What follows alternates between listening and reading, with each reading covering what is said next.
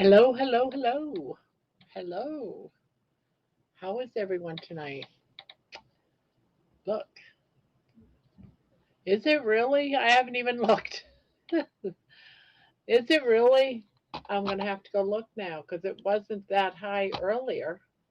What is going on? Now you got me curious, John. Analytics, analytics. Jeez. Yep. Oh my goodness. It was only like 15 or something. It's gone up like 15. Where is it always? Where is it coming? Why is it getting so high so fast? Oh, well, that's good.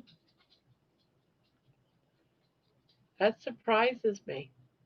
Hi, Brian. Good evening, Barb and everyone. Where is that little whippersnapper? Are you talking about baby? She's in there. She just got, well, she's sort of in the process. She just ate a little bit, so now it looks like she went to sleep. And Jonathan's here. Danielle, hello, and Maria and Isabel.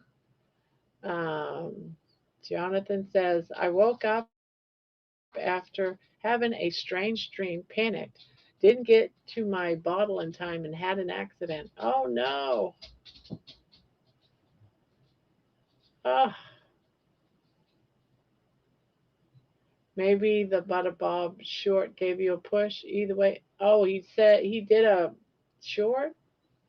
I yeah, I have been in my basement a good part of today, so I've been doing some cleaning, getting things down there straightened out. So dang. Jonathan, oh no, yeah, for you and him on Monday. Pee? A pee bottle? Now I'm going to have to look at that too.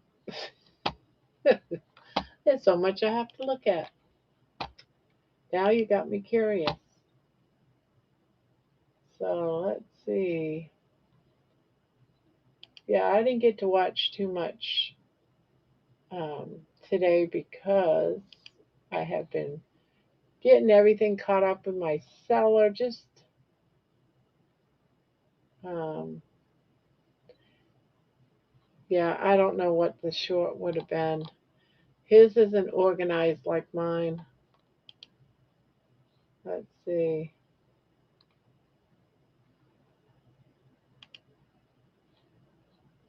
Yeah, I don't know what short you mean. These are all older shorts that I'm seeing.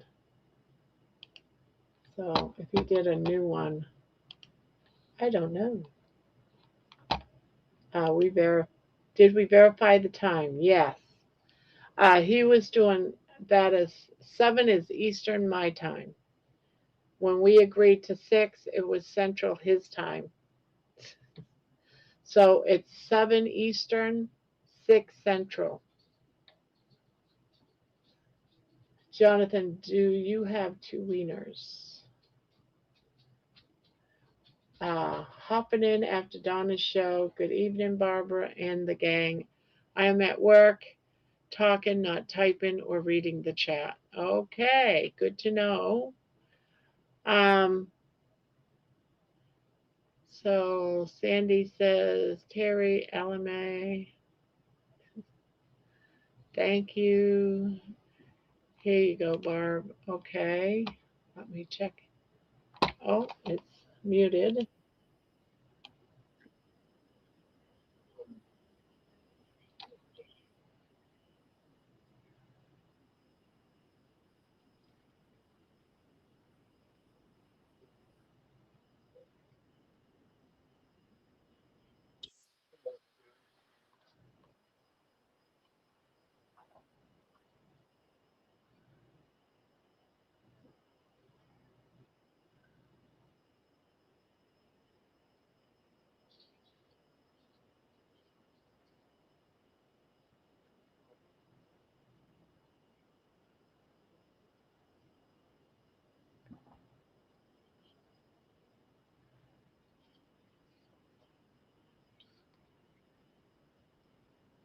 Sorry, guys. I'm watching this.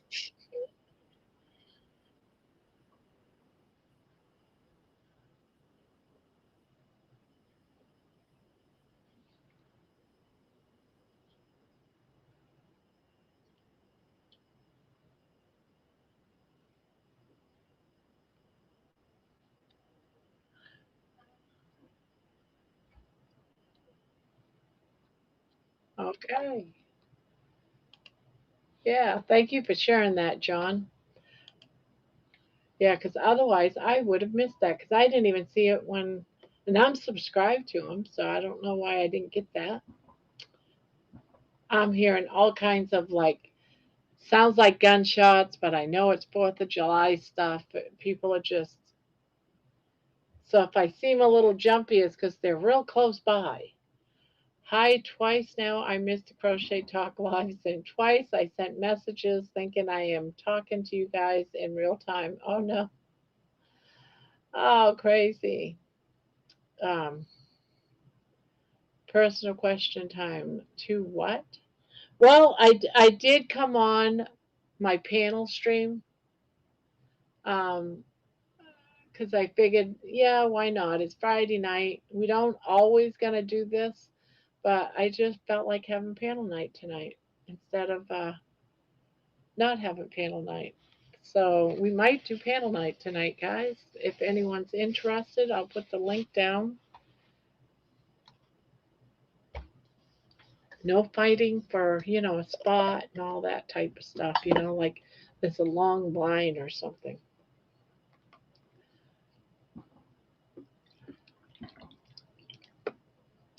Yeah, it's like scary sounding out there, guys.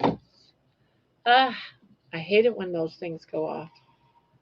All right, so I'm gonna put down the panel, just something a little different. Don't always do it on Friday, but I just felt like it.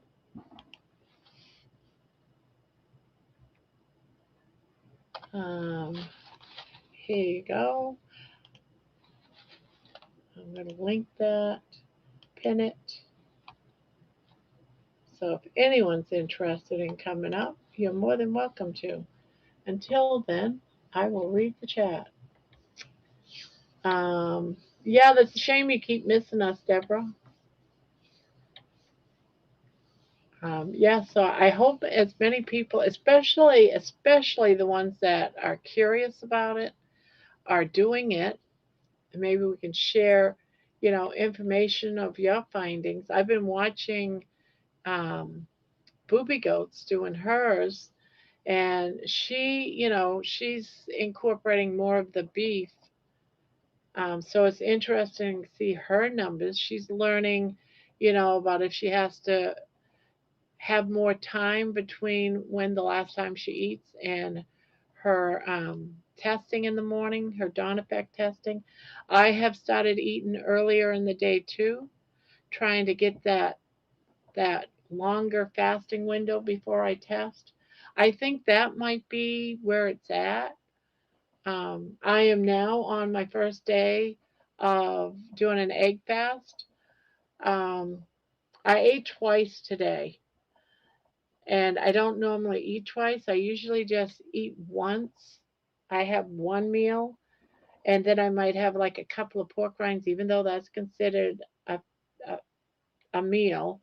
I just don't, but it's considered, as far as your body is concerned, it's considered a meal. But today I actually had two meals. I don't think I'm going to do that for the rest of this egg fast because I just don't need two meals of eggs. So I'm not going to do that. I'm still going to stick to my one meal a day about 4 o'clock, and I'll have my omelet or whatever it is I'm doing with my egg fast. Um, there's, I got questioned about how can cheese be part of an egg fast? Cheese has been part of an egg fast, the typical egg fast, for many, many years. Some people aren't bothered by cheese, some people are. I use cheese very, very sparingly, um, especially on any day, and especially even in an egg fast. I did have a little bit of sprinkling a little bit of cheese, on my omelet tonight, but that's about it. I don't know how anyone else is doing with it, but I can't wait until I can do a couple of days of eating beef Friday. Monday I think is going to be my two beef days after this. Yeah, I'm going to be doing meat on Monday. I got to have my beef. uh, Not enough, yeah, potassium from the eggs, yeah. So I'll be going back to I might even mix up some sardines with it on Sunday.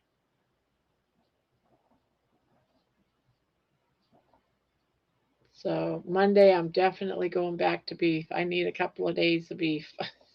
miss my I missed my beef. So I'm probably gonna cook a roast Sunday night for Monday.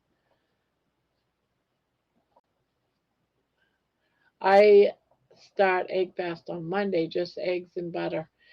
Yeah, tomorrow will be just eggs and butter. When I have an omelet, I just like putting a little bit of cheese on it. I use it very sparingly because I have problems with eating cheese and I have problems with any dairy except for butter. So I don't usually do too much. It's like so many fireworks right now outside. I can barely hear myself. Yeah, it makes me wonder too whether I weigh first thing in the morning or maybe before I eat or I always weigh when I get up. I go and I go potty and then I get up and I weigh. I've always done that all my life. Get my first weigh in because you get whatever you do, you should do. I feel for me, I weigh at the same time and for me it's always been in the morning because your body fluctuates with water weight all day long. So if you did your weight and if you checked your weight in the morning and then that night, that evening you checked your weight again, it's gonna be different. Um, Juliet, I'm glad, excited to see him and Richard. So if anyone wants to come up, there's the link. No one has to. I am going to be crocheting a bumblebee tonight. I was going to do a turtle, but I decided I didn't want to do a turtle tonight. I'm going to do a bumblebee instead.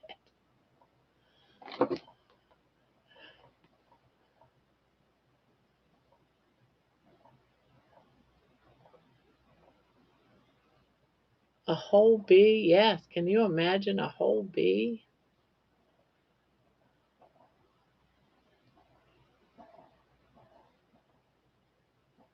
Whole bee. Goodness. Can you guys hear those fireworks? They're expensive. Someone's got money.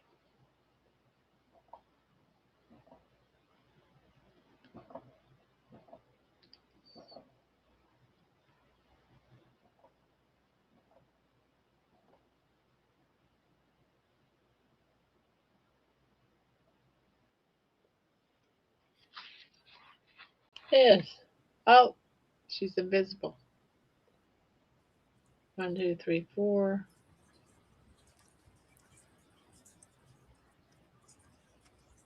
Oh, I don't know. She must be having internet problems.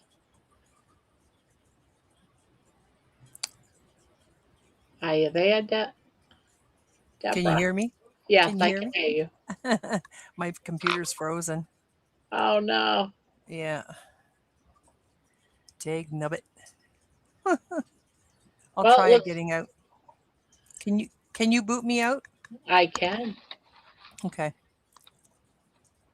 Let's see. I'm kicking you out now. Okay. Well, she tried.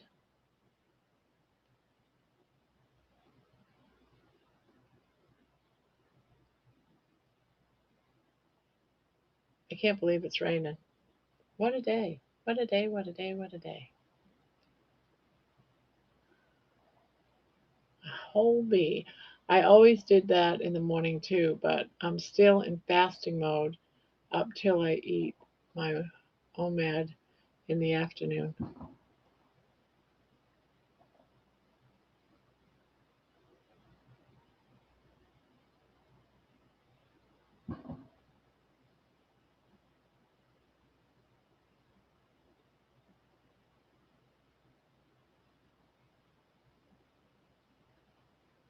I can't believe they're out there doing fireworks because it's raining out. Why would anyone do fireworks when it's raining?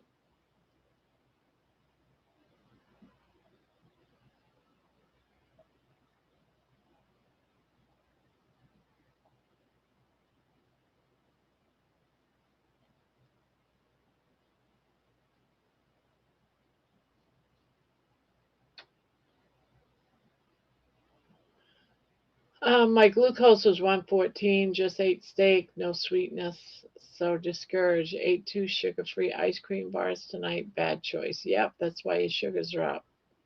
All that fake sugar in there is, whenever they say it's sugar free, I swear I don't think it really is.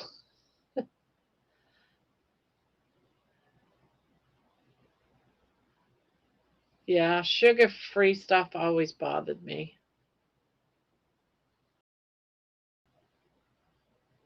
5, 6,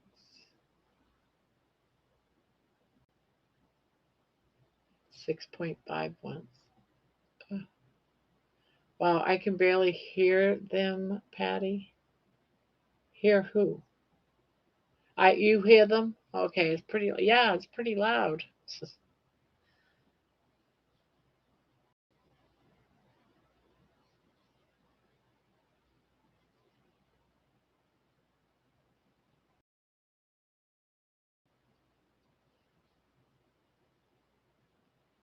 It seems like they finally slow down. Maybe because it's pouring raining. It's pouring. They're probably like, yeah, this isn't gonna work, guys. It's pouring. Yep, I'm thinking you're right, Terry.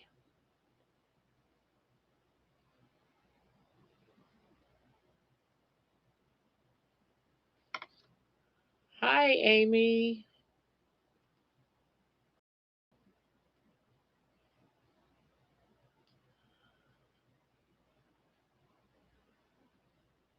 Um, Deborah. Hi, Jonathan. Hi, friends. Hi, Terry. Hi, Amy.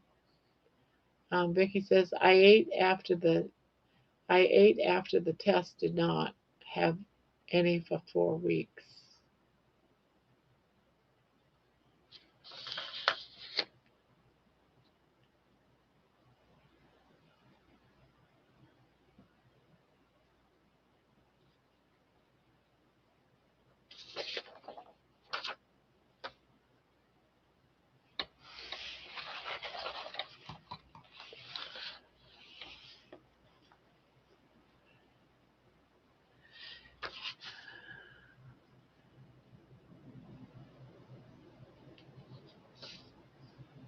Amy, are you feeling better? Hi, Vicky. Hello. Marianne is here. Hello, Mariana. My morning numbers were 92. Oh, your ketones are doing really good. 45. Okay. I was happy with that. Yeah. Anytime I'm in nutritional ketosis, I'm happy. Now, for most of us that are carnivore, usually you're going to be in, lightly ketosis, but not into nutritional ketosis, and that's where you stop burning weight. So, oh, there she is. There she is. We'll see if it works. Can There you hear me? you are. Yeah, I was all excited to show you my stuff tonight, and then and then I realized it was broadcast 2 hours ago. Yeah. I was like, I even had in my notes Deborah's going to show us her stuff. And I said, well, I haven't got anything in the email or anything, and I don't see her in the chat. Oh, I did send you an email. Oh, did you? Was it Yeah. after the fact? It was like about half hour ago. Oh, okay. So I'll show it next Friday. Yep. How's that? Yep. Yeah. Crazy. Well. Well, you look good for being frozen not too long ago.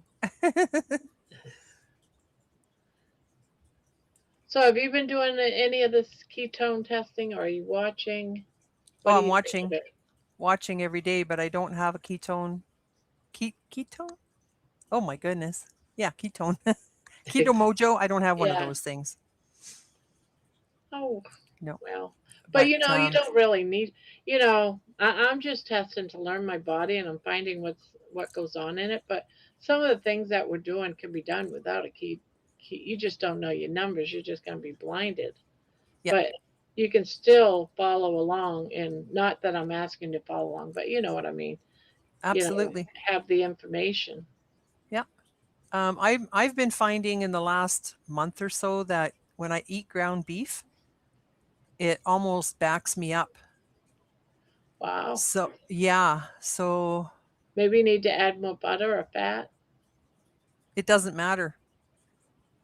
Hmm. So I do really well with chicken and pork and regular beef, but not ground beef. It seems to just plug my body up for some reason. Not something. Yeah. I wonder So, why. and somebody was asking in the chat too about cheese, why people are using cheese for an egg fast. It's always I've been doing egg fast since I used to follow Dr. Fung, Hmm. and it was always had cheese in it. But Yeah, I use it very, very sparingly. A lot of people don't use it, but the earlier days it was cheese, and for for a lot of different reasons people use. It was used like it adds more fat. that's A what it lot of is. people, yeah, it adds more fat. You just got to be careful because some cheese has carbs in it.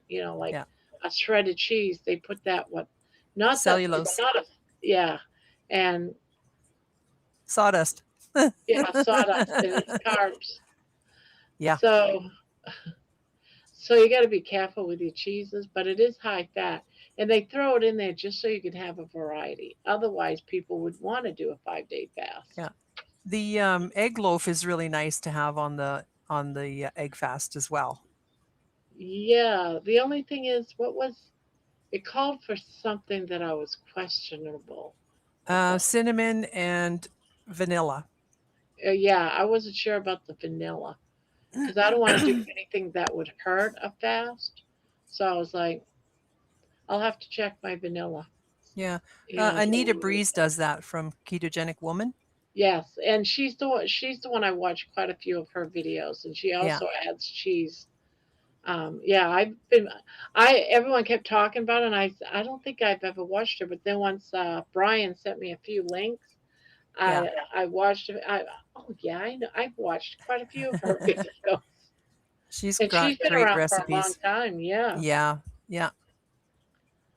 Yeah. So I'm going to do in when I do a sardine fast or sardine and egg fast together, I'm going to use a little bit of cheese in my chaffles because it's going to be eggs. And then I'll use cheese as my fat and then put the sardines in there. And they're pretty good.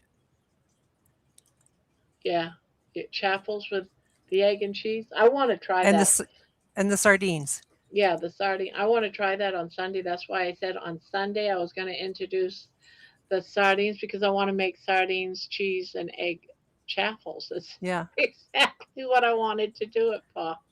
Make Or it as, or even just do a sardine sandwich. I was yeah, thinking of either one or the other. So it's like, and probably Sunday I'm going to have it with sardines. nice. So you have storms there right now? Well, it was just pouring, but I'm not hearing it right now. So we might lose you? You might, you never know. Normally I don't do a panel night tonight, but I just felt like having one. What's nice. Yeah, every now and again, just do one.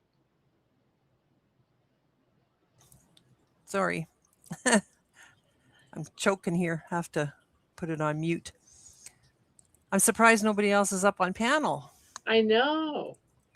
Come on, I you wonder. guys. This is Friday night. I figured people would be like, yeah, you know what it is? That Friday night's not usually a panel, so no one's fixed their hair. Well, I didn't. I was like, oh, I'm so greasy, but I didn't whatever. either. I love I you guys anyways. I've been trying to take a shower tonight, but I was cleaning my basement. I still haven't had a shower yet. So I came up and it was like 6:37 or 6:30, I don't know, 6:40, something like that. And I got to be doing a live crochet in 20 minutes, and I don't have nothing ready for it. So I'm rushing around trying to get that done. And then, of course, it's too close to this by the time we got out of here. So I said, well, I guess I'll take my shower after my live. Yep. We can't smell you anyways, so. That's right. You can't smell me. I'm sweaty. And yeah, I need a shower. I keep saying, oh God, I need a shower. I almost was just going to be on late to do my shower, but I didn't. I just said, oh, the hell with it. Hi, Amy. Hi, Diana. Josephine. Patricia. Coach Juliet. That's all I can see. Amy's in bed. Amy's in bed. Howdy, people. Hope you're all doing well. Josephine Beef. I haven't seen you, JoJo, in a while. It's good to see her again. I So have a busy day tomorrow. What's what that? time are your Friday night crochet? What time is it for you? For me, it's 7 Eastern.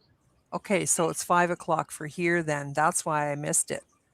I guess in my brain I'm thinking, oh, it's 7 o'clock, so I can watch it, or just before seven. And I'm typing away. Hi guys, how come you're not mentioning my name? I'm in the chat. Hello. Oh, And then wow, I that's so weird realized, that you can. Yeah, because I have it usually set up so that you still see the live chat at the end. no, I couldn't. No? No, it was already over 2 hours prior. So whatever. Oh, that's awful. It's all right. Wow. So what are you making right now? Oh, you're counting. Yeah, I'm count. I'm making a bumblebee, Do a you count crochet louder when bumblebee. people talk? As long as they don't say numbers, I'm good. Because Yeah. if Oh. I'm counting and they Mm. throw in 5, 6, 2, just being funny, that's it. I'm done. I can't th- count. It's not funny. Well, I'm like you. I'm very silent, and they can see my lips moving, and then they'll start saying something, and I'll go 7, 8, 9, 10. Yeah, Oh, I do that sorry, too. sorry, I didn't know you were counting. Yeah, I'll do that too. Debbie says, "Hello, everyone. Hello, Debbie." Yeah. Well, I'm excited about all of the, just being here with all you guys, and even though no one wants to come up and be with us, Where's Jen? yeah, where is everybody? I tell you, it's because they didn't realize. Oh, Friday night Yeah, but they usually pop panel. in the chat. Yeah, they don't love they don't love me anymore. Well, I was surprised that you were going to have a panel night. Yeah. So I had to come and tell you how silly I was with missing your live again. Well, Oh, I enjoy. I haven't felt painly lately. Painly lately. Good thing I couldn't get into Donna Ray's. I got lucky. I would have been sitting there like a bump on a frog. I went to Donna Ray's. I didn't go. I only stayed for about 15 minutes because I had to get this. I was like trying to get this ready in the background, and that was interesting. It seemed like I did buy a T-shirt because there was another one that I've been wanting that looks like a Coca-Cola. No, I take that back. I already got that one, but tonight I bought um the Campbell Soups one. oh yeah. I don't know if you've seen that one, but I got that one. Yep, yep. I think Terry was trying to say panely. I don't feel very panely tonight. Panely. Yeah, coming on the panel. Whoops, sorry.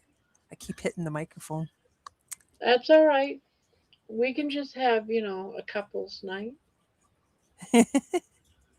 You guys don't have to come up. I'm surprised. John's not talking. Maybe he's doing his hair.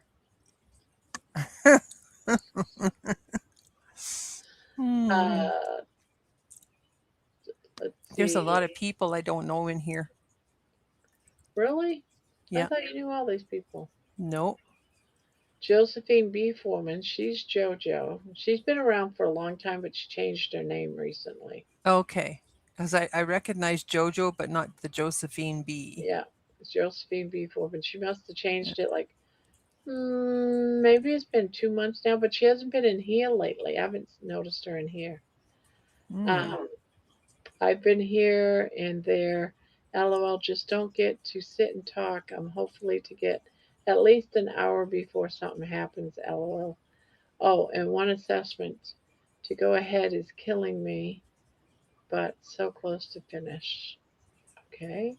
Amy's got the Campbell soup shirt too. Oh, I ordered it. A lot of people are getting free shirts. I'm not in that group. I bought my own. Debbie's here. Maybe she'll go up. Oh, maybe if she wants to. She's already been up with me for an hour. She might be sick of me already. And if no one wants to come up, that's all right too. I mean, it doesn't. It's not always panel night on Friday night. True. Um, Jeanette says, Barbara, I love you. Just help an elderly neighbor. He is fragile, night, sweet, still strums the guitar. Be back later as need my barb fix. Okay, Juju. 41 watching. Hit the like button. I see 43. But I don't get to see the like. I don't see the actual likes There on her my is. screen. There she is. Hey y'all, Hi. how's everyone? Good, you. Good. I'm just eating some Long dinner. time no see. I know, I know. It feels like forever ago. Forever and ever. I'm eating my dinner. Well, kind of late, Bacon but Runner, hello, Bacon. Nice panel night tonight. I enjoyed it. What little time I got to see of it because I had to do mine, but it was good. I didn't get a chance to watch it because I was helping a neighbor figure out some favors, like paper crafting for her son's rehearsal dinner. Okay. So I just got done and I haven't eaten dinner, so I'm kind of having some chicken salad that I made. I remember making those plastic flowers for weddings when we were kids. Everybody pitched in and made those. We were talking about that earlier. Yeah. You fold it like a fan first and tie it in the middle. Oh yes, I remember. Remember those? Yeah. And Well, we were, yeah. We used to do, oh my gosh, they look like little tulip flowers, but they were made out of something. I hmm. can't remember what now. But then you would like pull them up together and they made like a little sachet that you could put like little mints and stuff in. Oh, yeah, yeah. Yeah, What else did we definitely. do? We cut out a lot of construction paper and glued them together, or not glued, we taped them together, and or maybe we glued it back in the 60s. That's one of the things Debbie and I was talking about earlier is that back in the day for weddings, we did crafts. Yeah, You did something as a family, as a group to prepare for the wedding. yeah, Whether it's making the dresses yourself, my sister made my wedding dress, yep, Wow. and all my bridesmaids' dresses. So we were Oh my always we gosh. did it as like a family. yep, And then Mm-hmm. the food, we didn't hire out. We all did like potluck. yeah. All my family members brought a dish. We didn't ask the friends, but like mom, sisters, brothers, that type Mm. of stuff. But Mm-hmm. we all worked together for those things. We didn't, Yeah. that's how it was back in the day. Now everything is done by store and caterers and Yeah. Yep. And you had a going away outfit. yes. Mm-hmm.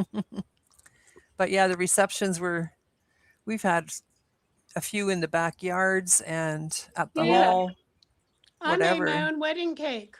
Yeah. Like and we were mixing up the stuff like we were having a punch. Not alcoholic, but a punch. So we were mixing it up ahead of time. And I remember my husband and I, we were doing this before the night before the wedding, after the rehearsal dinner. And I was doing something, and my ring, my engagement ring, fell off my finger Oh no. in this vat of punch mix. Oh no. Yeah, exactly. And then Mhm. then I had to go home and decorate my wedding cake, and then set it up like the day, you know, like give instructions to get it all set up and everything. Yeah, he did, a lot of it. My sister made a wedding cake for us, and she made it out of blue and cream colored, navy blue and cream colored towels and face cloths and stuff. That was our wedding cake, something that we could use. And then Yeah, I that's think interesting. maybe just a little, what would you call that? Uh, like a sheet pan cake Oh yeah. for people to take home little pieces of Mm-hmm. it. Yeah. And we got little glass containers and filled them with the beads and stuff, and we did the little chocolate kisses in a bag, and it was a lot of work, but we couldn't afford anything else. Yeah. That's it. So Yeah. every paycheck we got all the pop, and the next paycheck all the booze, and the next paycheck we got hams and turkeys, and That's it. Yeah. so And our wedding was like $3,000. we had ours in like a fire hall that we probably paid $25 to rent it. Yeah. And like 5 months before we got married, my mom passed away. So, Oh, it was just a lot of things that I wouldn't have had to handle. Like, my mom would have taken care of, so you know what? You deal with what you deal what you have to yeah. deal with, and you kind of go from there. So Yeah. yeah, people making stuff. We did. I did. Some people brought food, but I did think I remember buying some food from somewhere. Maybe the fire hall ladies may have made some. You know what I mean? Yeah. So yeah. And we had a friend of mine for his wedding gift, he gave us a whole bunch of instant cameras or whatever you call them. Mm-hmm. He put them on every table so that people could take pictures. Oh yeah. So I thought Yeah. that was great. That's always fun because you Yeah. see things that you wouldn't normally see pictures Yeah. of. Like my son with my veil on. Exactly. Those are the kind of pictures, right? And my boys were in their teenage years, but they wore tuxedos and they skateboarded me. They were on the skateboards, not me. They skateboarded on both sides of me with their tuxedos on and took me down the aisle that way. Oh, that's fun. That That's is Yeah. really fun. great. Yeah, it I was great. remember we had all the dresses made for the bridesmaids and stuff, and my two girls, both of my daughters, were supposed to be in it. They had their dresses fitted, so we made the dresses and everything the day of the wedding. Getting dress time, Jenny says, "No, I'm not. You wearing that dress?" She had on these cut up jeans with safety, the whole weird and all dark makeup and dyed her hair black, and she's a blondie. So it was like, yeah, Jenny doesn't want to be in the wedding. She decided didn't want nothing to do with that. So Mm. She had it. yeah, she is not a girly girl. You know, remember me telling you about my uncle one day last week when I was on panel, Oh, yes. the psychologist? He absolutely loved teenagers. He thought they were absolutely fascinating. And he Uh-huh. came to the conclusion that they just don't have brains when they're that young. Like they're not fully developed yet. So they do stupid things. That's why when we get older, we don't think the same way. But he was so good with them and he just thought they were absolutely wonderful. Well, Yeah. it certainly takes a special kind of person to deal with teenagers. Like Mm-hmm. being a teacher and all that. Honestly, being a teacher now of any grade. No. Oh, yeah. Yeah. What you having for supper, Deb? Now that you have Chicken a sa- mouthful? chicken salad that I made. Mmm. Yummy. Yep. I love So chicken salad as a change of pace. I actually I've been introduced uh, iceberg lettuce back into my diet today. I thought it has like no nutrients in it at all. So I made myself sandwiches with lettuce leaves. Uh-oh, I don't choke, used my to do girl. that. I used to do that.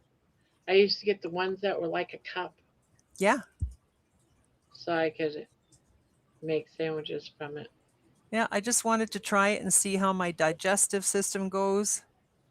Other things I can't. Like I tried introducing green peppers and it took about 2 days. And oh my gosh, the pain in my gut was for a couple of days. So I just thought, okay, I know I can't have green peppers. Yeah. So, yesterday on my way home from work. I stopped at a Mexican restaurant. I got a fajita salad, oh, which is fine. I told them no onions or peppers, but I also ordered some chicken soup. oh, And I'm eating the soup, and it is so heavy, like with the pepper taste, like the green pepper taste. There oh, wasn't green peppers necessarily in the soup, but that must have been in the broth. And as I'm oh. eating it, I'm like, I have to stop eating this because I could just tell, excuse me, I Yep. could just tell right away. Yeah. It's not going to be good if I keep eating No. this. Yeah. Wow. Yeah, I've been doing carnivore for the last 3 years, and I just wanted to start introducing things back in because I got Yeah. into it because of my skin. I was covered from head to toe, and I'll send that along to you sometime, Barb, in the future, so you can share that. Because when I was flipping through carnivore, flipping through YouTube, I came across her channel is called Delighted to Meet You. Her name is Jen. Mm-hmm. And she had a short video on there, and her whole side of her body um, was covered in patches of dermatitis, which is what I had too, atopic dermatitis or eczema or whatever. Mm-hmm. So when I saw that, I just went, oh my God, that's me. That's me. So I clicked on her video, and that little short video was what got me started on carnivore. Oh, And then I wow. started going down that rabbit hole of everybody, like Ken Berry and So was that before Lash, you think? Do you know Lash? no. He's a guy that lives somewhere next to the coast because he works at a on the beach. But he was covered in it for like Oh, 30 with the years. dreads? Yes, Yes, I do. because he Yes. had that too, right? Isn't that Yes. the same thing? Well, he had Yeah. psoriasis, plaque Oh, psoriasis. okay. Terrible. I Yeah. saw that and I was like, oh my goodness. Now my son has something that my mother used to have. And it was due to the onset of diabetes, and it leaves all these like red circles, crusty red circles Mm-hmm. all over your body. And I said, Robbie, Carnival will take care of that every time I see him because now he's getting them on his face. his hairline, his face. Yep. He has them real Mm. bad on his legs. I It's keep awful. telling him, yeah. You My yeah. mom, my mom, she had to go to a dermatologist. They didn't know how to cure it. Said there was no cure, but they Mhm. what they did was shoot up some sort of like cortisone or Mhm. whatever in the markings, and Yep. that would temporarily make them go away. But then she'd get them back like in a couple of weeks. Well, the thing is, you have to keep using those steroids, but as soon as you get off of them, your flare-ups come right back, and you it's almost like you get immune to the steroids, which are not good for you anyways. They're a good thing to have in a life and death situation, or in my case, I had really bad infection, so I had to use the cream for about 7 to 10 days. But I still didn't know. I said to her, "What causes this?" And she just went, and she just shrugged. And here's your cream, and I'm like, seriously? So then I thought, this has got to be food related. It has to be. So I just kept over the years digging into it, and then I thought, before I started carnivore, I thought maybe it was a nickel allergy because I used to get on the sides of my neck here from the shepherd's hook. I used to Oh, get a really bad rash, and then my jeans, where the button is, the metal, when it was touch my tummy, I would get a big rash there. So then I started looking at nickel in foods, and sure enough, there's lots of high nickel foods, but I didn't know about oxalates yet. So Mm. yeah, it was quite the thing to go down. So I got rid of all my stainless steel pans because they are also a lot of nickel in those, the ones I had. And I got the Visions cookware, the glass, oh, that's and Mm. right. it started easing off, but it wasn't that. It was because I was vegan for almost 2 years because I was trying to clear up my skin. Little did Yeah, I know that I was destroying it and making it worse. right. So in the end, I was trying to up my protein, and I was eating copious amounts of black beans and stuff like that to get the protein in me. And all of that stuff is really high in oxalates. So it was terrible. And then, anyways, when I found that girl's uh, shorts video and I saw the side of her body covered in those sores, I thought, that is me right there. So then I dove into carnivore, and I tried it 3 years ago, over 3 years ago. And within 7 days, that stuff was already disappearing on my body. And within a month, my whole body was totally clear. So Isn't that something? whenever you started carnivore, what were you eating My very, initially? my, Initially to eat. Yeah. my first meal was a roast from Walmart. I had a half a roast, and I thought, holy crap, I'm not hungry. I haven't ever in my lifetime not been hungry. And it was like a 6 hour window. Whereas before I would get so lightheaded in the store, I would be like hurrying up and trying to find something on the shelf that I can unwrap, pop in my mouth, and get rid of the low sugar because I felt like I was going to fall on the floor. So I grabbed one of those little sesame seed and honey packs, the Mm-hmm. sesame snaps. Mm-hmm. And as soon as that sugar was on my tongue and in my system, I was okay again. But see, I didn't know any of that stuff yet. So every time I ate carbs, I would be hungry for like 2 hours after, 3 hours after. So I Mm-hmm. ate this roast, and it was like 6 hours. And I thought, I'm not hungry. And I don't care. Like, I don't care if I eat. I've Right. never had that in my entire life. So then after that, it was mostly bacon and eggs in the beginning, and hamburger patties and a roast, and the odd steak and stuff. But and Mm-hmm. now I love my chicken and salmon, yeah, and cod. I love fish. Me So too. when I do so well on fish, Yeah, I'm like, okay, because I could live. I lived in Maine, Yeah. on the coast, and I love fish. I grew up eating fish, it's the omega but 3. yeah, so The I'm good D, with eating what is it? fish. DHA and EPAs. Yes. Yeah. Those two combined together are supposed to be quite something for the body. So, yeah. I'll I take don't it. know what those are. I don't either, but it sounds good. Sounds like she's smarter than me. She's more scientific. Well, You yeah. notice how I just went, oh yeah, yeah, Uh-huh. That's nice. yeah. Isn't that good? I just Yeah. gotta agree with you Yeah. because I don't know no better. Well, It, yeah. And yeah. Barb, whenever you started, what were you eating? Because I know you've kind of changed your eating over the months, but when you first started carnivore, what were you eating, Barb? What did I eat as far as carnivore meats?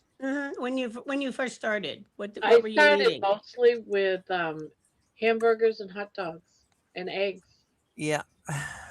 Just real, I didn't do a lot of hot dogs because I didn't before, but if I didn't feel like eating, I would just microwave a couple of hot dogs and call it good.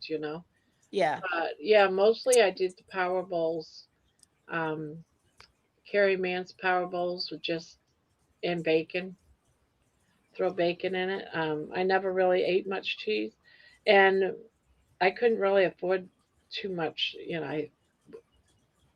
as far as steaks go. You can't really. Hmm.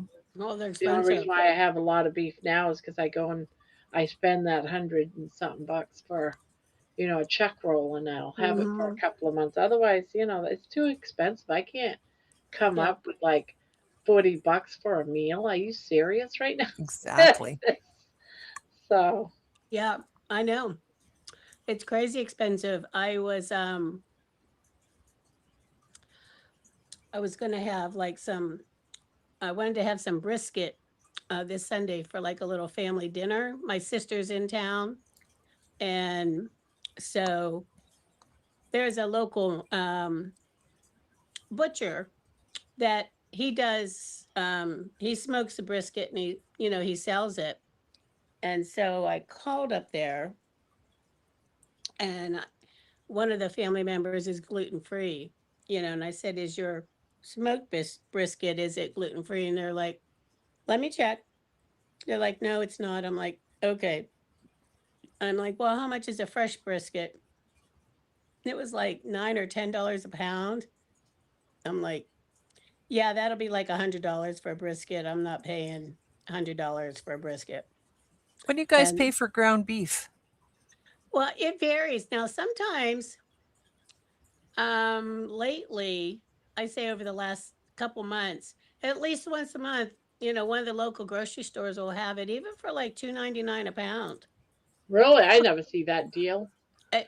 But I'm telling you what, you got to get it when it first comes out because, you know, but so I will try, and I only buy things in small packages. I'm only cooking for me. I'm not cooking for like, a big Yeah. family. So I'll do that. But I'll tell you what I really do prefer to eat is I love to go to Sam's Club and get their little slider patties. They're fresh. Oh, yeah.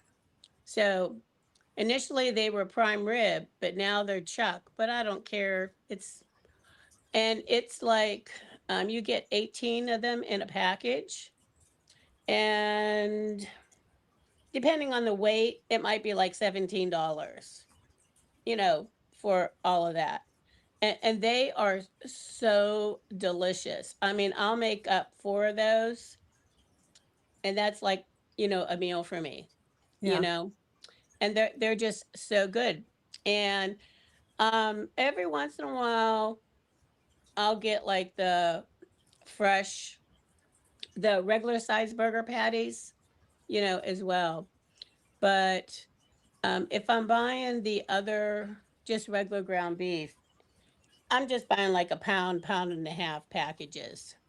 I have bought the bigger ones, and I find like, when I have to break down the package, I don't know, it seems like it gets freezer burn faster. I'm probably not doing something right in the packaging, to repackage it.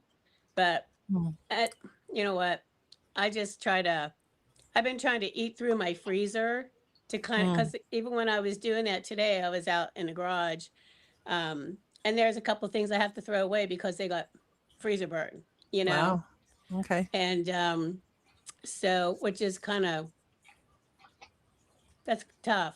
I mean, it's tough when like you hate wasting money like that. You know what I Yeah. mean? Yeah. But I love to buy stew meat, or and I will just cook it in a slow cooker with some broth, and I'll make it like a soup. You know what I Yeah. mean? Yeah. And I'll put it on there for like 6, 8, 12 hours just to it like literally is falling apart. Hi, Patty. And the to me that's just delicious, Yeah. So Our hamburger is about $10 a pound. oh I can get the wow. cheapest I really see it because I don't see the 250 sales that she does. It's about 5.99. Sorry, I I was just reading Terry's comment. Deborah does have an influencer voice. I no, she should be looks on all I should fancy be with on her that. headset and everything. I should be on FM radio. There you go. Serious, right? That nighttime sultry sexy Mm. voice. Well, what was that one lady's name? Was it Delilah? Maybe you didn't have that up in Canada. Do you remember that, Barb? Like she Elvira? No, no. No. I think it was Delilah. I think her name was Delilah. But she had Mm. a nighttime show, radio, and she just played music and took requests and stuff like that, you know. But she had that same kind of, you know, voice. So anyway. Oh my god. I left a message on my answering machine one time when we had those, the answering machines.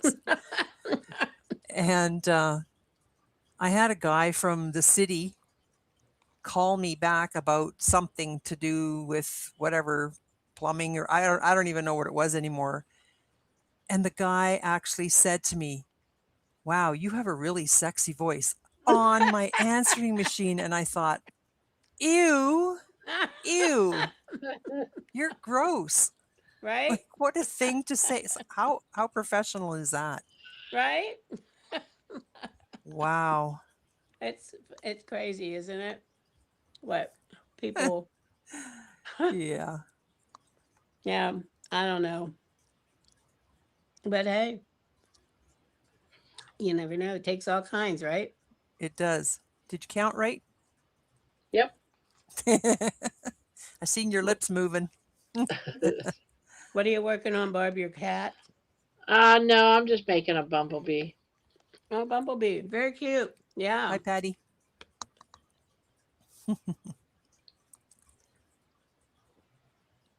Oh, I was filming in the yard today, and I posted a little short video just of the flowers and stuff, and the dogs and the water fountain. And there was I want to say it was a little house wren, and they are teeny tiny little birds. If you've never seen one, they're so small, but the voice on that thing is just loud. So if you get a chance to check that shorts Okay. out, yeah. I haven't had YouTube on except for whenever I was on with Barb today Hmm. earlier. Oh, So, hi, did you hear Martha. what I did? What'd you do? Twice now on your Friday nights. Mm-hmm. Um, I'm sitting on the couch and I got my supper ready on my lap, and I'm got my phone beside me so that I could text you guys, and I'm watching on my TV. And here I'm texting you guys again, thinking like I'm talking to you in real time. When the video's been over for 2 hours already. Ah, oh my gosh. Yeah. Well, we were saying, well, Barb was like, yeah, Deborah said she was going to send me something, but I didn't get it. Maybe she'll send it to me. And I'm like, I said, well, I haven't seen her in the chat. Oh, yeah. I saw 2 hours ago and I went, oh, for Pete's sake. I had you down on my notes for the night too, wherever they. I feel special. Mm, She I stood did us send up, her an Debbie. email. She stood us up, Debbie. I know. Rude. Sorry. It's the Uh, time difference because you're two Miss, hours ahead of me. yeah, Oh, Miss okay. I Martha was just trying to Martha says, remember. "Hi, Debbie." Miss Martha. Which Hi, Debbie? Martha. Martha. Martha. And Patricia's in here. She's saying hi to everybody. Mm-hmm. I remember the Delilah show, Martha says. I loved her voice. Yeah, she I'll had a have to great voice. I'll have to look it up. Yeah. It was like a syndicated show, kind of like how Wolfman Jack was on, Yeah. syndicated, kind of like that. So, hi Manoa. I think I'd probably like that nighttime job. Nobody's around. But my girlfriend and I years ago we said we should um we should make money like just having a sex talk show or sex thing online. Nobody can see you. It's just on the phone kind of thing, so you can just talk to somebody. And we can sit here with a cigarette hanging out of our mouth, drinking our coffee with curlers in our hair and no makeup on, and no, they wouldn't know what we looked like, and then we could still make money. That's kind of part of the allure, right? Yeah, Not knowing what you look like and everything yeah. like that. Yeah. I want to go do that. Hey, baby. I want to be a girl. Stop it. You're Hey, gonna start sexy. laughing uncontrollably now. Hey, sexy mama.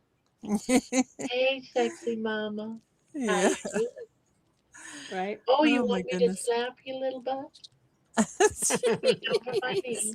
That's right. That's right. Right there, like that. Put your So panties down funny. a little bit further, What did baby. I start? I see what you did, Deborah. Yeah, sorry. You got her going now. Oh, jeez. Ah, So I'm gonna try and make some cards while we're sitting here. you are. Mm, Yep. Trying to make my little 4th of July cards.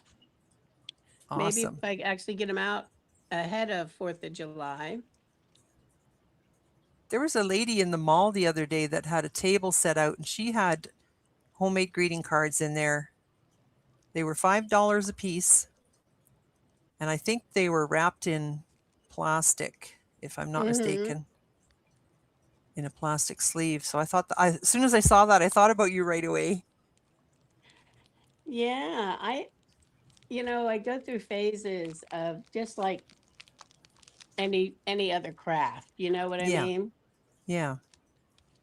So, but this year in America, it's our 250th um Wow. anniversary. So it's a really big deal. So, I mean, it's always a big deal, but they're having extra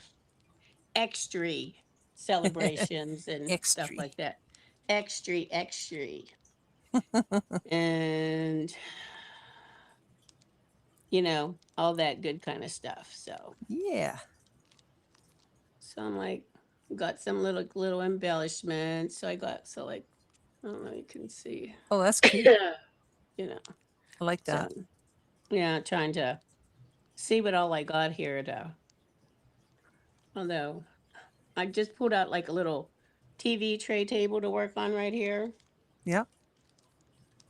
but I don't know what I want to do here.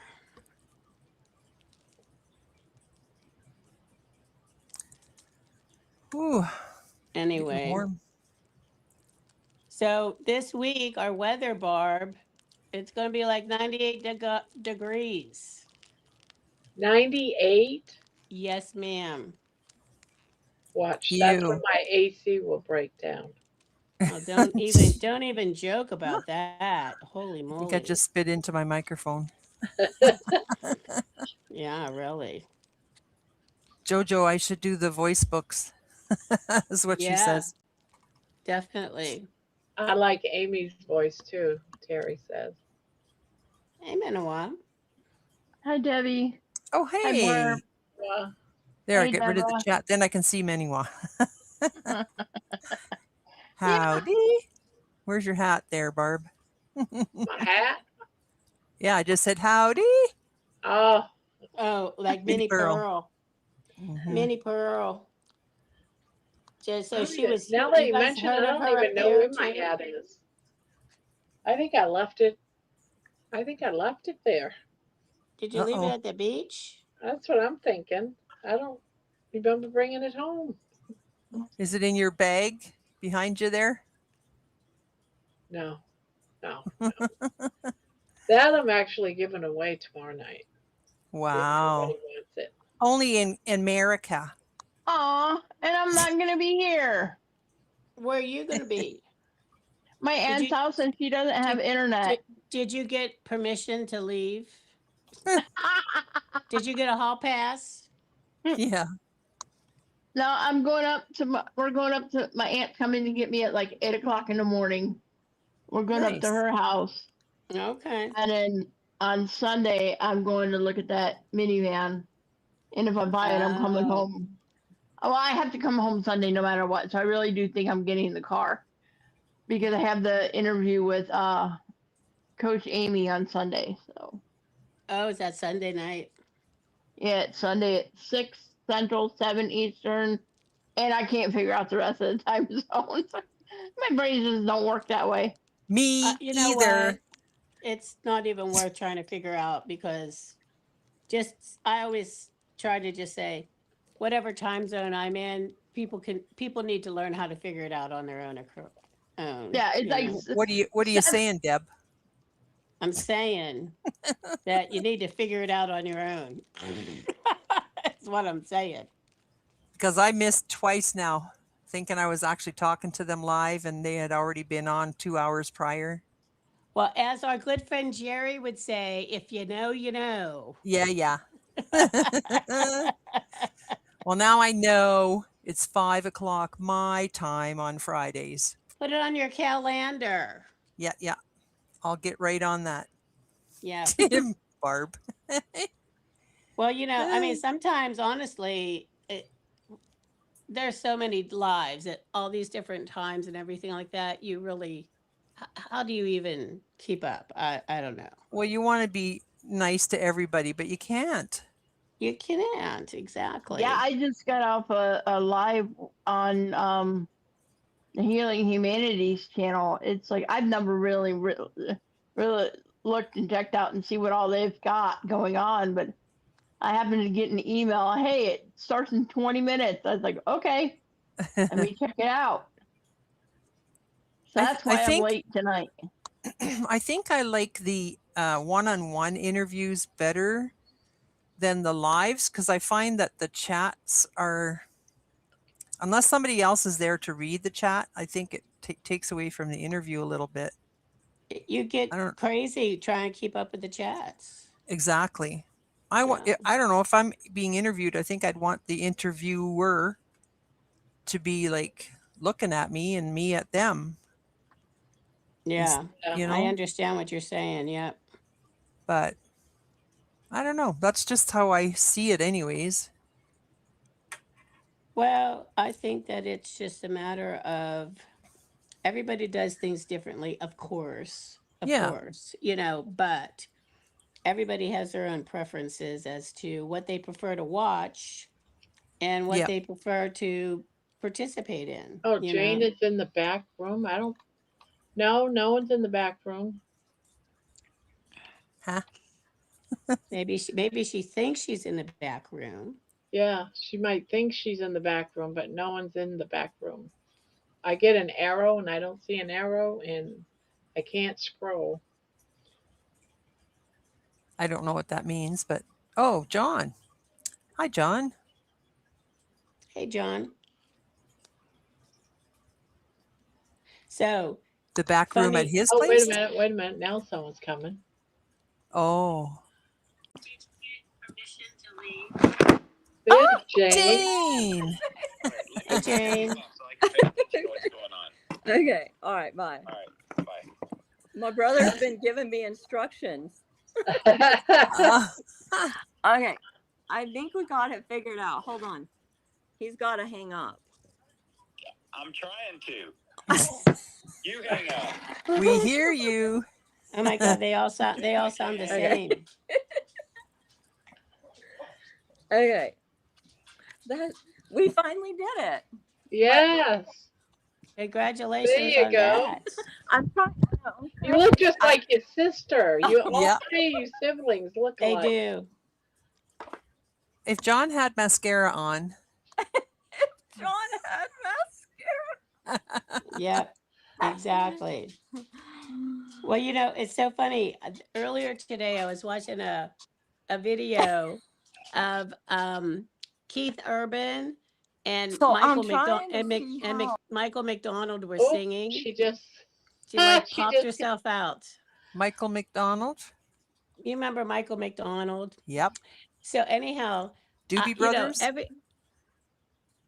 and Okay. every time I see John Beatty, I'm like, he reminds me of somebody. He reminds me of somebody. Like I could never like put the two and two together. Well, to me, he reminds me of Michael McDonald. Like, Really? it with his white hair and his facial, yeah. Oh wow. Well, yeah. I don't see her. Yeah, she knocked herself out. I think she hit the wrong button. Yeah, she was here for a moment. Okay.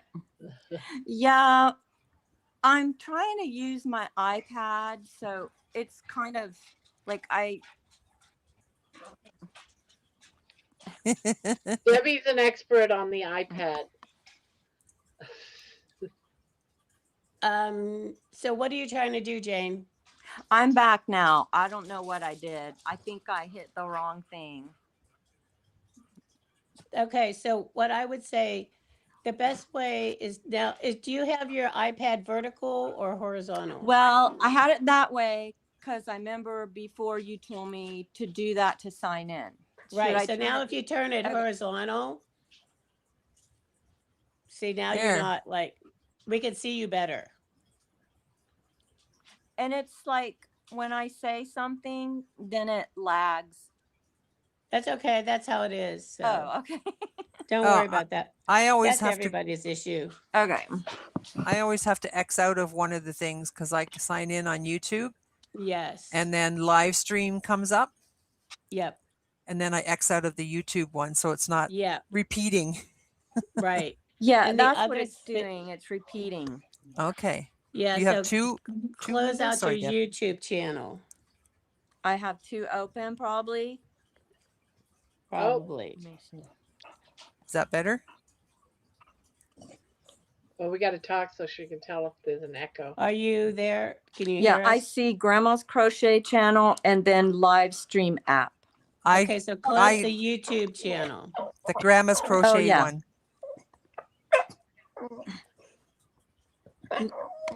Yeah, I'm here. Cool.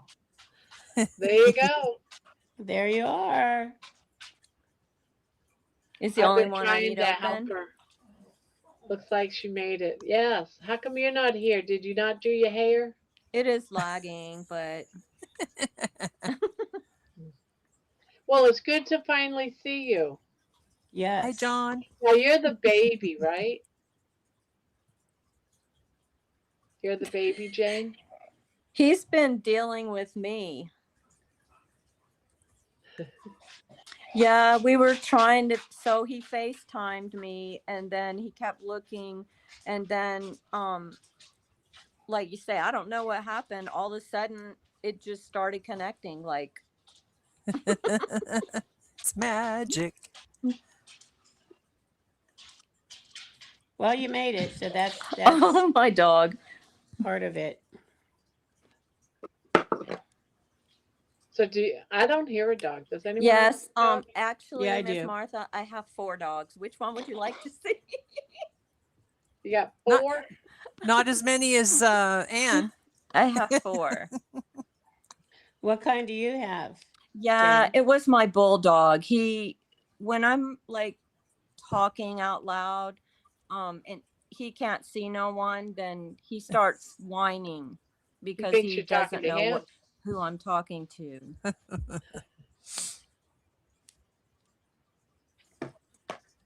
Any nearby? I don't know. I wonder if she. Yeah, can he doesn't know. Like, who is she talking to? Any that are nearby. Oh, Oh my my goodness. God.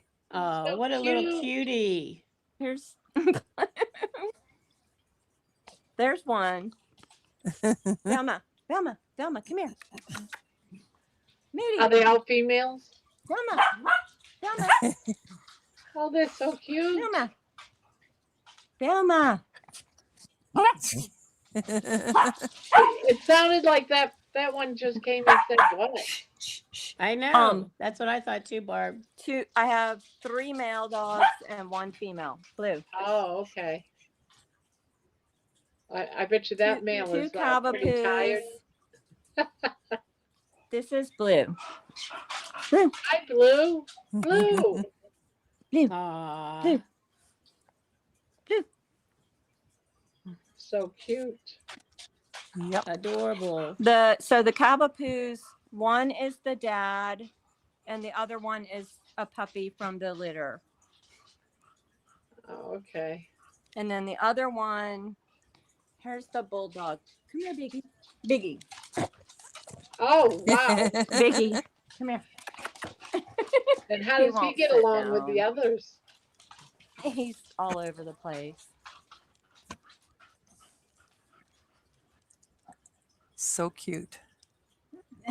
He won't settle. I can't get him on the. They all get along. So I also Diana have a says she hairless has a cat. sheepsy. You got a German hairless Shepherd. cat? Hairless, okay. If I can get my hairless cat, I'll show him to you. Mochi. Shisha. Shisha. You have an animal Come here. called Come here, Mochi? Shisha. Yes. Have you guys ever seen the? Come here, Shisha. Come here. Come here. Come, Shisha. Come. Come. Come here. Come here. Come here, Shisha. Come here. Maybe, maybe not. Mochi, yeah. Come here, Shisha. Come. Come here, Shisha. Come here. Come here. Come here. Whenever I call babies. Oh, look yeah. at that. Come. Wow. My girlfriend has one like that Can you too. see It's him? black and gray. Yeah. Yeah. Come here.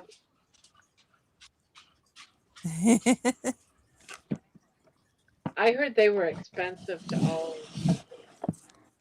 Come here, Mochi. The hairless ones, Barb? Come here, Mochi. Yeah. Let me They're get it very for you. costly. He weighs a ton. Yeah. Oh, so cute. So cute. Adorable. He actually. Can you see him? Yeah, Mhm. perfectly. He's like, Mom, Yeah, you're embarrassing he me. actually hasn't been any problem. My son got one too. Mine, the only thing with mine is he does have his eyes water a lot. Mm.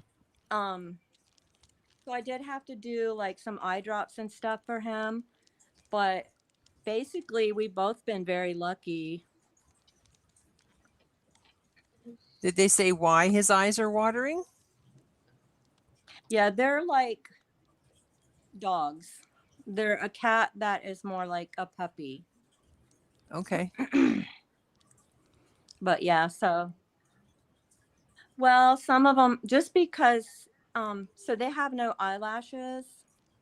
Oh, So some of them, I think that like, their eyelids, almost like when they're inverted on some of them sometimes. Yeah. So Yeah. because he's got no eyelash, yeah. aw. And his eyes are a little different shape than my son's. But yeah, I mean, so far we've been lucky. They haven't had any real problems. Cool. But they're cute. They're fun.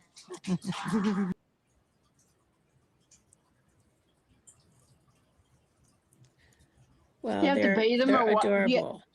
Do you have to bathe But him or wipe yeah, him that's down? my animal shelter. He's not really vocal. He he likes to like almost like he'll talk to me. Like he'll, Hi, John. you missed my animal shelter, John. No, I saw it. Oh, okay. Oh, that's Did- right. You Dog. can still see it. Jane, You do bathe them, but not often, because if you bathe them too much, then their skin gets really, really oily. okay. Well, that's interesting. Now I want to get one. I have kids and a husband that's allergic to cats. Mm. Do you think like if they're hairless, they But would yeah. be not allergic, Barb? Well, people say that if you get a hairless Yeah, and they're so soft. Like, just to feel them, their skin is like a Like baby. velvet? Kind of like velvety. So Jane is the bag lady, Barb. Yeah, the one that got a song. Yeah, because, well, at first when I got mine as a kitten, he was really sticky. Like, he felt like a shark. But now that he just turned 3.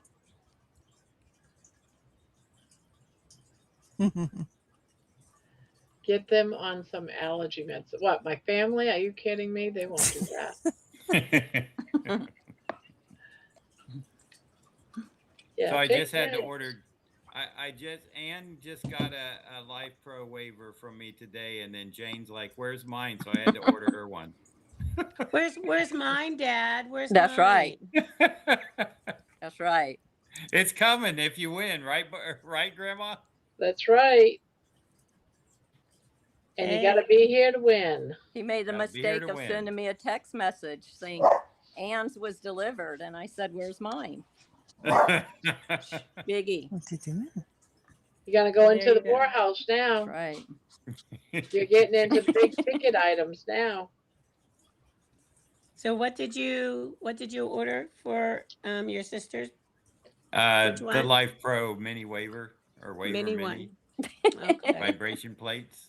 Is I that the use one mine you? like 3 or 4 times a day. When So I'm that's not the one you working, when I'm have? taking a break, I'll give it a good 15-minute, get that circulation in the legs pumping, and feels great. Mm-hmm. No, you got it from Amazon, or did you Yeah. go to Life Pro? No, I went through Amazon because they actually have them on sale. Oh, She went away again. they actually have them on sale right now at a good deal. Oh, Yeah, because it's cool. Prime Deal days. Yeah. Oh yeah, I forgot about that. So it's like saving $50 on one. Oh, wow. Nice. Well, Yeah. That's really sweet. Hi, Kelly. I wonder if she'll find her way back on. She did Well, before. she. I know. Hey, Juju. Well, she did have a dog that was barking, so she probably. Was Kelly. it barking or sneezing? Oh, here she comes. Or someone's coming. Let's see. Is it Jane? Well, I'm gonna head off of here. I'm sorry. I don't know what I keep doing. There's like an ad on there now playing. It's because whenever you touch an iPad, something can go wrong. I hate You know, touch the screen. touch screen thing. Oh, It drives Sometimes me I hate it. bananas. Hi, Jemmett, or Jemmett, however you say your name. Or you can say Juju. See, it's like playing a commercial. Oh, is it? Yeah, Really? it'll do that. I've never had That's that, all I but can hear. she's on an iPad, so it's a totally different experience. When I'm on an iPad, well, let me back up. When I'm on Let me live, see. I don't get the commercials. So Okay. I don't know what she did. I can there. hear you guys now. yay. Yeah, Anyways. I don't know what I did. Like, I'm just nervous because I never really did this before. It's a gotta learn sometime. You don't seem nervous. Not to me, anyways. That's because I came in. Yeah. Yeah. Yeah. She said, "Well, are you going to go on?" And I That's said, because he's here. Hi, I said, Minowa. I got to see if you can get on first because we weren't sure. I think the first time is always the hardest. Yeah. Yeah. Not for me. I'm used to it. Well, He's once an you old do it a pro. few Yeah. times, you're fine. Well, I'm going to get out of here and I'm going to practice my radio voice. And Just figuring out how. Practice your radio voice. yeah, All right, Terry Deborah. Terry said I should be on radio. Oh, yeah, there you go. Oh, thank you, And I'm thank just you, gonna Juju. step away for a minute because I am gonna go let my dog out. He's by the door making a noise. I'll be Who right let back. the dog out? You can turn your Alrighty. camera off if you want. There's a little thing, and you can. Well, she It just muted her says mic. stop video. She just muted. Okay, Yeah, I'm I gone. see. Good night, Bye, guys. Deborah. See you Good night, later. Hi, Deborah. Deborah. Hey, Debbie. I'll stay in the chat for a minute. All right. Yeah, it was weird because I was out in the YouTube chat, and then when she came on, I could still hear myself. The lag time was, I don't know, like it seemed like it was 5 minutes or something. Yeah, she seems to be behind on what it is we're talking about. Well, that's because I was trying to get her on, and I said, well, let me FaceTime you, and I can look at your iPad and see if I couldn't figure it out. It was really weird. Huh. But she seems to kind of know how to get back in and out now. So, Well, that's good. At least got that accomplished, right? yeah. Well, Is it for really what it's that difficult to come on? I mean, I never.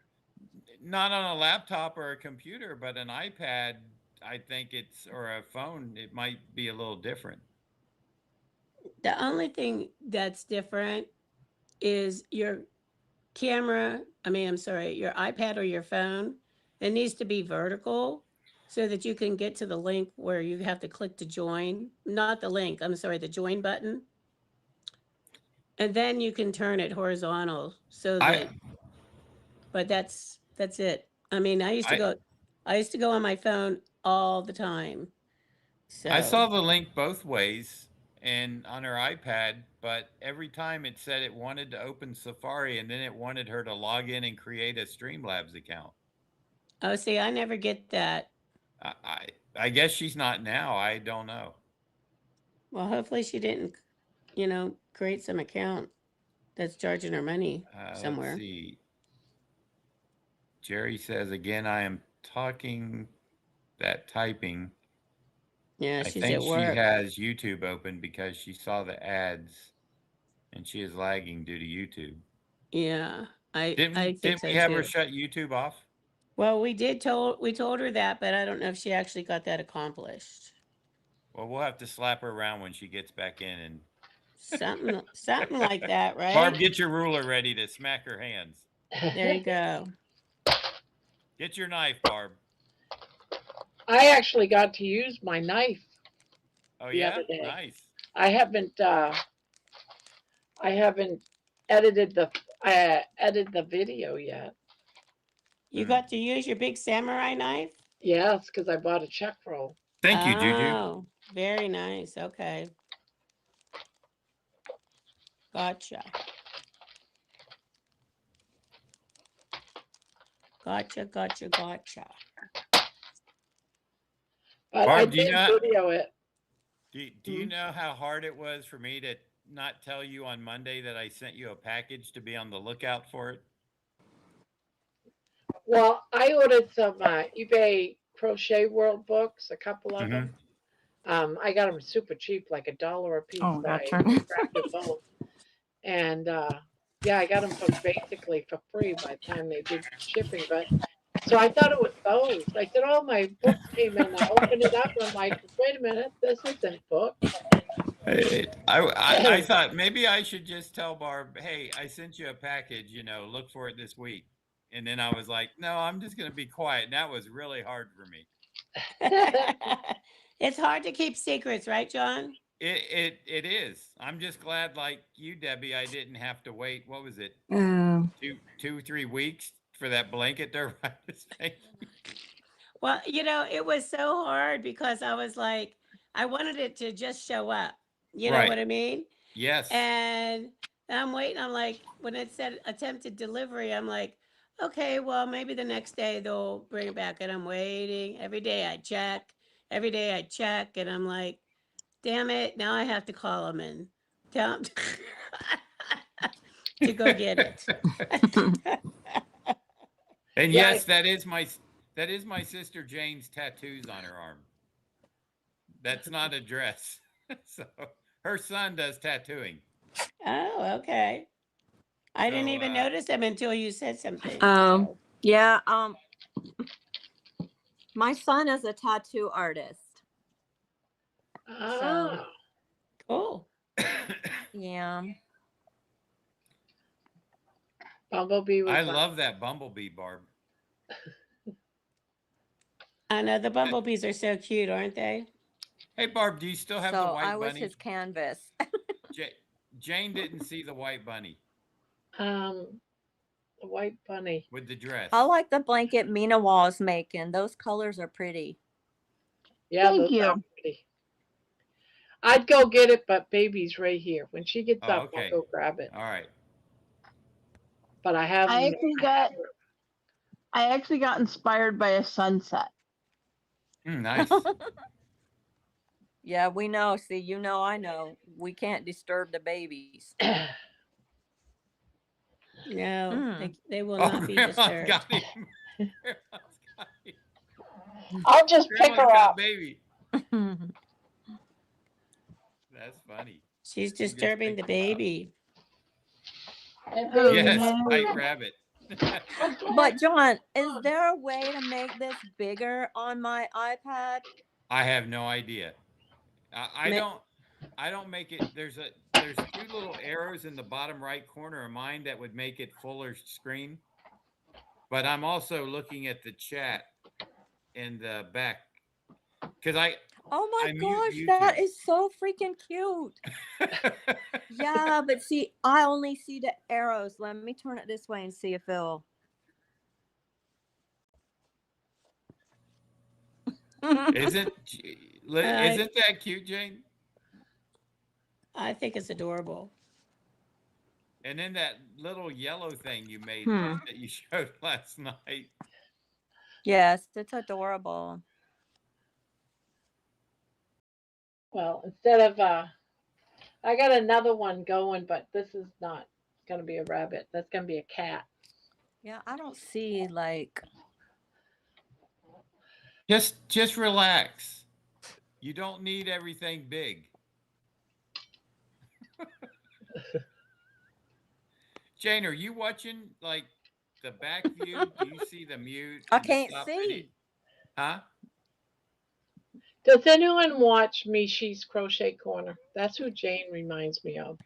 Yes, I agree, Barb. Well, so that's why I took my glasses off because it's like really tiny in the middle of my screen. But Deb, is yours like that when you're on your iPad? No. What size of iPad do you have, Jane? And then the A chat's regular like one? to the right. Yeah, the chat is to the right. Now, Yeah. if you don't want to see the chat, you can close the chat and Well, it'll make the John, it's screen not teeny tiny. Jane, if you close the chat, Yeah. your screen will get bigger, but you won't be Yeah. able to see the chat. Mm-hmm. Yeah, but thanks, Jeanette. Yeah, but like every time I touch something, that's when I exit because. But the other thing is, I had to come straight through Safari. It wouldn't let me come through the YouTube app. So I think that's why it's doing this.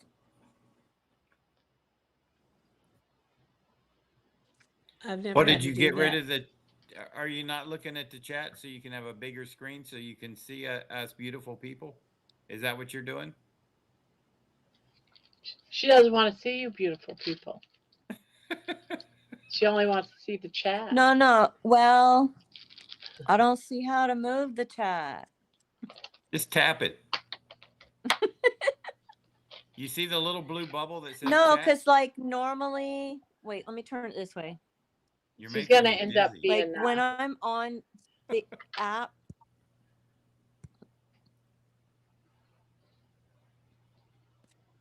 I think she muted her side. No. No, she's there.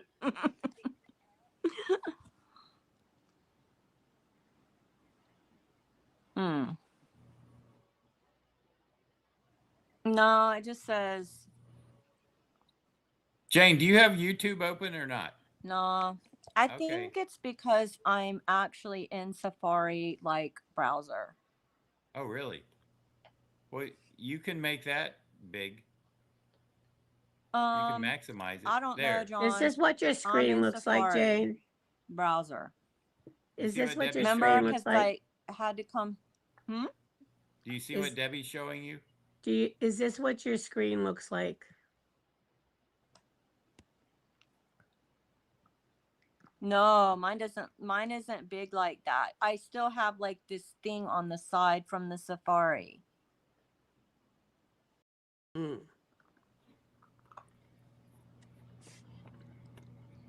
I don't Well, know. I don't know. I don't know either. But you You're know here. what? I don't either. Now I can't hear y'all. At all? I think we need to Hold talk up. in order for you I'll to just hear join us. it back if I have to. Oh, wait a minute.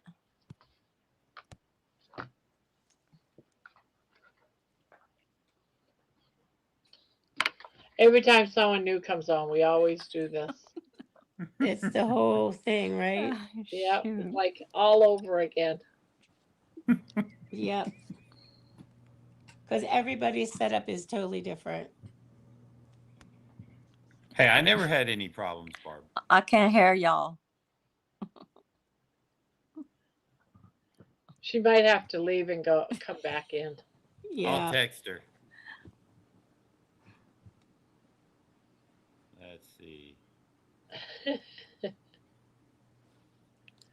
Junior, hold on. I got to even come back, I think. I can't hear y'all. Hold We're on. not talking. Yeah, we're not talking. We're waiting for you. He's sending me a message. Hold on. She doesn't know why I'm sending a message. She's laughing.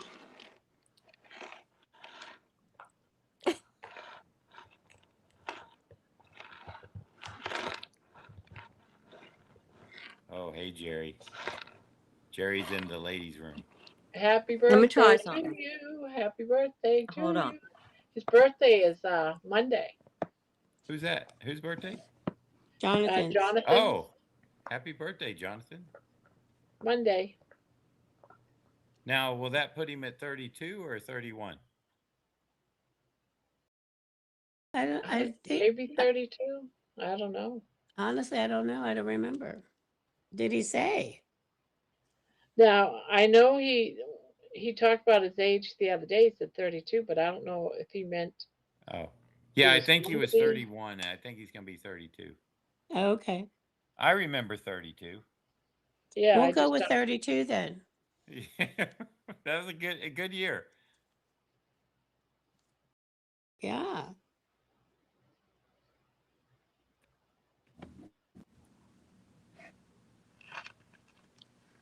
Can you hear? Oh, No, now she's There- all the way out. Now she's gone.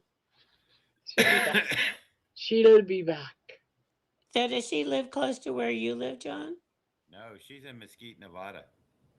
Oh, okay. My sister That's Ann lives like just a couple miles away from me, maybe 2.5, 3 at the most. gotcha. She's laid up in bed with her diverticulitis or whatever again. Ann is. Yeah. Oh no. Oh gosh, that's not good. I was laughing at her today. Can you hear us? Huh? Can you hear me? Yeah, but I can't see me. Well, you know what you look like. Why ain't I there? I don't know. And I don't see no chat or nothing. Well, You are not a part of this broadcast. yes, you are. It beg to says differ. the host can see you and add you at any time.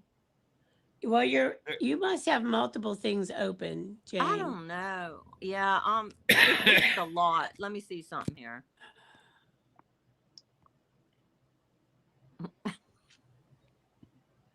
Here, let me try it again.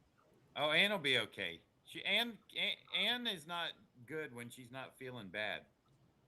If that makes sense.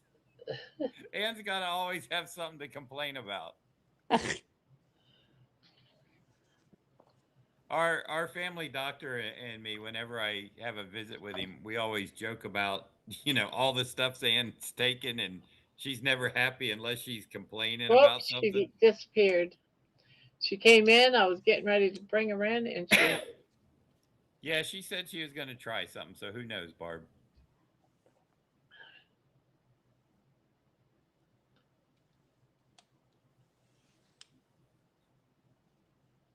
So I woke up this morning, Barb, and I think it was this morning, and I wasn't sure what well, it was either yesterday or this morning, and I didn't They know call what time. that old age. Well, but because I didn't want to look at the clock, because I'm like, I think did I tell this story last? No, I wasn't on last night, and I thought it might be like 1:30 or 2, and I was like, no, I don't want to see that, so.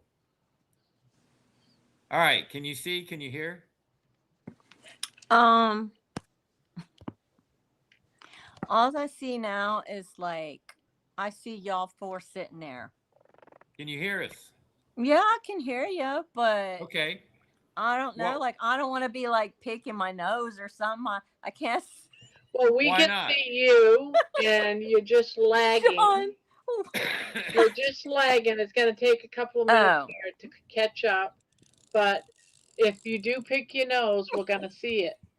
And Grandma's going to screenshot it. Exactly. Yeah. And create and make a song about it. And write a song about it, yeah. Today Jane picked her nose. Picking your nose on Grandma's. Yep. I don't know. Yeah, it just still says I'm not a part of the broadcast. Well, it's lying to you. Yeah. Yeah, ignore it because you are part. Oh. She was. She hit another button. There she goes. Excuse me. Wow. Oh. Jane said with my cough that she's been noticing, I have what is it? Chronic heart disease or something. I said no. I've had this since I got back from that convention. Oh, here she comes. Which one? Does it keep booting you, or do you keep touching something? No, John. Are you on drugs? Are you no, sure? It just it'll say it'll be how you call that, buffering or something. Well, because it's going to take you a while for you to get caught up. So you're lagging. That's all. Just live with it. Do you see yourself? Yeah, I can see it now, and I can see you guys in my chats back. There you go. Okay. So we're good. You'll be gone in about a minute and a half. Yeah, so prepare. Oh, I'm prepared. Biggie, get down. Dog's going wild. So, I don't know if it's tonight or not, but one night you got to tell your cancer story. Yeah, I will, but not tonight. Just because it's taken me a long time to get on. Yeah, I know. I'm with you. But yeah, I will. And I can share my tales of woe too, of my ailments, and you guys can tell me what will help and what will not. So what kind of cancer was it? I had breast cancer. Very, very common. I see that a lot. She's a cyclops. Yes, I did. Well, I mean, I can Ann tell told you, I me don't that care. your son called you that. You didn't like it. No, so what happened is I did have, it was not a lump, but I had not had a mammogram for 2 years. But the weird thing is, now, I promise when was this? What year? It was in 2018. Okay. And I was going to get my mammogram, and I said to myself, watch, in my head, I said this to me, watch, something's going to be wrong and I'm going to have to deal with it. Like, I just had a feeling like I was going to have to go through something. I don't know why, but I had that feeling. And then it was taking extra long for them to get back with my results. So I started getting nervous. And then I called them. It was probably like 10 or 12 days later. And then they were like, oh, yeah, we see a suspicious area. We need you to come back. We need to take more pictures. And so then I was like, oh, crap. Okay. So I went, and then they saw what they call microcalcifications. It's like a cluster where you can see like the abnormal like area of the tissues.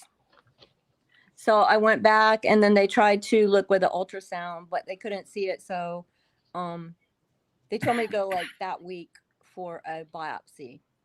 So I went to Las Vegas, and then it took them forever with everything. So then when that came back, they said they called it was DCIS, which is the very first like that is the earliest stage, but the biopsy showed that was the aggressive type. So they felt like if I had not come sooner, it would have turned into the type that is, you know, that can spread. Metastatic. Yeah. So then the whole trying to get I was just going to get the lump taken out, the tissue. And I had everything scheduled here in St. George, Utah, which is where I drive to, Barb, the 45-mile away. Yeah. Anne actually flew in. She was going to go with me because I got really scared at the last minute. I thought I was okay, but then I'm like, I can't do this. So then literally she is on the plane coming from Florida, landing, and I get a call on that Friday. They're saying, oh, we can't do your procedure Monday because your insurance, we didn't get it cleared for you. And Wow. I'm like, are you kidding me? I'm like, my sister is there, like, and I've been psyching myself up for this. So then I said, you know what? I can't take this, so forget it. I called my friends in Florida where I used to work at the hospital. And her husband's a doctor, and he used to actually do breast surgery. So I decided to go back home, which was a good thing. So then I went there, and You mean to then Florida? yes, Yeah. remember, and that's when Yeah. yeah. Well, So when you said back home, they don't know that you were oh, here. sorry, home will always be Florida. So then they do the first procedure, and so you're always hoping they're going to get clear margins, you know. So then lo and behold, my luck, it comes back. They did not get all the tissue. Ugh. So, yeah. So then it's like they're going to have to go back in and take more tissue, you know, and see to try to make sure everything was gone. So then I just had to make the decision cuz I was going to still have to have radiation, probably not chemo because it wasn't metastatic. But I was just, and again, with my anxiety, I'm like, I'm just going to go ahead and have it done. Like, just get all out. Then I don't have to worry in the long run. Then I don't have to take that. You know, some ladies will take I forget what it's called, like letrozole or something. There's like a pill you have to take for like 5 or 6 years for the hormones because of it. Yeah, my cousin's going through that right now. I can't remember Okay. the name of what it is either. Yeah, it's aromatase or something inhibitor. I forget what they call them. So, of course, like I was just like, well, I didn't know what to do. So I just said, just go ahead and do the other surgery. Um, so I went ahead and did that. And that time well, obviously they got it all because they got it all. And so, like John was saying, I have two sons. Okay. So if you guys have boys, then you know how boys are. Well, And so I'm trying to tell my kids, like what's happening. And so, of course, my son tries to make it light and he goes, Mom, you're going to be a uniboober. A uniboober. I'm like, Tyler, oh my gosh. And so he is a pest control, so he sprays, he goes, yeah, Mom, one of my customers is a uniboober. She's always out with one boob out. I'm like, Tyler, stop. So, I mean, it helped me get over it, Yes, it but kind it of gets was that hard. out of you. And I'm not going to lie, that is one thing that, it was very, it was hard. I don't know, Deb, did you say your sister is going through? My cousin, she just Did- had some surgery, and they're going to be. She has to take those pills. Did she just have the lump taken then, or yeah? Because sometimes Yeah. now looking back, because I'm not gonna lie, that was when I saw myself, it took me it's like part of you is missing. Yeah. Be it your arm, your leg, it's freaky to see part of you missing. It was really bizarre. That took me a long time to come to grips with, or whatever you want to say. And then, to be honest, I did get the whole side of my chest tattooed. And then that's what comes around my son didn't do the chest. His mentor did that. But I couldn't really look at it. It was Yeah. weird not to see, but Yeah. I felt because mine was an aggressive nature, although it was just the ductal carcinoma in situ is what they call it, the very beginning.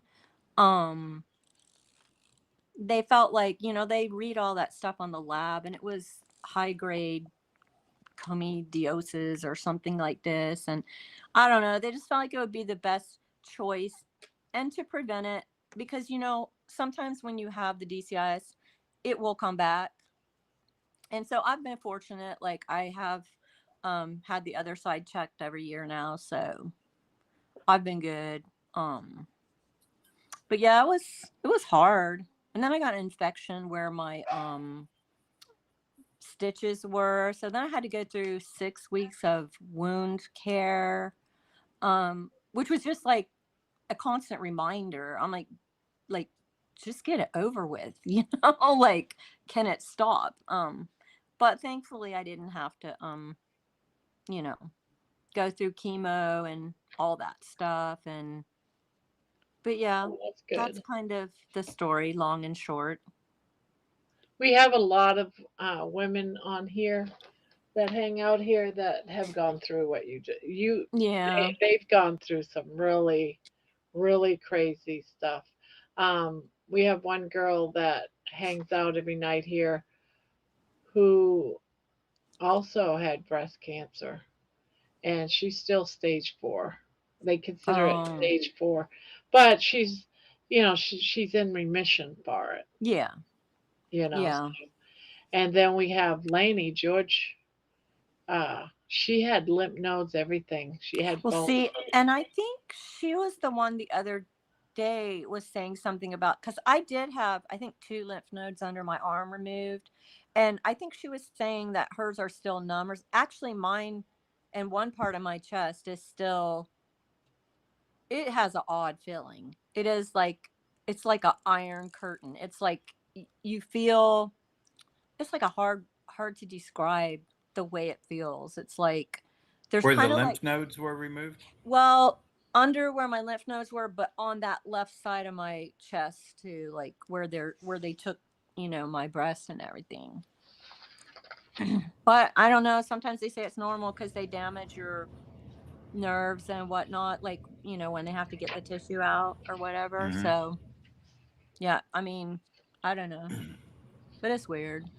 Well, I don't think you can see the chat, Jane, but Mia's girl says Oh, my aunt chose to get both of hers removed and herself new girls. New girls. yeah. And Yeah, then and I know, and that was Juju says, Jane, thank you for sharing with heart emojis. Yeah. And she says that my sisters, I have sweet sisters. Yeah, you do. What happened to Yeah. you? Just kidding. Hey, we were talking. I don't know if you were in the chat the other night, Jane. When I think Ann and I, or maybe just Ann, we were telling Barb what I used to do with the tuna fish and the No, ravioli. I was here. I was here. And the ravioli. And then I heard you say something about, and I forget what a rubber band or something. Let me tell y'all, he used, seriously, back in the day when they would deliver the newspaper, Yeah. he would go get the newspaper, and it had a rubber band around it. And he would come in and take that rubber band off the newspaper and he would swing it out, so it like popped on me every single time. Always. He Typical was brother. I was gonna say that's a brother for you. And if Yeah. she ran out and got the paper before me, I'd lock the door. Yes, so she he'd lock couldn't me get in out. until she gave me the newspaper. This is when we're like 12, 13, 14, something like that. I'll be back. Okay. Okay. But Jane said my cough, I have chronic heart disease, by the way. So No, I was just worried about him because my dad had congestive heart failure. And so I just want to make sure he's taking care of himself. he Because, probably caught something at yeah, then he told me he had went somewhere. And I get sick if somebody looks at me the wrong way. So I'm like easily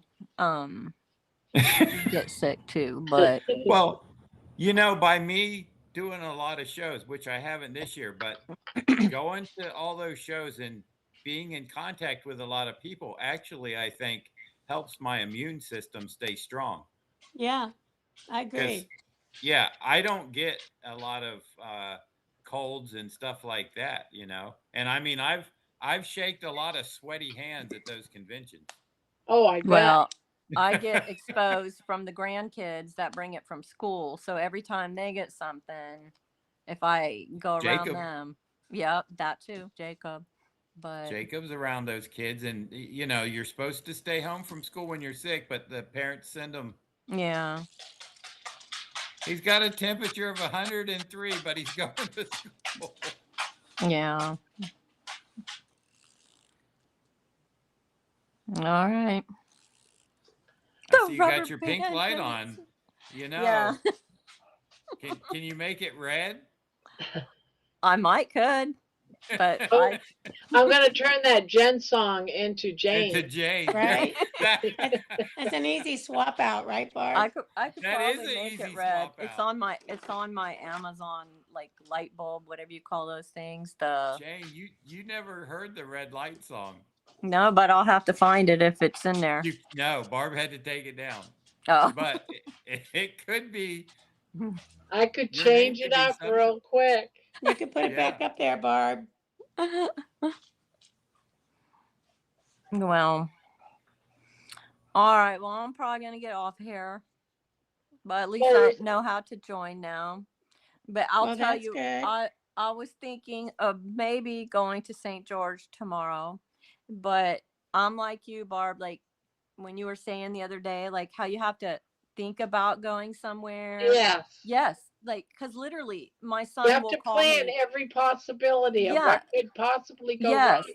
And what 'Cause you're gonna do if someone says hi to you. Right. Like they'll call me and they'll say, Mom, we're leaving in 10 minutes. We're going to such and such. Do you want to come? And I'm like, Nope. right. No. I'm like, why didn't you tell me? Or they'll call me 5 minutes before, even if my granddaughter has a softball game or something, they'll say, oh, by the way, Lila has a game. Now that I can do if it's in town, but it's still like my other son, the one that lives in St. George, when I went last week and I said, well, maybe I'll come back next week on Saturday. And he goes, we'll come on Sunday and I'll be off. But now they actually are going to California on Sunday. But I said, well, Blake, I have to think about it all week. and figure out what day I'm coming. He's like, no, you don't. And I said, no, I do have to. Like, you don't, Yes. like, I have to tell myself every day, People think that's like you don't have to do that, but when you have but you social do. anxiety, you Yeah, really do. you do. You And have I to have to, prepare yourself, mentally prepare and then yourself. what I have to do too is like, I have to kind of figure out where I'm going. Like, I'll have to say, okay, I'm going to go to TJ Maxx. I'm going to go to Target. And then I'll have to think about where I can get some lunch right there. I Yeah. literally have to, like, in my head, You have figure to out, work out everything. yes, I do. And so I was happy to hear But that before then, somebody understood that. yes, you have to actually say everything's going to be all right. Yep. You know, don't panic. You Yep. actually have to, you're going to do this. You're going to be okay. You know, you got to check the weather. Yes. You know, Oh my sure gosh, it's that not too. raining. Oh my God. For real. Because I do. And like, Yes. used to, even when I will get my hair done. No, I swear to you, like, I will look, and the one week I called my hair lady and I said, Lori, it's supposed to rain Saturday. I can't come. I can't do it. And she understands, though. She knows. But then the one week, it was funny. The one time she had to call me because it was actually snowing. She's like, Jana, she texted me early that morning. She goes, it's snowing up here. I don't think you want to come. But no, I do. And that's a bad thing. Like, I will watch the 5-day forecast to see, like, each day if it's what the weather's going to be like if I have to Now, do drive you there. plan to make sure you're home before it's dark? Yes, I do. I will not drive in the dark. And that's another thing. My son up there will say, I'm the oh, same Mom, way. come up here we're celebrating, just for example, the 4th of July or no, I said, I can't, because I can't drive home in the dark. He's like, yes, you can. I'm like, Blake, I cannot drive on that highway home in the dark. Now, in town, I'm Kathleen. okay. I'm okay in town, like, because I know this town like the back of my hand. I won't even drive at night if it's Well, I don't in mind town. in town, but no, not on a highway. Never. No. You know, and I have to map it out. And then I literally have to say in my mind, like, I will be gone 5 hours. Now, will you drive someplace new? Because I won't. I won't. I have to have someone drive me Well, multiple not really, times. because that's another thing. They just opened a Costco. So we have one in St. George that's way on the other side, which I know how to get to that one. But they literally just open a Costco. It is on, well, you guys don't know when I say this side, but when I go through Mesquite, right when I get into St. George, there is a new Costco there. But I've read everybody writing about how hard it is to get into it. Like, I guess there's like you have to circle around and turn back. I'm like, nope, because I won't know to get in there.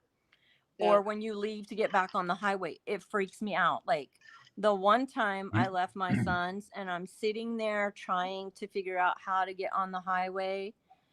And I swear, like, the light was just, and so I called him. I'm like, Blake, I am, like, literally sitting here for like 20 minutes. Like, the light will not turn. And he's like, Mom, are you up far enough to the light so it knows somebody's there for it to turn? And I said, I don't know. I'm just afraid that I'm in the wrong lane, or I'm going to, and sure enough, I pulled up and then the light turned green. But yeah, I worry about all that stuff. Like, and I didn't used to, like, just the last few years, I just got, like, in my head, and, like, it's hard to, like, let it go, you know? It's Let just it not, go. Let yeah. it go.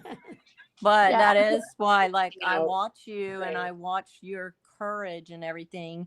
And so it does. It really gives me, like, I'm like, okay, like, I watch what you say and do, and, like, it helps.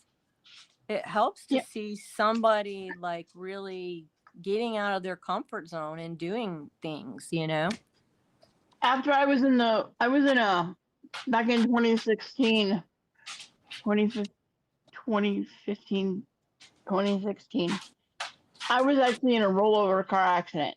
Oh my gosh. And we don't know how many times the vehicle rolled because I lost consciousness along with my mom. And when I came to, I was in a full blown panic attack. Yes. And it took my mom and my husband talking me down to get me to calm down. But after everything was said and done and we were taken to the hospital, examined, and got released, it took me 3 months to even set foot back inside of a vehicle, even as passenger Yeah.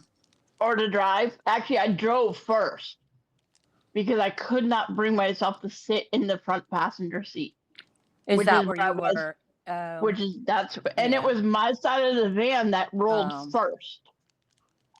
And so it took me probably 3 months before I'd even get in the vehicle. Yeah. And that's part of like, I fear that is like a big fear to me too. And my son, Blake, the one that lives there, he got in a head on collision in 2021. And he actually was leaving for his first day for his tattoo apprenticeship. And I was getting ready to go to St. George myself to do some shopping. And my other son calls and says, you know, like the words you don't want to hear. Mom, did you hear? And I'm like, did I hear? Like, hear what? Like, I'm getting ready to go to St. George. And he goes, Blake was in a head on collision. And so then I immediately like sky high panic. But thankfully my son was there. He got there. And so he got his phone and was video, you know, so I could talk to my other son. But thank God, like you say, he was okay. But we think his car, he was in a truck, but we don't know if it rolled over too, but both of the sides were like crunched in, like you say. Then it rolled. Yeah. And then he just remembers, like, because he saw somebody coming. Like he said, he was driving, he had just barely got on the highway, and he saw a cloud of dust like coming. So he's like, he immediately saw and he knew like it wasn't windy. And so there was no reason for this big blooming thing of dust. And that's when he saw the vehicle. So he saw it coming. So thank God he stopped. He wasn't going the 75 miles per hour or whatever, but the other vehicle was, and it came across, hit him. Whatever happened with my son's truck, and then the other guy ended up against a fence. Like that's what stopped his truck. But I think since that happened, that kind of sent me. And then he, you know, he did go to the hospital. He was fine. They x-rayed him and all that. But I know he had anxiety for a while after that. But he got back in a vehicle the next day and drove to St. George to go to his tattoo apprenticeship, which made me even more like literally, I was like, I couldn't breathe. You're going to pee your every day. pants, right, Jane? Well, I was just like, no, but I couldn't function during the day, like waiting to make sure, did he get there? Did he get home? Is he, you know, so I kept, and then I swear it was finally like a year later, every time he drove and he goes, Mom, I am over the accident. You need to be too. And I was like, but I can't. And then I think, I don't know. It seems like after that is when I started fearing again to drive. But, you know, they did say, you know, Mom, like, life is going to be what it's going to be. You can't just sit there in your house and live your life in fear. You have to go do stuff, because if you're going to have an accident, you're going to have it. If You know, this that's is well enough for other people that doesn't have anxiety right, to say, right, if you don't have anxiety, it seems like an easy thing. right. But when you actually get physically ill, Yes. you know, you're shaking. Your Yeah. heart, you feel like you're gonna My pass out. heart too. Yeah. I can You and know, it's those funny are because real. I yes. had seizures when Oh my gosh. yeah, so I would go into a full-blown seizure for like 10, 15 minutes. You know, anxiety is real. Yeah. And people, when they don't have anxiety, they don't understand what you're Yeah. going through. But Well, it's and really this son that had the accident. before that accident, did you have other issues that Yeah, made you I've nervous? always had anxiety. There you But go. Because I I think did too. the breast cancer sent me over the edge. It's almost like it turned into like a PTSD type of like everything. And then, along came, well, the COVID, I lost my job. And then, it just seemed like everything was traumatizing. It just kept exacerbating. So now, like the last 2 years, like, I mean, I've started feeling a little more calmer, but I still can't make myself leave and do the things I want to do, so to You need speak. your big bro. Well, but okay, but here's the thing. Like if Tyler and them will come get me and take me with them, I'm fine. But Right. if I have to, like Barb, if I have to plan it all out in my head, I have to do the whole 9 yards like but I don't do the tampons and the Take everything under the but kitchen sink. seriously, but like you say, I'll be like, well, what if something happens and I have to go to the bathroom alongside the road? Do I need to take wet wipes? Like, and then literally Yes. I'll make sure You like you I come have, up with everything that could oh, possibly happen and go wrong and be prepared for it. Even tampons in your in menopause. 2 good comments. Kathleen a yeah, while I back see her. said, She said, "Oh, do you see it? I always tell you my get son I need furious when someone adequate honks worry when you're time." sitting at a red light. I do. Yes. I Yes. do. And Claudia says I go out once every 5 weeks to drop off my laundry. Everything Yeah. else is delivered. Well, I don't know. I'm trying. Like I said, I do pick up my groceries from Walmart because I don't like to go in there and shop. But if I want to go, like sometimes I literally need to get out of inside the house, then I will go. But it's weird. Like I'll go in there. And then when I get in there, I'm like, I feel like I have to hurry. Why do I have to hurry? I don't have anyone to come home to. I just feel like when I'm in there, I can't take the time to browse. I don't know. I just feel like I have to be home. It's weird. No, I It's get just that. bizarre. But anyways, I'm gonna go because my dogs are whining again. But if I go to St. George tomorrow, I'll let you know about my trip, and I'm gonna take my bag with me. I will take my bag every time I travel, so I feel secure. Well, I'm glad. Yeah. I'm I'm about glad to that tear works up. for you. Yes, I am too. Don't I'm, get me Oh, going, John. The I'm both of about us to, will be when crying. she said she was going to bring her bag with me, of course. that got my lump in my throat. Oh, Well, it's okay. You can cough, and we'll just pretend it's your whatever you got like on the trip. Whatever, But all right, you Yeah, guys, it was I got to nice. start looking up at the ceiling.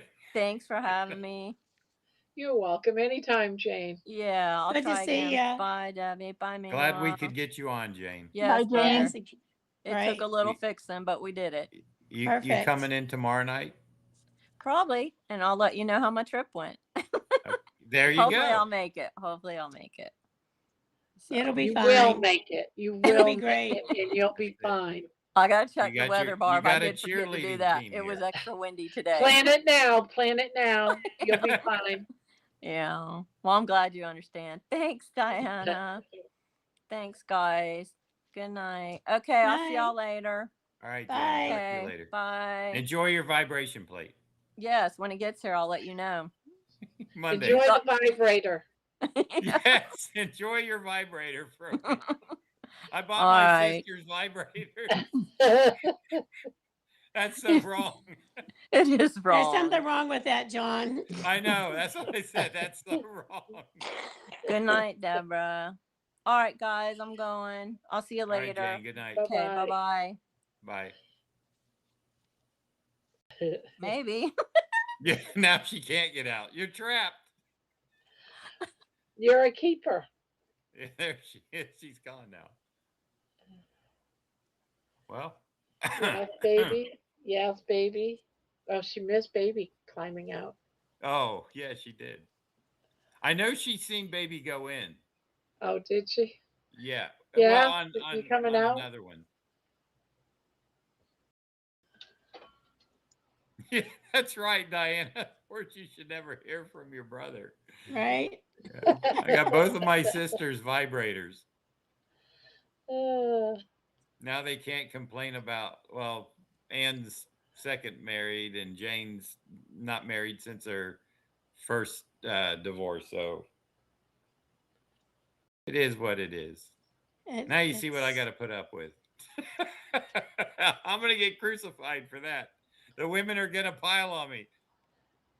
yep. No, that's my sister I have not spoken to like for like I don't know how long. Years. So something really crazy happened to my daughter. Well, at work, her boss is from Venezuela, and she Mm. found out while she was at work today that her family members are all dead. The earthquake was there. Mm. The That whole earthquake. building collapsed where they lived. Her family were all in the building. They were trying to rescue out, but so far they were taking out bodies, and she is absolutely beside herself. Understandably I so. could only imagine, you know. Can you imagine? Holy Yeah, at No. the same crap. and at the same time those earthquakes were hitting Venezuela, California got hit with an earthquake. I think Really? Japan also. Huh? What, John? I think also Japan. I think the earthquake went all the way to Japan, the one from California. Was it as Yeah. bad? It couldn't have been as bad because I haven't heard it. It was a 7 point something earthquake in California. 7.5. Really? Yep. That is a big one. Dang. I wonder why everything has been Venezuela. But a lot of houses in California, though, a lot of buildings, they're built to withstand an earthquake, but still at 7.5, Right. that's what do you know whereabouts in California? I don't remember. Yeah, I I'm don't seeing a either. A Greg H wants to come in, and I am not going to let you in, Greg, because I don't see you, and I have never seen a Greg H chat in the channel. So I'm not letting you in, Greg. I am sorry. Once we get to know you in the chat, he left. Once I get to know you in the chat, we will let you in. I am sorry about that. If you chat for a bit, I can let you in. But we play it safe here. And I guess he doesn't want to say anything, so there you have it.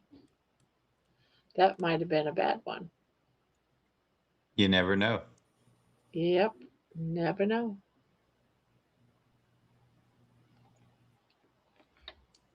You got to be safe. We gotta be safe. I'd rather be safe than sorry. So I'm sorry. Sorry.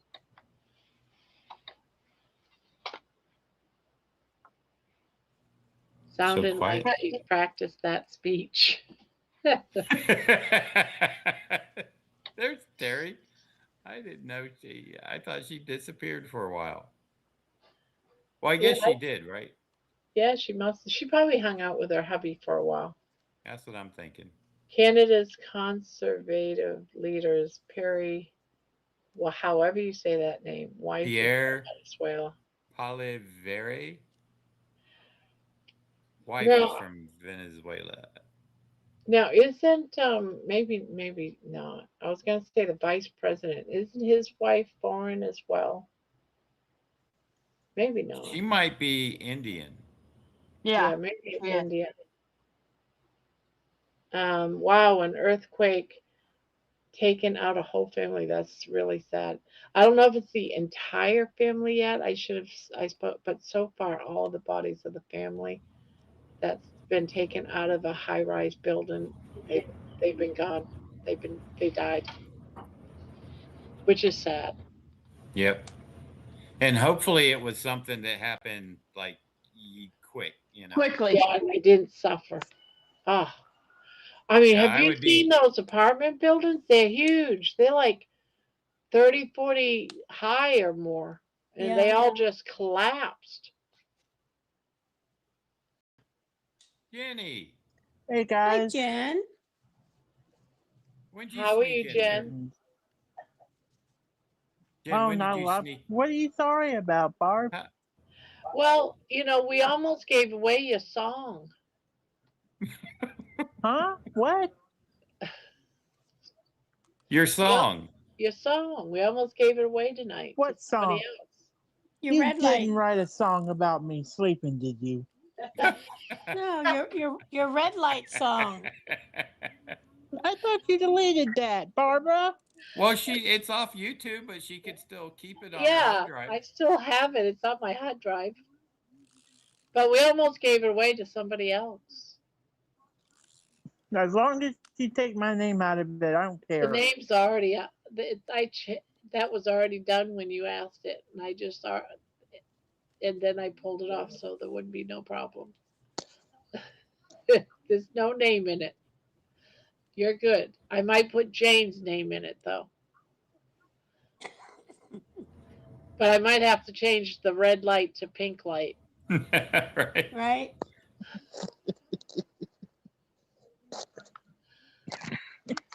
Got the pink light going. Hey, Ruff, what's up? Well, we already have enough trouble on this panel. Yeah, but those countries don't make strong enough buildings like North Americans get. I was watching a video earlier that said back in the 60s and 70s, Venezuela was a very high up country for Yeah, its time. yeah. But now, because of whoever's been the leaders and everything there, they've gone downhill fast. I don't know what happened to their economy, but I guess it wasn't very good. Yeah, they don't have the equipment. Yeah, I guess Trump sent we got some sort of company or something here in the United States that does all that body retrieval and for earthquakes and stuff. I don't know. Oh, hi, Manoa. I didn't see you there. Well, it's Hey. California 5.6 earthquake. That's it. Yeah, it was. I think it was 7.5 in Venezuela. Now that I think about it. Even a 5.6 is a. Oh yeah, A big especially in tremor. California, they keep having them, so it's not going to take much. Crazy. Whenever I go out there, the houses that are hanging over the hill with the wood that's supporting them, I always think I could not live in that house and feel comfortable. I totally Nope. understand that comment. Yep. It's That'd be kind of very, tough. we don't have hurricanes. What are they? Hurricanes, Earthquakes. earthquakes. No, that's it. Earthquakes. We don't have earthquakes that often down here. Yeah, I was looking up Wisconsin, and we actually have 1, 2, 3 earthquake fault lines that run through the state of Wisconsin. Right. They say they're ancient and they're inactive. The last earthquake to hit Wisconsin was in 1947, and it was Wow. a 3.8. But we do at times feel tremors through here because there's one Wow. fault line. There's one fault line that runs.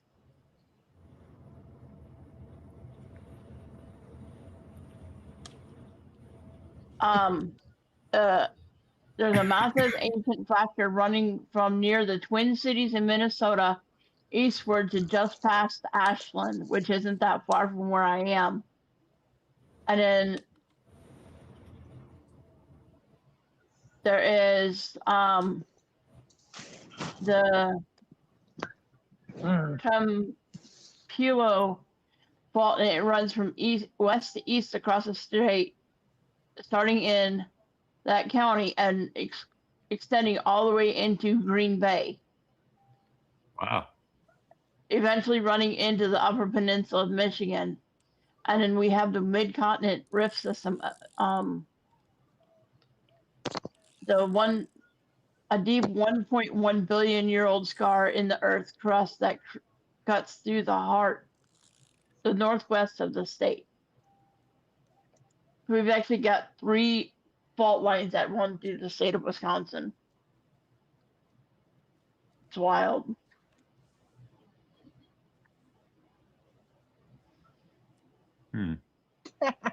Jeannie, it's not your fault, Manoa. See what I did there? Yeah.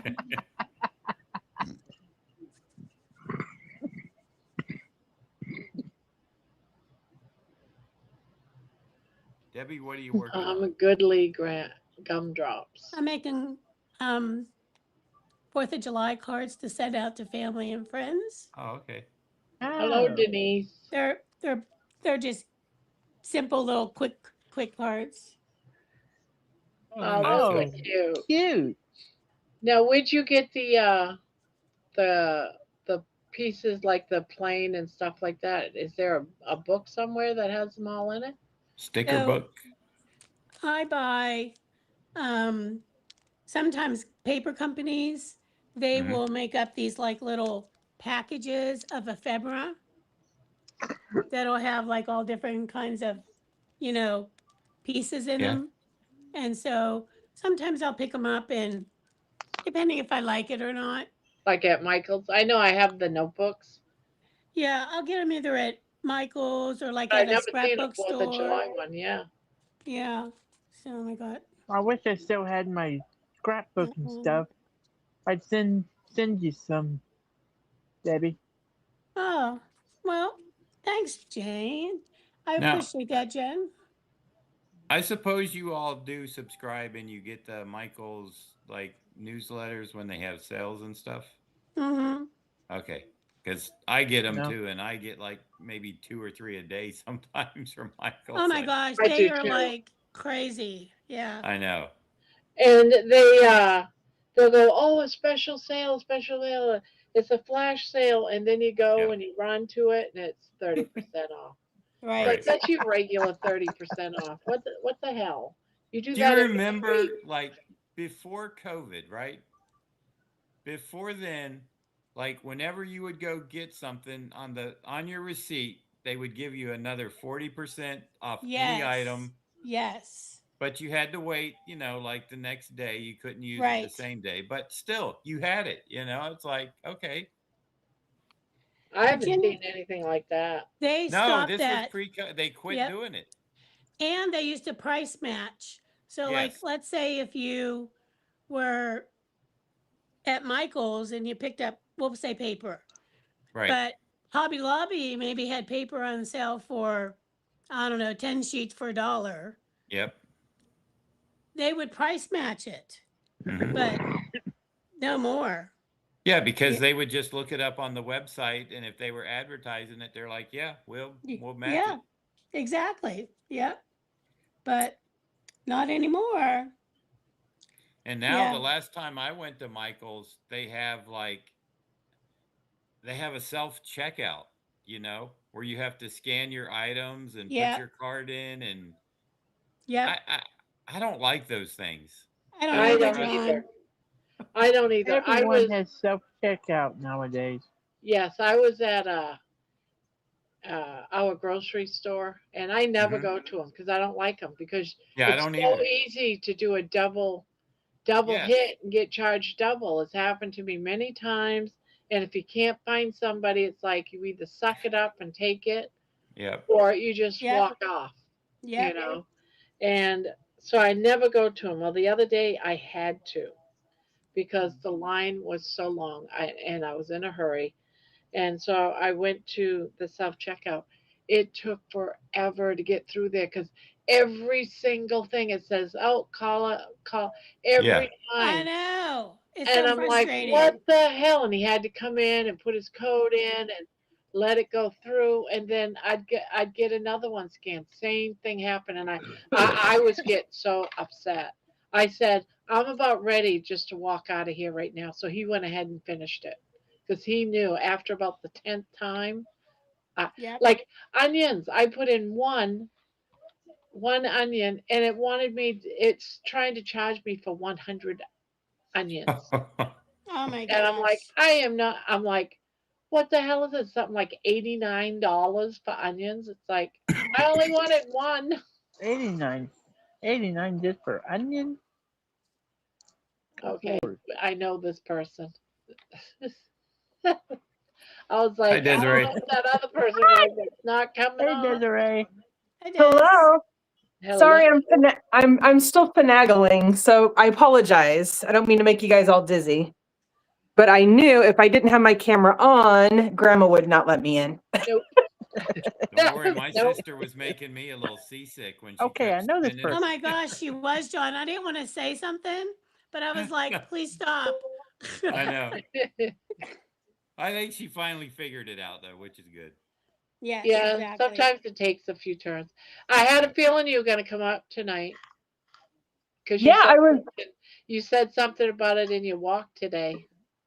Yeah. Actually, that was my walk from yesterday. Oh, well, then you said it early. I could not. Oh, here. Oh, There we go. beam. Boy, if you were trying to sleep, you ain't now. Let there be light. Yeah, that was my walk from yesterday.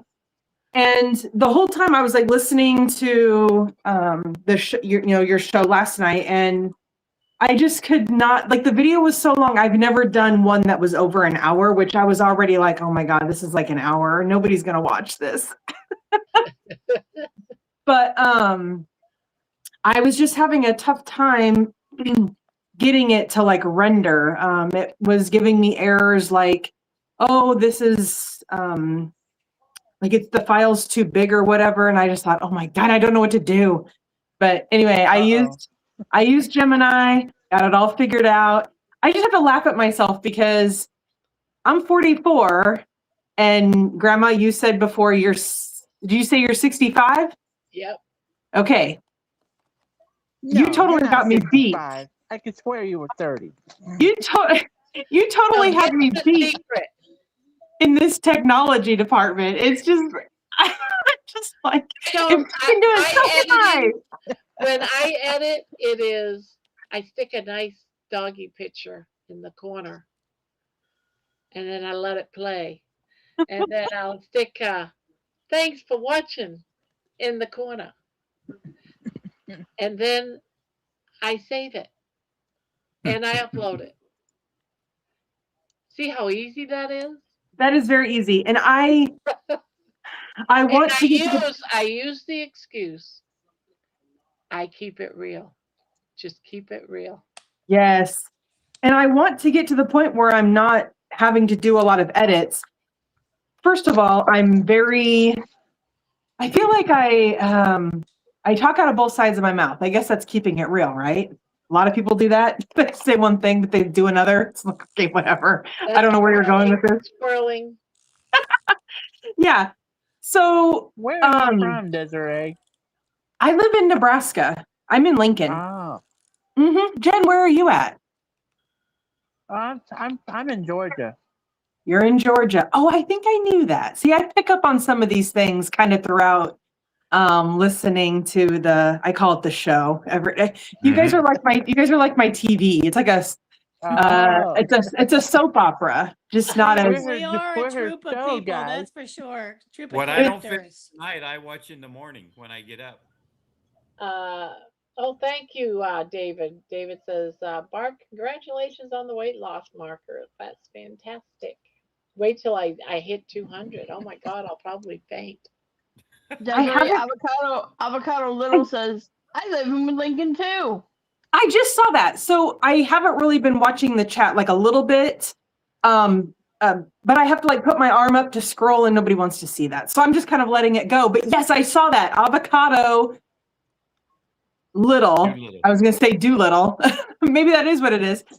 Oh my gosh. You live in Lincoln too. That's so great. I know nobody that lives in Lives Nebraska. next door, and he's looking in your windows as we speak. That's Yeah, all my he's husband gonna, wants to he's gonna hear. tell you next what color panties you got on. Oh my God. Uh-oh. Hi, Shut your Amy. window. Shut your window, Desiree. Oh my gosh. That's all we need. My husband leaves for a work trip and then he finds out through YouTube that some guy was like, "Oh, your wife was wearing pink panties tonight." There you go. Avocado says But her name is Amy. yes. Hi, Desiree, Amy. I have a Well, look at this. suggestion. I'm 46. Keep We your are about curtains the closed. same age. Wow. Really? Oh my gosh, that's even better. What if it's That's your husband? crazy. What if How it's your husband? Well, Honey, you never you have know. some explaining to do. You never know. But We're saying so even after dark. so back to my video. Yeah, eventually, like, it's so crazy. So I used to be a trainer. Now, of course, I practice and I have a narrative, and I don't really write. A trainer of what? Oh, a software trainer. Oh, So my last job that I had for like 2.5 years, I was a software trainer for a company out of Florida, Palm Harbor, Florida, Geographic Solutions. If anybody's ever heard of that. But anyway, they offer reemployment software programs to a lot of the different state agencies. So here in Nebraska, we use their system. It's called NE Works. If you live in North Dakota, you're getting that system. If you live in Iowa, Puerto Rico, Arizona, they all have the same system.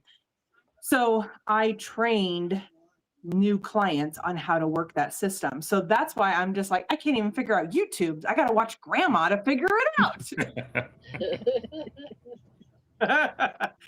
But Watch me to figure it out because I have no idea. I just pretend well. You just got to pretend well. You know. yeah, I'm so Make glad I have. everyone else think that you know what you're doing. You'll be good. Fake it until you make it. Yeah, I that's was for just sure. gonna say that, John. Yeah. I'm so glad I have Gemini. Jeez, I keep dropping stuff. Well, anyway, so yeah, You're I Gemini? just, I'm a Pisces. I'm such a yapper, and I thought, oh my gosh, me doing a YouTube channel, this will be easy because I just talk all the time. Well, it turns out if I don't have energy from another person, my battery is low. Avocado Little says, ha ha ha, I promise I'm not a man. What's up, sir? Oh, I was gonna make that Desiree. bacon tonight. I Desiree, still can, so it'll be ready in the morning. who is that? Who is that I'll looking take through your some. window? I'll put in my order, John. Okay. I'm serious. There's I'm someone doing looking through thick your cut window. this time. You could have maybe at look. least thrown in a few slices of dried Probably- bacon in with my Maybe dip. look. Probably my cat. Could have. Did you I guys actually- all Oh, see my meow. gift that John got me? You're what? The gift that John gave me. Did you guys all see it?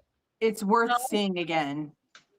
It's I'm worth not sure. seeing again. Well, let's Mhm. see it. I was Oh. trying My to cook. goodness, they didn't see it, John. Let I me was look. trying to cook when you announced that gift. I come flying back to my laptop because I'm like, oh my gosh, I have to see what he sent her. I had a feeling. I knew. So I come flying back over here, and what happens? Grandma freezes. No! I No! wasn't even in chat. I wasn't even in the chat yet. I was on fire. My oven was It's going. a Grandma's box. frozen. I was like, no! So anyway, it all worked What out. does it But yeah, say, Barb?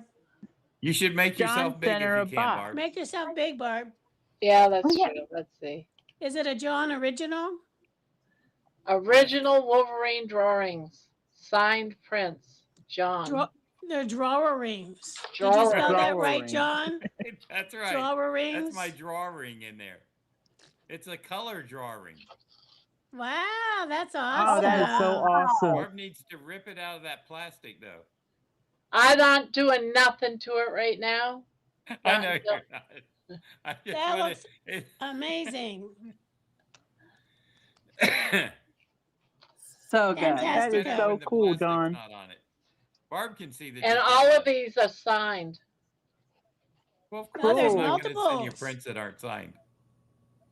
So what, John, where did these come from? Like, are these just like leftovers from art shows or things Yeah, that you had I have made? a stock of them that I take to conventions with me to sell. Yeah. Okay. And then you sign them and you sell them, and very, very cool. That's awesome. Oh, I didn't see that one. Wow. Yep. That's when I was like, oh, there's Captain America. That's my husband's favorite. That's my He favorite did- character. He did Cool. look, by the way. The I Thing, remember, the I don't Hulk, know if you remember the last time we were talking about this. Iron Man. I was on a walk with Josh and you were talking about doing the giveaway.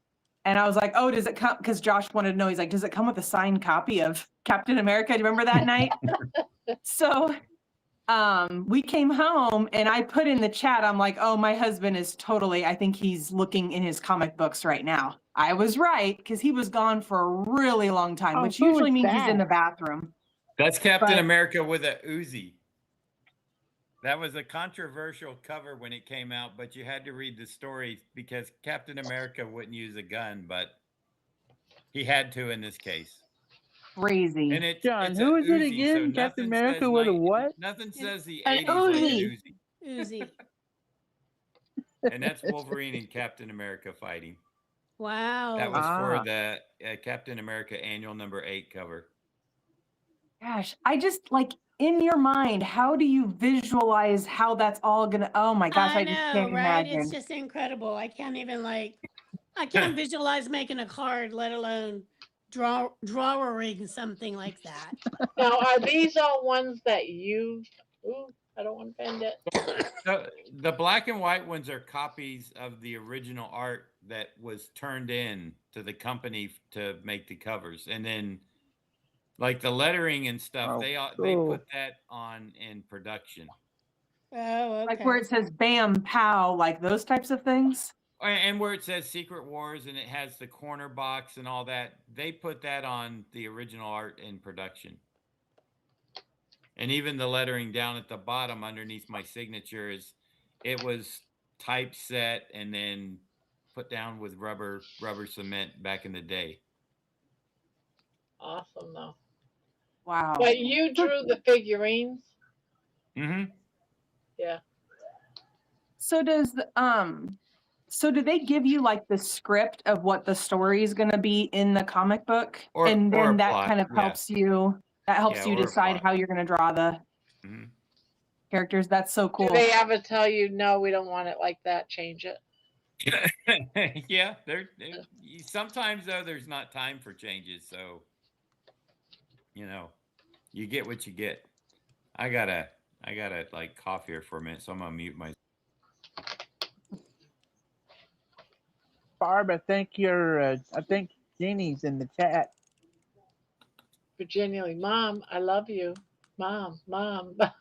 Yeah, that's my Your mom. daughter. Why are you doing this to me in the chat? Why aren't you coming upstairs?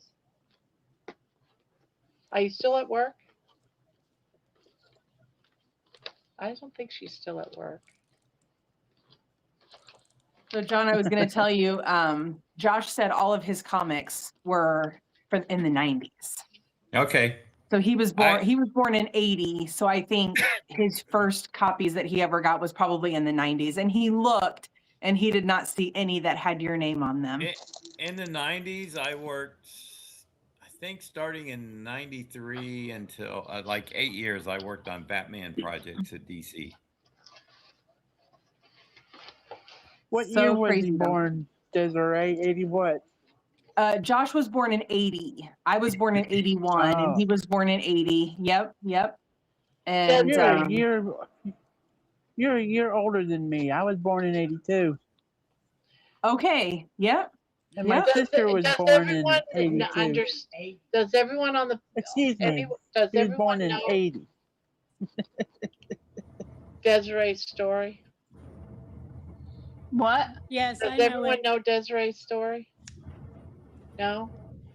You want to share a little bit of your story, Desiree? It's always worth repeating. I think it's It's awesome. Worth Yeah. repeating. I wish you all, I pray for you. I really do. Oh, well, thank you so much. Well, I'll kind of skip forward to the good stuff. So a couple years ago, my husband and I decided to get married, and at that time, he did say, "I really would like to have children." And so we actively started pursuing that, and we're not having any luck. So it would have been last year in January, we went to our very first fertility clinic and sat down with them. And basically what she said to me is, "You're too old, you're too fat, you don't have enough reserve. You really just need, to look into donor eggs." And that's kind of the blunt version of it. And I didn't want to do that. Yes, I could, but I really, really wanted to give it a go with my own eggs. And so we just challenged on and kind of did what we could. I bought a whole bunch of supplements, all the different things, did all the acupuncture, and in June then, so a year ago, I had an interview with a second fertility clinic, which happens to be CNY. That's Dr. Robert Kiltz. So that's how I got here. Dr. Kiltz is why I'm here. But I met with his team, and they were so much more forgiving. I asked them, I said, "How much weight do I need to lose?" And they said, "You don't need to lose any." And I thought, what? You're kidding me. Like, I don't understand. They took a whole different approach. They were much more relaxed. They didn't have all these restrictions. The first clinic said, "We have to have 20 eggs in order to do one IVF cycle." 20 eggs? Wow. My body was only producing 3 or 4 at a time. How are we going to get to 20? And I had to have all of that done before I turned 44, because that first clinic, as soon as I turned 44, had to dismiss me as a patient. Wow. So I basically had 8 months to lose a bunch of weight, produce a bunch of eggs that I don't have, not be stressed, and make this all work. So we just decided to forget the first clinic. We stuck with CNY. We went and had our very first egg retrieval in December. So it was December 17th of 2025. I got to get my dates right. I say them wrong when I'm doing recordings, and I don't even hear that I say them wrong. I must still have some brain fog that I got to clear out. So we went, did the very first egg retrieval. I'm sorry, it's just funny. I try to make it funny because it is like, what the heck is going on with me? But so I woke up from the anesthesia, and the nurse was like rubbing my leg, and she's like, "How are you feeling?" And I'm like, "Oh, good." I mean, it's just, I had never, ever done anesthesia before. So it was my first time. And I'm like, "I'm doing really good." And I said, "Well, how did it go?" And she's like, "Well, I'm so sorry." And she's rubbing my leg like somebody died. She's like, "I'm so sorry, but there were no eggs to retrieve." I'm like, "What?" What? I don't understand. I prepped for every scenario. Okay, we're going to get maybe 5 eggs, which is not very much, and they're all going to die. Okay, maybe I'm going to get 4 eggs, and half of them survive and half of them die, and some fertilize and some don't, and some implant, and then those die, and oh God. Planned for all this stuff, right? But never for like no eggs. What do you mean no eggs? Like you couldn't suck anything out of me? Like, I don't understand. How is there nothing up in there? I'm still having regular cycles. Hello? Like, how is there nothing up there? Did you not try hard enough? So, and immediately I thought, oh, it's because I'm fat. That's why. They couldn't get to my ovaries. That was my initial kind of thought. So we left, and we're in the car, and Josh looked at me and he's like, "Okay, now will you think about quitting your job? I think this is too stressful, and we're going to have to pick and choose. If we want to build a family, we're going to need to make some sacrifices." And he said, "It'll be a little tight, but we're going to be fine. Like, we're going to be fine. Like, we can do this." And I said, "Okay, well, I'll quit my job, but I'm going to follow Dr. Kiltz's advice and I'm going to do carnivore. I said, I know it sounds weird and it sounds kind of crazy, but there's something about this guy.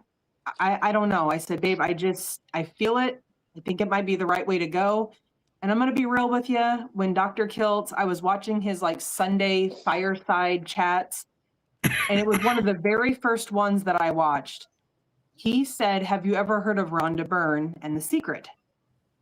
I about rolled out of my bed. I could not believe it. No one in my inner circle has ever talked about The Secret, let alone the author, Rhonda Byrne, whom Are we I've talking never... about the book? The book, The Mhm. Secret? Okay. Yep. I read it. I gotcha. Now, I did not read it, but I have the DVD. So Yeah. I used The Secret years and years ago to get me out of a not so great relationship. And it worked. It took 6 months, but it worked. I couldn't believe it. And from that moment on, I told everybody about it. Like, thoughts become things. You just focus on what you want. Like, it'll happen, you know? So I was really strong about that. And then I think what happens is I just became comfortable with life and things were good. So you just stop emphasizing it so much. Okay, bye. Sorry, I'm a human door operator for my cats. It's how I make my money. That's What kind of cat is it? Oh, so that was Kira. She's my 15-year-old and just recently diagnosed with hyperthyroidism. So she is on medication now for that. Today was her second day of her medication. And then I have another cat, Milo. He's the fat one. I feel like I can say that because I'm the fat one. So, but he's the fat one. And then I have my dog, Max. And they're all rescues. They all came from different backgrounds. So we're a house of misfits, but we all fit together like a little puzzle. So it's perfect. But Nothing wrong with that. so The Secret worked for me in the past. I think life just got easy. So I quit focusing on it. And like anything, you have to continue to replenish your reserves. You have to water your plants. You have to do the things you need to do. Otherwise, they start to kind of fall apart. And I think that's what happened to me. You know, I found Josh and things were great. And then, of course, there were trouble times too. That's what took us so long to get married. And things kind of came around and we got married and here we are. So when Dr. Kiltz said, you know, that he believed in The Secret and he believed in Rhonda Byrne, I just immediately, it was this connection. And I thought, oh my gosh, I have to, I think I've got to give this a try. But even then I was still reluctant. You know, I quit my job January 2nd of this year. So I've been unemployed for like 6 months now. I was still a little reluctant, but I had more time on my hands. So I was watching more of the morning shows. I was watching the Sunday shows. And I was trying to do it every single day to kind of like just get that thought process into my mind to help me better stay on track with it. And then on January 26th of 2026, I'm watching the morning show and Grandma Barbara is on. And I cried. I just couldn't believe it. I couldn't believe it. I thought, oh my gosh, if this can work for her and all of these other people that I've been watching, I really have nothing to lose. And I jumped in, I signed up for a coaching call. Then I enrolled into the coaching class. And on March 20th of 2026, not September 20th of 2026, I said that in my video that I did yesterday. I said it wrong. I don't know why, but I just do, I guess. On March 20th, we went in for our second egg retrieval and we came out of there with 1 egg. That was it. 1 egg. So there was none others, just the one. And it was all we had. And of course, I'm all like, you know, loopy from the anesthesia and the nurse kind of walks me out and Josh is like, how did it go? And I'm like, we got 1. We got 1. And there's other like dads in the waiting room there, you know, and we're getting ready to leave. And Josh is like, let's take the elevator because I was kind of wobbly. And the nurse, I'm like, take care of my 1 egg. Take care of it. Josh is like, okay, we need to go now. You're making people weird. Do you have what's your channel, Desiree? Say that again. What's the name of your channel? I'll post a comment, but people seem to find it under my actual name, and I'll post a comment. But the handle is all one word, no special characters, just all one phrase: faith, fuel, and footsteps. Just So if do you can- fire hydrant in the chat, all one word, and it'll link your channel. Yeah, I'll see if I can. I don't want to. Whenever you get out of the Yeah, live. yeah, I mean, yeah, you know, yeah. yeah. I'll yeah. Yeah, it's no big deal. So yes, but I will do that. So we've got our one little egg, and in the meantime, Dr. Kiltz and I exchanged phone numbers. Another like totally surreal moment. Like this guy is this guy is not going to talk to me.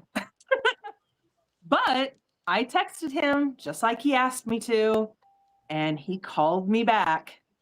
And it was on a Saturday after our retrieval. We talked on the phone. He got to talk to my husband. And man, I tell you what, that guy, he sells it to you straight. It was, you are not fat. Stop saying that. You are not old. Stop saying that. He goes, you need to have faith. Believe in yourself. You have a beautiful embryo. Freeze it. Don't do the frozen transfer. Freeze it and get that fibroid taken out. I had a really big fibroid. It measured 11 centimeters when they took it out, and that was on May 19th. So I'm like in my 6th week of recovery. So on July 1st, I go in for my second post-op, and I'm expecting her to release me of all restrictions at that time. I don't feel any. I feel perfect. So I think I'm definitely good to go. But yeah, so he's gone. The fibroid is gone. I'm pretty much healed up. Now we just have to wait for the uterus to heal because it was an intramuscular fibroid. So it was a fondal fibroid inside of the muscle right on top of my uterus. So in order to remove it, she had to do what was called like a bikini line incision. So it's like it's below my belly button, but it's right at where my like underwear line would touch. So it's just I think it's like 8 inches or something. She opened that up, pulled my uterus out, slit the skin for the muscle to pull that uterus out, and then tied it all back up and put me back together, and everything else is fine. So everything else is fine, just puts me back in the same situation. Then why do I have, what's this unexplained infertility? If I don't have that polycystic ovarian syndrome, I don't have endometriosis, I have regular cycles, I'm not in menopause, then what? Like, why do I have infertility issues? What's going on? So the fibroid is gone. I have to wait 4 to 6 months, probably 6 months. My doctor wants me to wait the full 6 months for that uterine muscle to really, really mend back together before we pursue pregnancy. So per Dr. Kiltz's orders, and he did, he took care of it. I told him, I said, well, I'll call the clinic and tell them that we'll freeze the embryo instead of doing a fresh transfer. And he's like, no, I'll talk to them. I got it taken care of. I'm thinking, oh my gosh, this guy is really going above and beyond for me. But he did, he took care of it. They called me on Monday and we went ahead and froze our embryo. We got a little picture and our embryo is doing very, very well. Usually on day 3, they'll give you like a measurement, like a number. So it's They'll a fertilized say egg. It's a fertilized egg. They combined Yes. your egg and your husband's. in Josh's sperm. Mm-hmm. So Yep. Oh, so Yep. that already happened. Oh, okay. That already happened. Yeah. Yep. They pick, we did not do a gender. We didn't decide to pick our gender. We're just kind of letting it happen.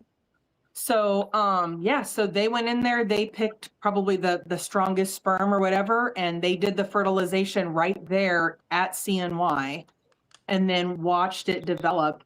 And usually by day 3, you can count the cells. You know, is it an 8 cell? Is it a 6 cell? And then they'll grade it. I think it's like a A, B, C, or D, or 1, 2, 3, and 4. The grading is just like how nicely does the cell structure look? Is it kind of rigid or is it smooth? They'll give you like this grading, right? Now, of course, that's all subjective to whoever's grading it. You know, I could look at it and grade it I don't know, an A or a 1, but then Jen could look at it and grade it a 2. You know, so it's just, it just depends on who's really looking at it. But so it was doing very, very well. In fact, it did not have a number of cells to count. It was dividing and multiplying so quickly that they considered it a compacted marula. So it was already like moving into day 4 phase of its growth, which gave us all the red lights that it's very, very healthy. And Dr. Kiltz also eased my mind, well, Josh's mind, because Josh was like, if we freeze it and then we thaw it and it dies, like he was not going to be happy about that. And Dr. Kiltz said, here's the deal. If you thaw it and it dies, it was going to die anyway. So that was helpful to have Dr. Kiltz actually say that to Josh. So we moved forward with freezing it, and now I'm in my recovery phase, and come December, I'll have part 2 of my story, and hopefully all goes well with that. So I want to read that's my something story. that David's been putting in the chat because I think it's special. I was just going to read that, Barb. Good. Okay. David, fly tying junkie, says, let me remind you, it only takes one. Desiree, speak faith, preach healing, and trust God. We were not supposed to have kids. My spouse suffered from endometriosis, and it was an uphill battle. We went through the steps you went through. God spoke to us. I laid my hands and prayed over my wife for complete healing. The Lord heard our prayers and the desires of our hearts. She was pregnant within a month. Sometimes we try to do all these steps that the world may give you when the answer is right in front of you this whole time. I speak peace over you and your husband and ask that God would show you and guide you in steps towards what he has for you and your husband. Thank you for sharing your heart with us. Oh, thank you. That's so kind. That's so kind. Everybody in this community has been just generous with their words, their support. You guys are all so just uplifting, and I really enjoy being a part of this. And I have to admit, once we got our embryo, it was that woohoo moment. And we went out and celebrated, you know, with ice cream and pizza and whatever. And so I'm struggling to kind of get back on track. There's one part of your story you have to explain because I had to go research it so I understood it. Tell everybody what the secret is. Yes. So The Secret by Rhonda Byrne, which I really I have it on DVD. I need to pull it out and kind of play it again and have those moments where I can like remind myself, oh yeah, I forgot about that part. But it really is thoughts become things. That's kind of the main premise of it. And it's called the law of attraction. So attracting into your life what you want. If you think it can become, you know. There are things that, and a lot of people don't know this about me, and I'll just go ahead and share it. There are things that happen in life that we don't expect, and we certainly didn't will it. So let me give this example. My brother passed away when I was 21. He was 18. He died in an auto accident. At that time when that happened, him and I were like best of friends, and we had our whole future figured out. We were gonna be ranchers. We were gonna have a cow-calf herd. He was going to manage it. I was going to go to vet school. Like it was a whole, that was my life. I grew up on a farm. My brother and I were going to build this ranch together. Like that was going to be our life. We were going to get married. We were going to raise our kids there. Not me and him. I'm not marrying my brother. I'm not Omar. But anyway, but we were going to build a homestead and where our children could play with each other and go to 4-H and do FFA and do all those things. And that entire dream, that entire future was, the way I said it, ripped away from me. And I became the victim.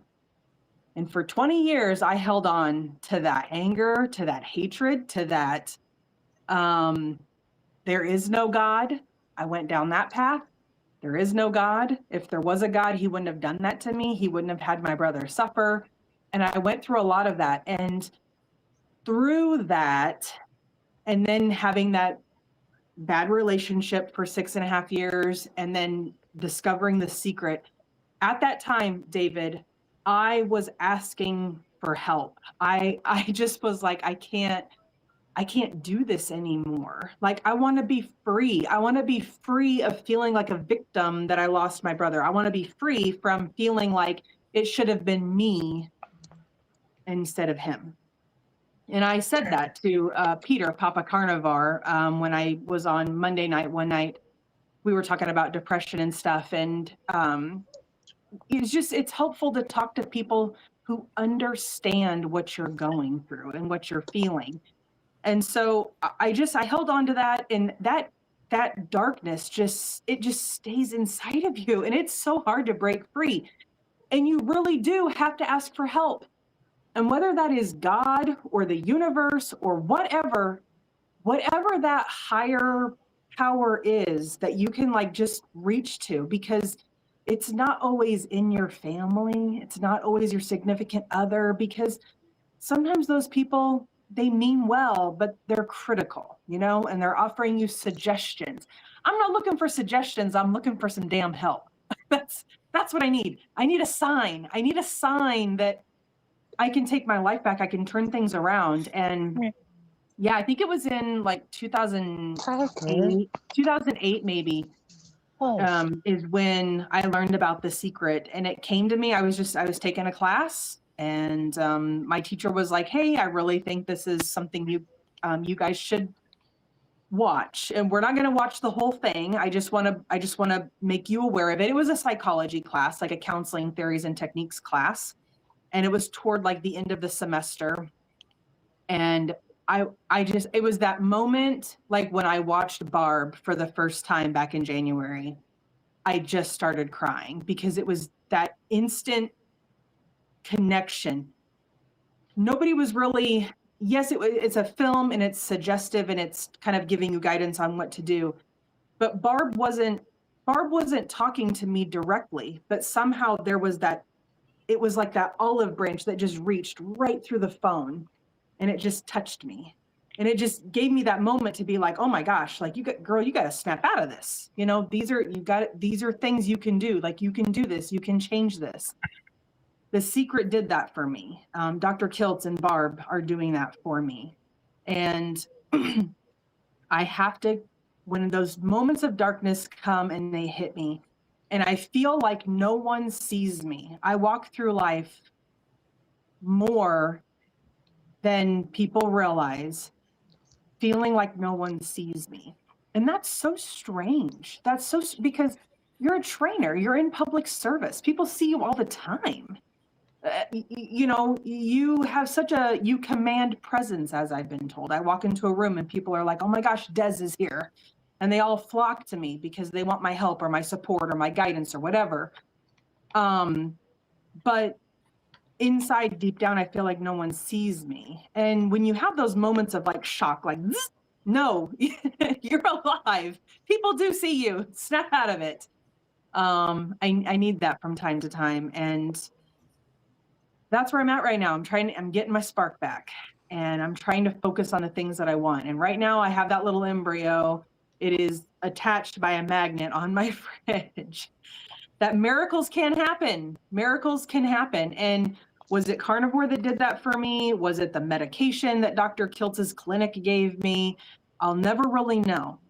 But hearing the stories, what the carnivore diet has done for so many people, that hope, that spark, that jolt that they need, listening to Peter, it's there's something very magical about this community. And if you have any doubt at all about where your life is going or what you're really supposed to be doing, what your purpose is, join a community of people that think like you, that have the same aspirations of you. They're going in the same direction of you. We're all moving forward. That's what my channel is about. Faith, fuel, and footsteps. Faith, believing in yourself, also believing in a higher power, whatever that may be. You choose you, I choose me. Fuel, putting into your body the things that give you the energy and the fuel that you need to feel good every day to keep moving forward. And those are the footsteps. So that's where my channel comes from. Don't know what it'll ever really develop into, especially if I start going back to work, which my husband says is not going to happen. But let me tell you something else. Talking about the secret. So you guys are not going to believe this. Okay, so when I took my job at Geographic Solutions, I really felt like, okay, this is the job. I'm going to go. Like, this is going to be amazing. I'm going to get raises. I'm going to be known nationwide. That was my dream. I'm going to be known nationwide. And I really could have, because I was training these unemployment systems to all of these different states. I'm going to touch every single state, right? So that was my thought. And there was so much growth that I was on the path that I set the mark really, really high. But I went to The Secret online. I don't know if it's thesecret.com or what it is, but I printed out this check and I wrote a check to myself for $100,000 because I thought maybe someday I could do it. I could make $100,000 in an annual salary because I was going to be that big. It was just going to blow up, right? Well, that dream went by the wayside. And that's okay because I'm doing something different now with my life. But my husband, since I have quit my job in 6 months, my husband has received not one raise, but 2, and a $5,000 bonus for passing one of his tests. And he is now officially making more than $100,000 a year. Oh, that's awesome. Perfect. Not that everybody needs to know how much we make. It's Nebraska, so don't get all excited here. But here's the thing: your dream was $100,000. Yes. God didn't say necessarily that it's going to be you that makes $100,000. He just decided to do it in a roundabout way and say, "Okay, there you go." Yep. This reminds me of a dream that I had once over money. I actually had a dream and it was, we were in Vegas and I'm at the hotel and I had a dream of, I won $4,000, 4,000. That's what it said, 4,000. It had something to do with Egypt and black cats. And so the next day I hunted for that slot machine. It's going to give me $4,000. I'm going to win. So I go and I find a machine. It's some sort of Egyptian machine. It's got black cats all over it. This is the machine. Guess what? First pull. I see 4,000 pennies. Oh, well. $40. Yes, $40. But you know what? The dream came true. That's it. That's right. It did. And I will say, since we, this is a story for a whole nother time, but I never ever thought that I would have children. And I wrote that off. When I turned 30, I was like, I'm gonna make some money and I'm gonna travel and I'm gonna be single and I'm gonna be all good looking and do my own thing. Like, that was my plan when I was 30. Obviously that has changed. So, once again, plans change, never settle on something. Oh my gosh. Oh, so since we've started this whole like fertility journey, I do think at first I had programmed myself into believing I was never going to have children. And so I think, because we've been together for more than 10 years, not even an oopsie moment, like, really? Because we kind of felt like, oh, if it happens, whatever, But Josh had always said, I would rather be married to have children, But it never, ever happened. And then we get married and then we purposely try, tracking my BBT, doing all the stuff. And it still never worked. So I think it took me a while to kind of like make the law of attraction start to work. And only twice, have I had dreams of having having a child, like in or around me. And another story, if you guys are all into stories tonight, I'm going to put everybody to sleep. Well, actually, I was gonna Always say, I let gotta me go. bounce out because I need yes. to We're get to always sleep. into stories. I'm sorry, y'all. I gotta go. Yeah, I'm going to, bedtime. Jen. But Uh-oh. Getting late. Yeah, my I'm gonna take off as well. My aunt's picking me up at 8 o'clock in the morning, so I've got to Ooh. get up by. Yeah, I'm going to get a car possibly on Sunday, but That's I've got to get great. out of here because if I want to eat breakfast, that means I've got to get up by no later than 7. So Well, I've been getting up but around I'll 5:30 pretty put fire steady. hydrant in the chat, and you subscribe to me, and but I'll I subscribe will to you. finish How about watching that? this. I will finish watching this at some. I always do it in the sometime morning Sunday. when I Yeah, but wake because up. the And time I'm leaving, that's not going to be yeah, I possible. know. So I will Jerry probably dropped catch it on Monday. Jerry dropped Jess's channel.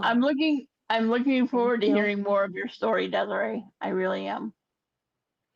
The best part, though, as soon as her uterus heals, they're gonna She's gonna be a mommy. I know. Yeah. Hopefully. yeah, hopefully. It's only one egg. Usually they try to transfer how many? Quite a Well, few. It seems like they've scaled back on that. I want to say maybe it's because of multiple births and the Yeah. risks and things like that. And of course, with me being older, which I totally respect, I'm a mature or geriatric, as they call it nowadays, individual, wanting to achieve pregnancy. But I get it that they wouldn't want to transfer multiples. Yeah. So I don't know what all the rules are on that. Thankfully, in my situation, I only have one to worry about, so I don't have to worry about any of that. But yes, I've already had people hitting me up like, well, what happens if you get like 8? What are you going to do with the other 7? You're not going to throw them away, right? Okay, look, people, let's cross that bridge when we get there. Okay. Right. So, but I only have one. So that's all I really have to worry about. But, the last little thing, and this will take me like 1 minute. The last little thing I was going to tell you is my husband's mother passed away a couple years ago. And a couple days before she passed away, we had gone to see her. And I was talking with her privately, just me. And she asked me who the little boy was that was with me. Oh, very And good. I thought, Oh, I didn't really know what to say because I know she had cancer, so she wasn't maybe in her right mind. But she saw this little boy, and I just assumed it was Everett, my nephew. I kind of just wrote it off as that. But I've never ever been able to let that go. I wonder if it just was maybe a sign. So I just keep Absolutely. thinking about it. Just keep thinking about it it. could very well be. Yep. Could be. Well, thanks for letting me ramble on for so long. See, Yeah. I can do this recording by myself and then I don't know what to say. But then when there's an audience, I'm like, yep, and I never shut up. You have to learn that your camera is your audience. Just think of it that way. Yeah. I did way better talking last night when I got home and did my little thing at the end.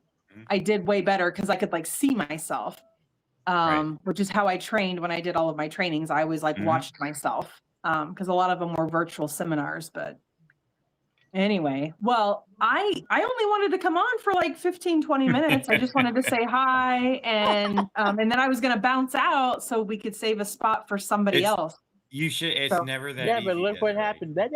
It's never that easy. You Never get I away love you, is. Jabber Des. you get a way of coming in here and staying, you know, and then That's then why when you I'm leave, Jibber Jabber. you go back out to the chat. You know? Yeah. That's it. It's some mojo that Grandma has on us. It's that magnetic pull. It is. Kind of There pulls you you go. in. Yes. That's it. Mhm. Yes. All right. Well, I I'm gonna think- go get some shut eye. Good night, Good John. night, Appreciate y'all. John. Good night, All right. John. I'll see Sweet y'all Sweet later. dreams. Take care, everybody. Bye. Bye, John. Good Bye-bye. night, you too, Sunshine. I think since I've been, there is a magnetic pull with Grandma because since I've been in the group, I think I've only missed one night.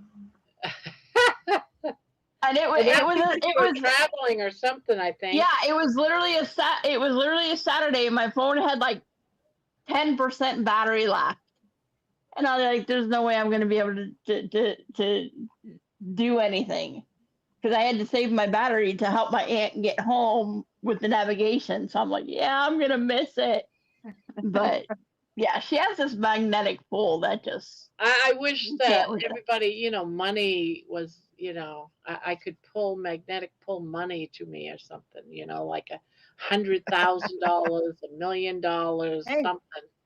Print off there's a check. It's on the secret website. Just print it off, write out whatever it is that you want. It didn't work for me, but it's working for my hubby apparently. So whatever. Yeah. What's I just his You know what, is and the yours, Bible- right? the Bible- What his is yours. yeah, and the Bible sees you as one. So what happened? Your dream became his. yeah. God fulfilled your dream in him.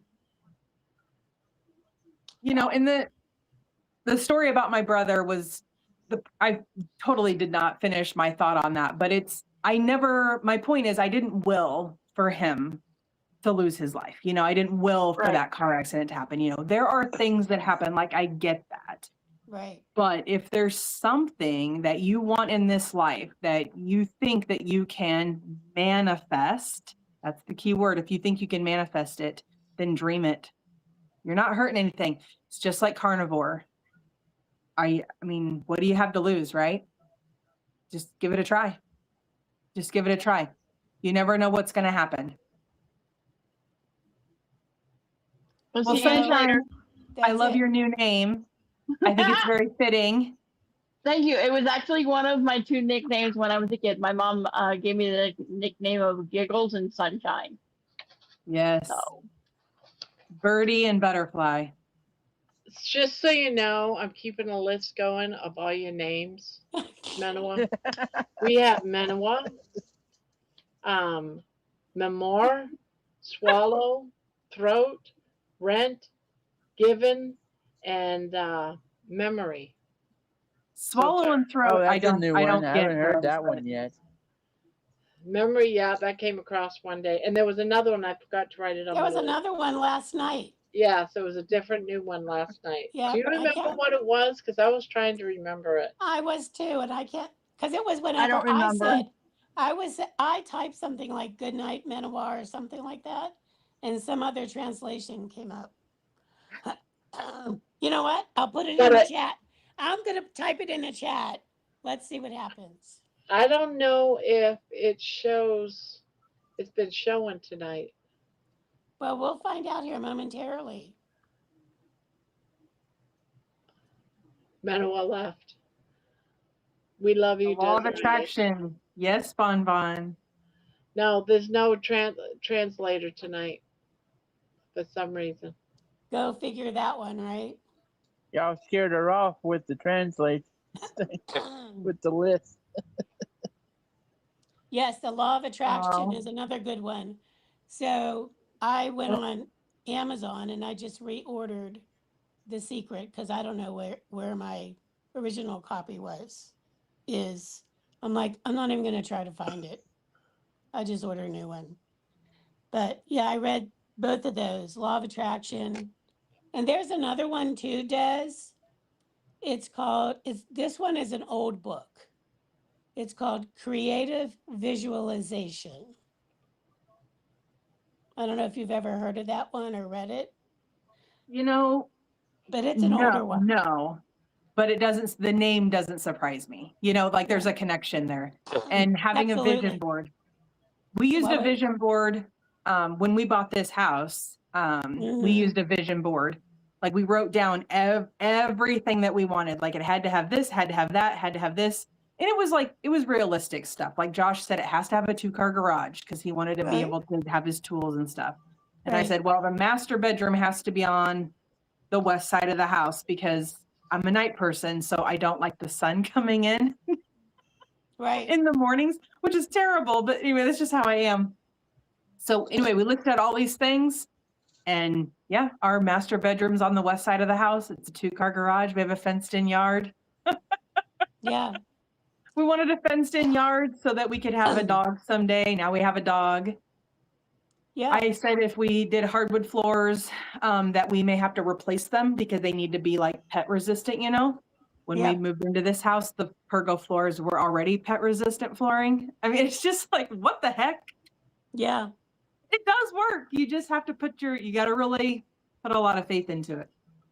You do. And, you know, it really is a leap of faith to even do that, you know? So, excuse me. All right. Well, I'm Good out. night, Jen. All right, night, Night, Jen. Debbie. Sweet dreams. Des, I'm gonna put fire hydrant in the chat, and you just subscribe to me, okay? I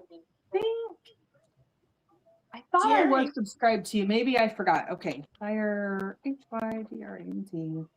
I just brought up the chat on my computer. So now I can go through and read all of the things that people were saying because I don't want to stuff just moves so quickly. I don't actually get to see it. Yeah. And Jerry did post your channel, Des. Yes, I heard you say that. Thank you, Jerry. And if you're still listening, also Jerry, my video was way too long yesterday. So if you didn't listen to it, I totally get it. I didn't plan on it being like over an hour long, but I wanted to just give you a quick shout out and say thank you so much for dedicating your time to us that Saturday. It was a couple Saturdays ago to do the sardine. Are you subscribed to cookout. Juliet's? Juliet just posted her site. She has she's got a website for women, you know, and health. Let me make sure. Yes. Wait. Yes, I'm subscribed. So for anybody else that isn't, I recommend. But yeah, so I ate sardines the last couple of days. I didn't know if I could do it, but I was like, Jerry's doing it. Grandma did it. But I'm going to be honest with you. The little spine I pulled out, I was like, I can't. I got a thing with bones. So I pulled these little, boneless. Ooh, I set them off to the side and then I fed them to my cat. So she was all about it. But that was the whole thing with the sardines. The first night I opened them up, I had, let's see, I had 12 paws waiting. I'm sure you did. All right, you guys. I was getting flanked by cats and a dog drooling on the floor. So did it do anything for you? The sardines? Yeah. You know, they weren't as bad as I thought. I was like, oh, I don't know. I do love tuna. I love tuna. So I did mix it with like some tuna because I just was scared. I was scared of how it was going to taste, but I did okay. I like tried to fry them up and let's see. Yeah, I think I fried them the first night. And I agree, crispier is better. And then the second night, I fried them again, but this time I just made it into like a big cookie. I like thinned it out. Yeah, because that's right. Because the first night I did them in like hamburger patties. They were kind of like fluffy. And then I was able to like flip them, and that worked out really well. The second time I flattened it out kind of like a pancake because I wanted it to be crisp. I wanted to get really crispy like how Jerry had done it. I just don't have those, what's it called? The chaffle maker. I was like, I thought because of her accent, she wasn't saying waffle maker. Oh, It turns out a chaffle maker is a real thing. Yeah. Anyway. yeah, yeah.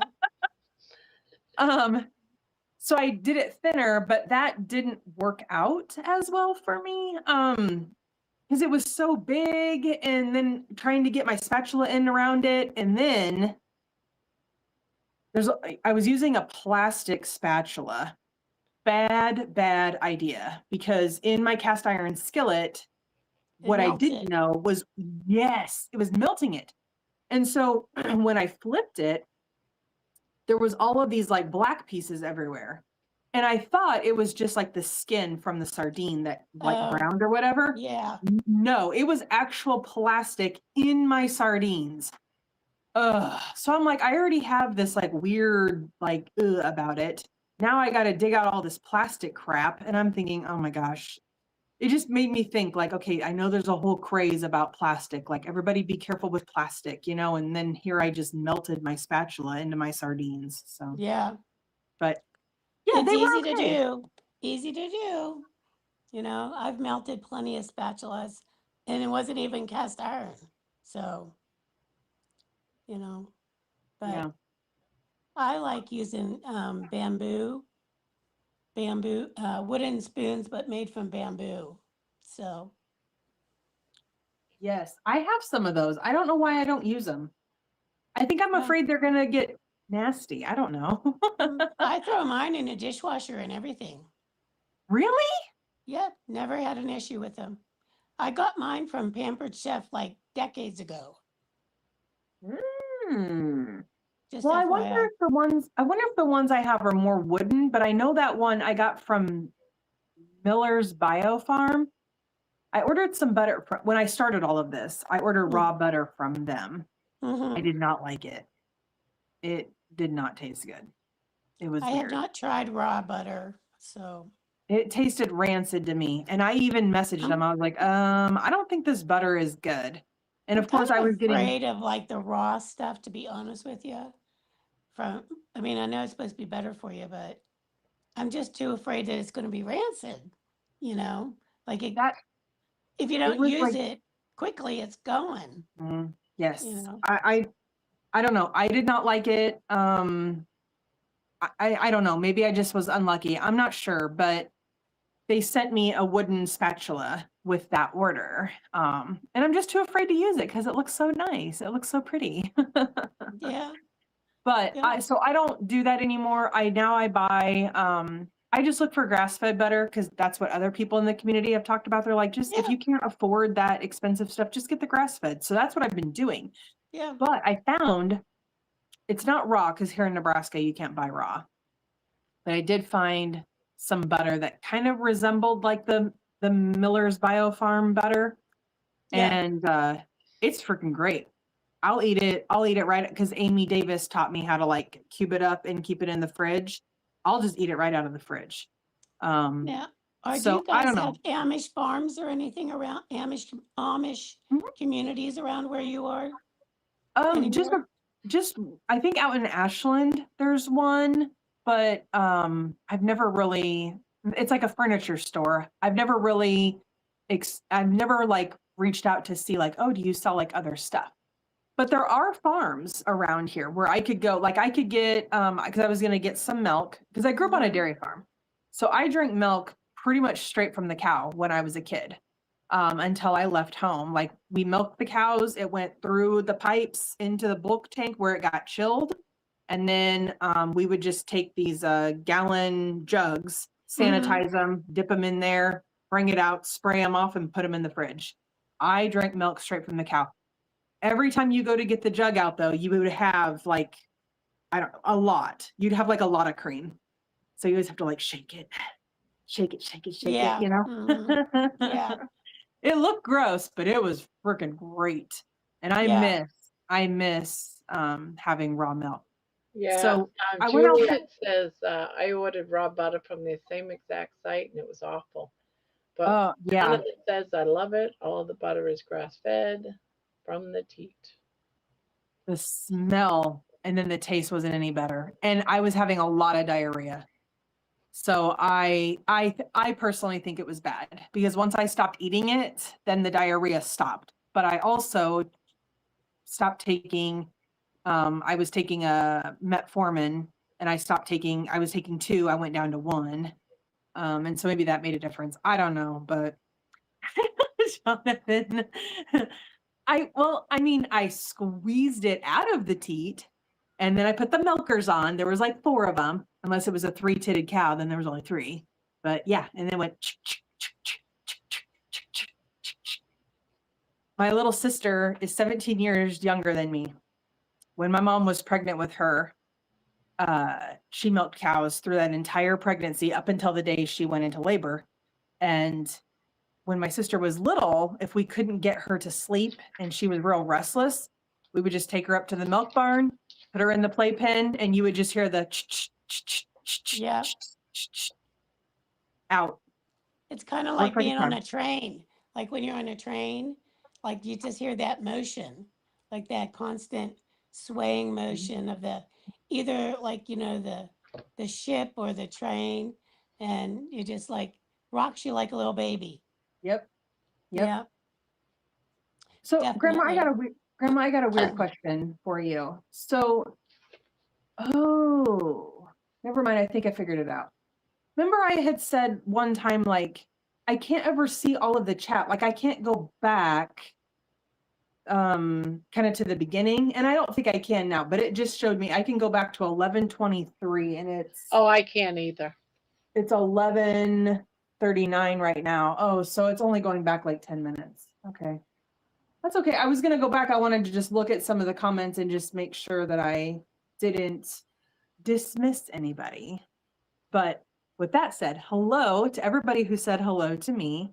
And thank you, everyone, for your kind comments and your thoughts and your prayers. I really appreciate it. David, Yeah, I'm only Jonathan. going to be on for about another hour. That's it. A 3-titty cow is a troublesome situation, but when they only have 2, it's time for them to go. What did you say, Barb? He was asking me how long you going to be up. I could put on a pot of coffee. So I said, no, only about another hour. Who was that? David. Oh, David. Oh.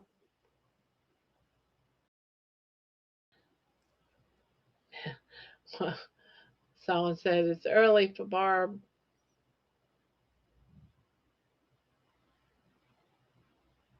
Well, that would probably put you like around 1:30 or so anyway. So Yeah. That's why I said about another hour. yeah, exactly. Definitely. Well, I have nothing else going on and my husband's away, so I could stay up all night.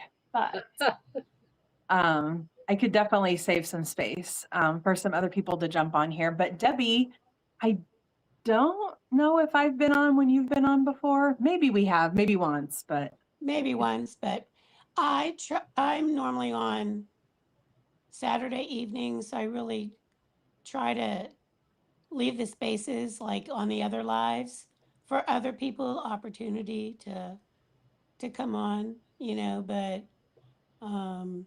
tonight I was sitting here making cards and I thought, well, I'm just going to sit here and pop on and while I was making my cards. So Yeah. And it's, we got 6 spots and only 3 people. So yeah, but I figure, there's good night, Brian. plenty Thank of you for other being here. opportunities for people to come on, And Bryce in here. Good We night, make butter Brian. from raw milk from the Sisters Dairy Farm, and it never tasted off. yeah, I know what off milk tastes like. Because milk, I don't know. I think a week is pushing it, if I remember correctly as a kid. But we went through a gallon a night, so it never really sat in the fridge that long. But yeah, that butter, I don't know.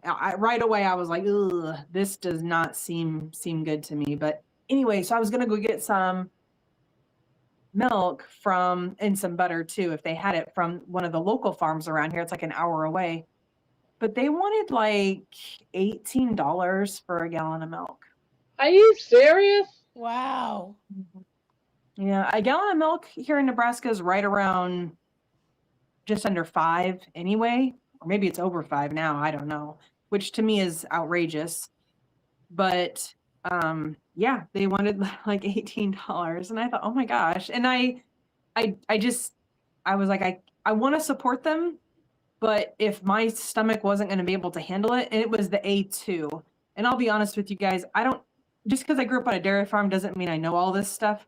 But the A2 versus A1 or something, I've never heard of those terms before. I don't know. But apparently the A2 is like easier on your stomach. So I wanted to try it, but I thought if I get sick, then I don't know, it wasn't worth it. When Nope. I was out in Sugar Creek, Ohio, it's a big Amish community. And I heard somebody talking about, them buying milk, A1, A2. I don't understand it either. Mm. You know, I'm trying to look it up. Yeah, as a kid, I had all sorts of issues. Really bad acne. What is the difference between A1 and A2 milk? I had really bad acne, dandruff, gut issues. As a kid, it's saying that A1 and A2 are two types of beta-casein proteins found in cow's milk. The main difference is that A1 milk releases a peptide called BCM-7 during digestion, which can cause bloating and gut discomfort in some people. A2 lacks this protein and is often easier to digest. so I wonder if Holsteins, because that's what we had, registered Holsteins, and we sold grade A milk. So I'm wondering if that was maybe a little bit harder on my stomach, because as a kid, I had diarrhea a lot. Like a lot. And nobody could ever figure out what was wrong with me. It wasn't until when my brother passed away, I got really, really sick.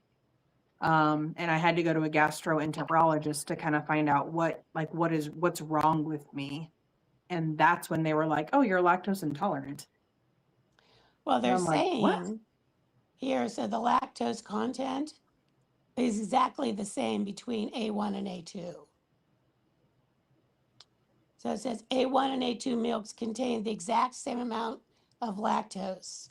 If you are strictly lactose intolerant, neither milk will solve the problem unless the A2 milk is also labeled lactose free.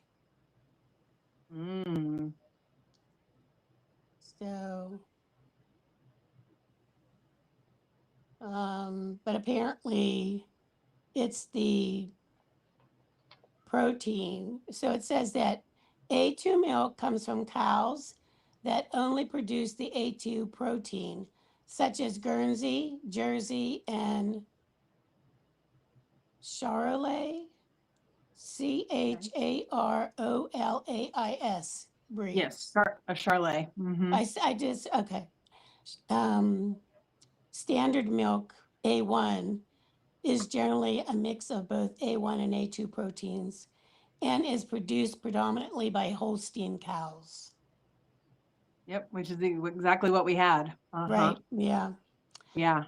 So that's probably where the problems, your gut issue problems, Yep. As a kid, I was sick all the time and had the worst bad breath. We'd get ready to go to school and my mom would be like, "Did you brush your teeth?" Yeah, I just came from there. It's like the last thing I do because you always get mad at me because I have bad breath. I don't know how to fix it. But I do remember the older I got, man, I did not dare eat anything for breakfast. And I even learned like if I would go places and eat something, on the way home, don't drink anything. Not even water. Just don't put anything in your stomach, because you have to make it home, and then you'll have your disaster pants, as Jerry Right. says. Right. Yeah. So, yeah, I've dealt with digestive issues pretty much my entire life, up until now, doing carnivore, and I'm not even 100% carnivore. I'm like 75% carnivore. I don't have near the issues. I'm that sending I the do. carnivore police your way. Uh-oh. Yeah, tell them I live in Omaha. Lead them astray. But yeah, our Holstein cows, in Nebraska, it was a prominent breed to have, very well recognized. My mom showed cows when she was in 4-H and FFA, and then of course I took that over growing up.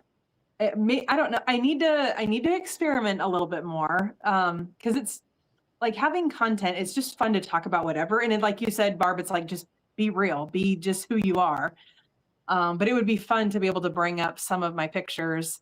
I have them when my grandpa passed away. We did like a that's picture cute, video Barb. thing. Doesn't have the wings yet. What Yeah. is that? What was that? Like A I need to bee. bring a bee. Hey, Little buzz. Buzz the bee. I got mommy and daddy. Daddy Oh, and I can mommy. see now. Mother I'm and looking. child. I put the I'm eyes looking in the at my wrong laptop. place here. That's okay.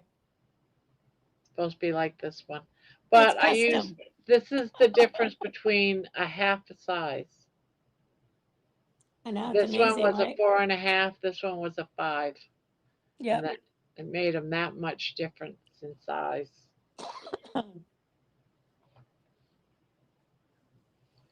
Yeah. I hear ya. That's what happened with my animal squares. Just one, half Yeah. size difference. That's all that was, half size difference. Threw it all off. So definitely. Man, So listening to I you finished guys. making, I made 10 cards tonight. So It's cool, Barb. I got sucked in watching you crochet. Now I'm working on my blanket. I got sucked in watching. Oh, says it again. Now I'm working on. He said it twice. Hey, I'm in Nebraska too. Go Big Red, Debbie. Another Debbie. Oh. it's a So popular see, name. okay, so now there's 3 of us that are in Nebraska, just like in this little groupie chat thing. But there are 2 other people, and maybe they're the same people, I don't know, through the Kilt's Mighty Tribe that live in Omaha. So, because I was like, man, I want to do like a meetup. Not like it has to be anything super expensive. I was just like, just go to a park somewhere. But it'd be fun to just meet people. Or even just find and a have barbecue restaurant or something like that, Mhm, mhm. I'm Talking always wanting. babies, Des. My mom had fibroids. Doctors wanted her to have full hysterectomy at age 25. She refused. They reluctantly cauterized them instead and said she still would not have kids. She had 3. I was told I couldn't Wow. have kids and I had 4. Oh my God. Yeah. Hey, there's Diana Haas. Not the Haas that was in the Big Mac truck that met Jerry on the road this morning. Different Haas. Different house. I watched that. Um, Wings. Gotta do the wings next. So Debbie, what are these cards that you're talking about? Are you just handwrite out like a little message or something, or are you making them like craft wise? Because Yeah, I'll show them to you. 1 second. Okay. I have a Cricut. I don't really know how to use it. I want to learn. Gemini helped me with one project, but I'm like, I want to make cards. I Like don't have a greeting Cricut. cards.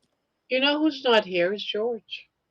No, I noticed that. He might be sleeping in. It's Saturday for Yeah, it him. is Saturday morning for him. I there's so many different ways to make cards, Des. Uh-huh. I don't have a Cricut, but I was just using up some stuff that I had, like some ephemera with some paper. So I made I gotta that. look at my other screen here so Yep. I can see it so it's bigger. Yep. That is so cute. So that's one. Now, how you find it now? Oh, What? you cut what you took a white piece of paper, So the this, card paper, yeah, that's and just then you just glued a half of yeah. half the red. I cut down, you know, and then this stuff here. This is just all ephemera that I had gotten in little packs. Yeah, I get up too. So, but I wasn't you know sure what? if you got the big book. I Yeah. usually pick them up on clearance. Here's this one. Yeah, I was just quick. I was trying to make some quick and easy cards, you know, just Yeah, just to send. So there's Oh this my one. gosh. that was pretty too. Now, do you make your envelopes or do you buy them? No, I buy the card blanks and I buy the envelopes. Oh, okay, okay. Yeah, you can make them, but you know, I normally do about 500 cards a year.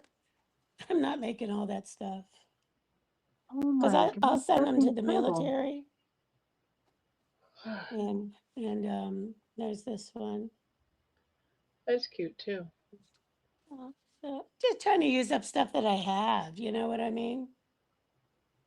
So I've That got is so many card adorable. books. and but My that one. neighbor Carol is from Omaha, Nebraska. Oh, there you go. And Lisa says, that is so cute, Debbie. That one. Diana, she laughed. Well, she said, okay, night, everyone, but she's still talking. So that's what I made tonight. Those So are nice. That's Let me so see that cute. last one. the last one. I missed it because I was looking at the chat. This one. Oh, yeah, I seen that one. You Okay. saw that one. Did you? Was it this one? Oh, yep, that's one I missed. Okay. Oh, I like that one too. Yeah, they're just fun. You know, just something fun. Just you know. Barb, I sent you an email. Oh, did you? Yeah. Anyway, yeah, but I'll do like where I do inks and stuff like that, and you know, Mhm. I do all different kinds, but I wanted to do something very quick and easy, and I had Mhm. this stuff available, so I'm like, they make for quick cards, but they still look cute, you know. So cute. But I never I got it. I never I bought a Cricut years ago, and the one cartridge that I bought, it never worked. So I took it all back, and I was like, I don't need this. And you know, I never got into it. But a lot of people, I mean, you can do amazing things with it, and they have so many different kinds of Cricuts now. I'm like, it's crazy. yeah. It's like you don't know which one to buy. And That's exactly it. I want to be crafty. I want to like do stuff, but in my I don't know how to explain it, but like I have a tough time creating a design. So like what John does and those cards, like I would be stumped. Like I wouldn't really know how to get started or how to put it together. But if you let's say you gave me your cards and said, okay, here, I want you to make 50 of these, I'd be like, okay. And then I can copy it. I Yeah. just can't like think of the idea myself. So I've got this Cricut and I did use it to make a Scrabble wall in Okay. my living room. And I used Gemini. Gemini walked me through every single step. It was like, okay, do this, now do this, now Yeah. do that. And I'm like, oh my gosh, it helped me pick out like the color of vinyl that I needed. Had it not been for Gemini, I would have probably never been able to do that on my own. But I have my grandma's sewing machine, and I keep wanting to use it. I just want to, I don't know. I just want to be crafty, but I don't know where to start. So But I you know what? just You gotta start with something little. But I'm guilty of using this grand project and diving right in. You know, going out and getting all the stuff and get totally inundated, you know? So you just, yeah. I just say jump in, whatever that is, you know? Is Just there need to something do in it. particular that you like to do? Well, I think You, that I would enjoy like doing some crafts, maybe like learning how to sew. My grandma, listening to the both of you is just, it's so crazy because my grandma crocheted my whole life. Like that's all Yeah. she did all day long. She drank her Diet Pepsi and she crocheted. There was yarn everywhere. Yes. Yes. And she was always shopping for yarn. And I'm like, Grandma, look at all of the yarn you have. And she's like, those aren't the right colors. That's Yeah. exactly it. But I'm like, Exactly. but Exactly. so listening to you guys, I'm just like, oh my gosh, this is like just reliving like some of my childhood. It's so fun. And now I have Yeah. her sewing machine. And See? Yeah. You know, yeah. you can But I want do, to do tea towels. there Like you go. My great grandmother, I have her old tea towels, which have kind of gotten ruined, so they're not really in great shape anymore. But she did is it embroidery or whatever, right? Is that what that's called? Yeah. Where you Well, put a little design in the corner or something. there's She would say different like things. Yeah. Monday or Tuesday, and there'd be a Mhm. little lady with a basket, you know, it was so Yeah. cute. Yeah. So I'm Now, like, I would like to do some tea towels. you can take a tea towel. My one friend, she goes like to the dollar store and she'll buy a decorative tea towel.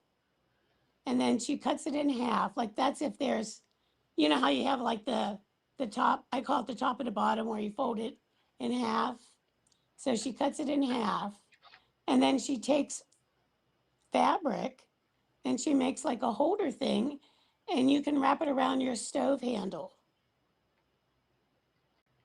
Yep. You know, they're just cute, you know, Yep. and you can throw them in a wash. So, And I could do stuff for the carnivore community that maybe thanks, Barb. caters a little bit to the fertility ladies.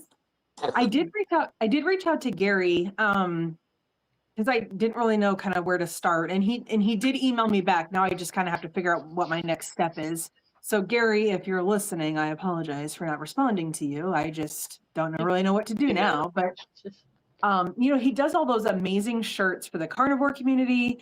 And initially I wanted to buy like a KMT shirt so that when I'm doing if I become a coach, well, I think I'm a coach, I don't know. But if I ever have a session with somebody, I'd like to like wear the brand, but they don't sell shirts my size. Ooh. And I'm not going to spend money on a shirt that's going to be tight. Now, granted, maybe I'll lose some weight. I'm hoping to maybe lose some weight, but I just don't want to buy something that doesn't look good on me. And so I asked Alia if the marketing team, like if there's like logos or anything that I could maybe use to kind of do my own. Another idea that I'd like to do is I'd like to take a t-shirt and then you put like, let's say like this, it says like America. So you have this shirt, but then I would like to take like yarn or whatever, or not string, Embroidery. thread. Embroidery. Yes. Yes, and go around the A and go around the M, you know, and just make it like pop out, you know, kind of poofy. Oh, I've been watching videos on how to do that. I'm like, oh my God, I want to do that so bad. I would love to have something unique like that. I just didn't know for sure how Gary kind of did his thing and how he got that all started, but I don't have obviously I don't have anything to sell, but I'm not working right now. And my husband doesn't want me working, until after the baby comes. And even then, I don't know what he'll want me to do. Well, you know, Daycare's expensive, so there's sewing machines that you can buy that are specific for embroidering.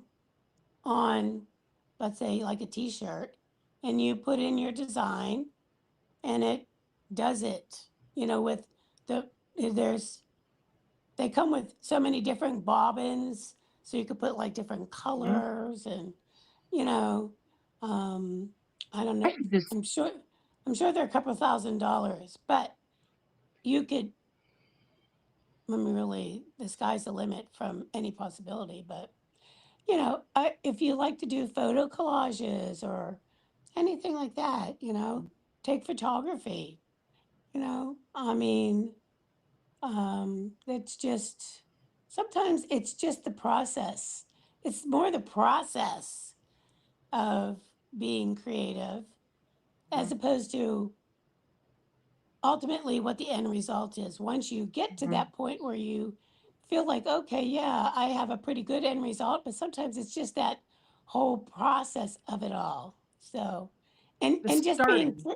just to start and just to be free, like just let your creativity flow, whatever that sort of means, So, Starting is very hard for me. I have a lot of ideas, but starting it is so hard. I'm just so apprehensive. I'm just so like, ooh, what if I can't do it? Or, lacking the confidence. But I think because 2 years ago or a year ago, I don't know, whatever. I got diagnosed with ADHD. mhm. And the more I've kind of looked into that, I'm thinking, oh my gosh, well, no wonder no wonder I struggle with certain things. But like, I Yeah. have a really tough time, committing to something. And then once I commit to it and I start it, then I can't finish it. It's so frustrating, but you should see how many unfinished projects I have in this house. Cause I got like right to the tail end. And then I'm like, I just don't finish it. I don't know. I just have like no desire to go back and finish it. So, ugh. Well, and that's a whole nother issue separate from that. But the and I'm tired, so my brain like went somewhere. I'm not sure where it went. Oh, I was gonna tell you something. Hey, Oh my gosh, I hear you. this is horrible. But I appreciate your Um, support. I think I do have kind of a snazzier sewing machine. It's just still it's not in a box. It's in like a rolling yeah, cabinet thing. So I don't know. you know what? I should just load it up and drive to your house, Debbie. Maybe we'll have a little, a crochet cookout. We could have all kinds of stuff. Yeah, exactly. So, well, I know what I wanted to tell you. It came back to me now. Thank you. When I used to teach scrapbooking classes, you know, making projects and stuff like that, a lot of the people are like, I want to make it exactly like yours. And they would get so frustrated when it wasn't exactly like my sample that I made. And I'm like, no, I said, that's not the point.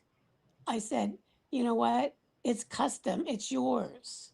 If it doesn't work out, stick an embellishment on it. You know, an embellishment covers a multitude of evils, you know? So, oh, I got this glue or this glitter here. Now it's all messed up and they're like throwing stuff away. I'm like, that stuff's expensive.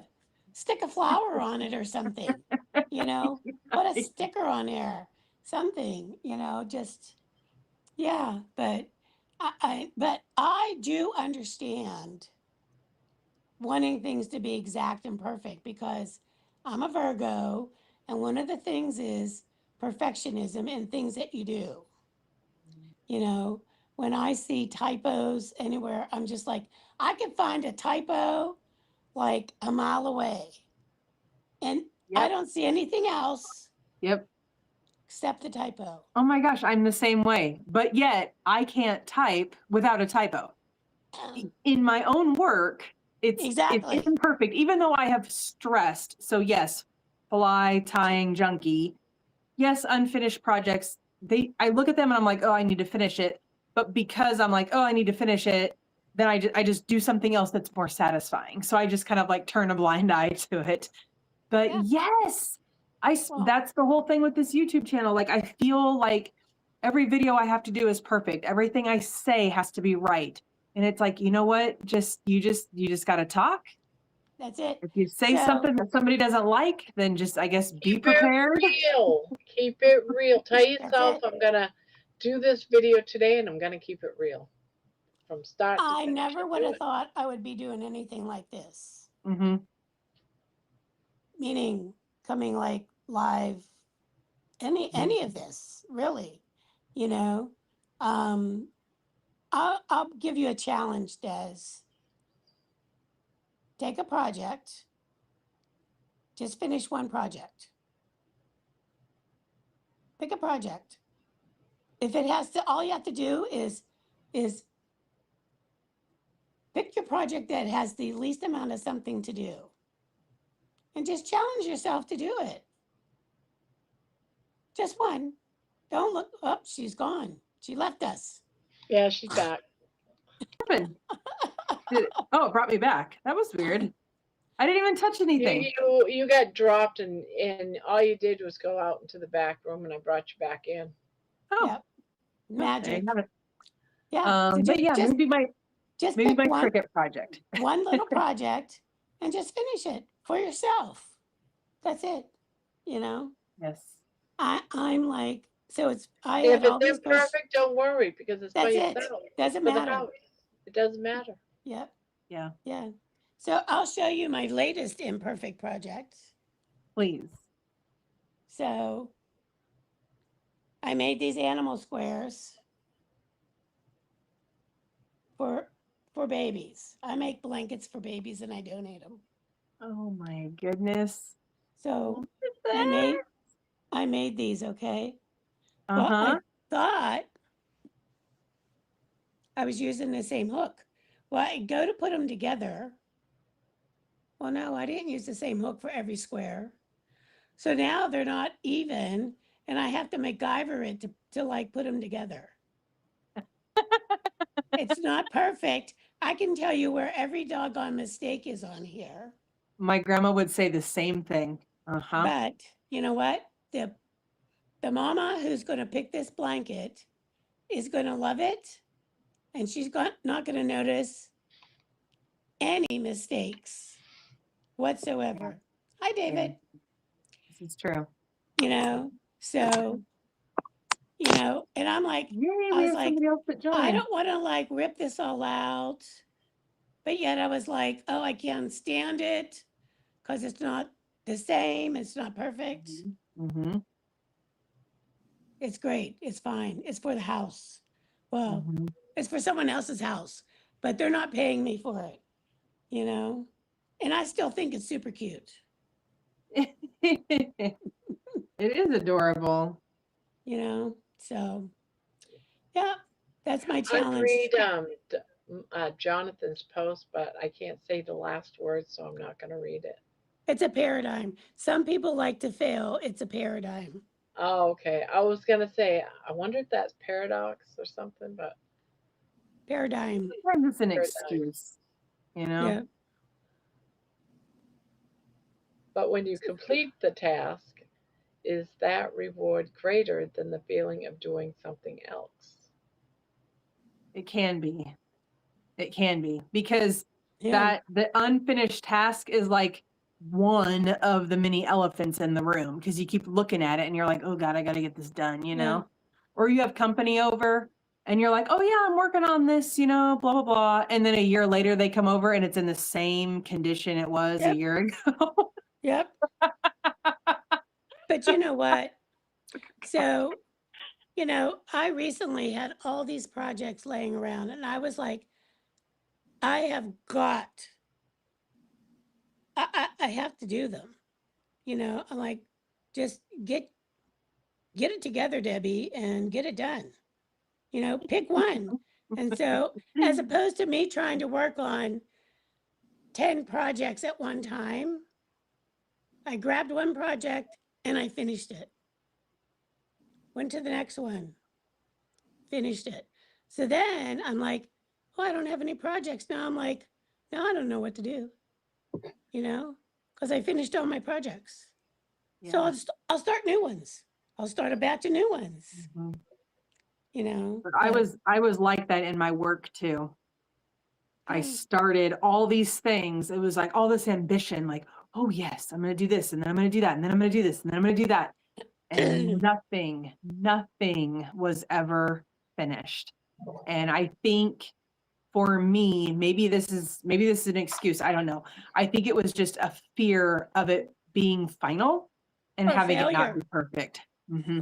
Fear of failure. So if I never finished it, then you know, it's like, oh, it was never finished, and then I couldn't look at it and find all the imperfections. But Yeah, you know, the thing is, it's when you are of a perfectionist nature, you have to try to find ways to, I don't want to say work around it, but to get through it. Because not everything needs to be 100% perfect.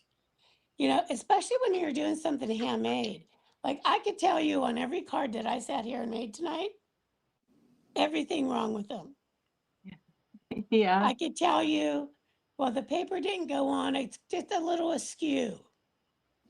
yep. And I'm like, before I used to rip the papers off, I would waste more paper and more cardstock, you know?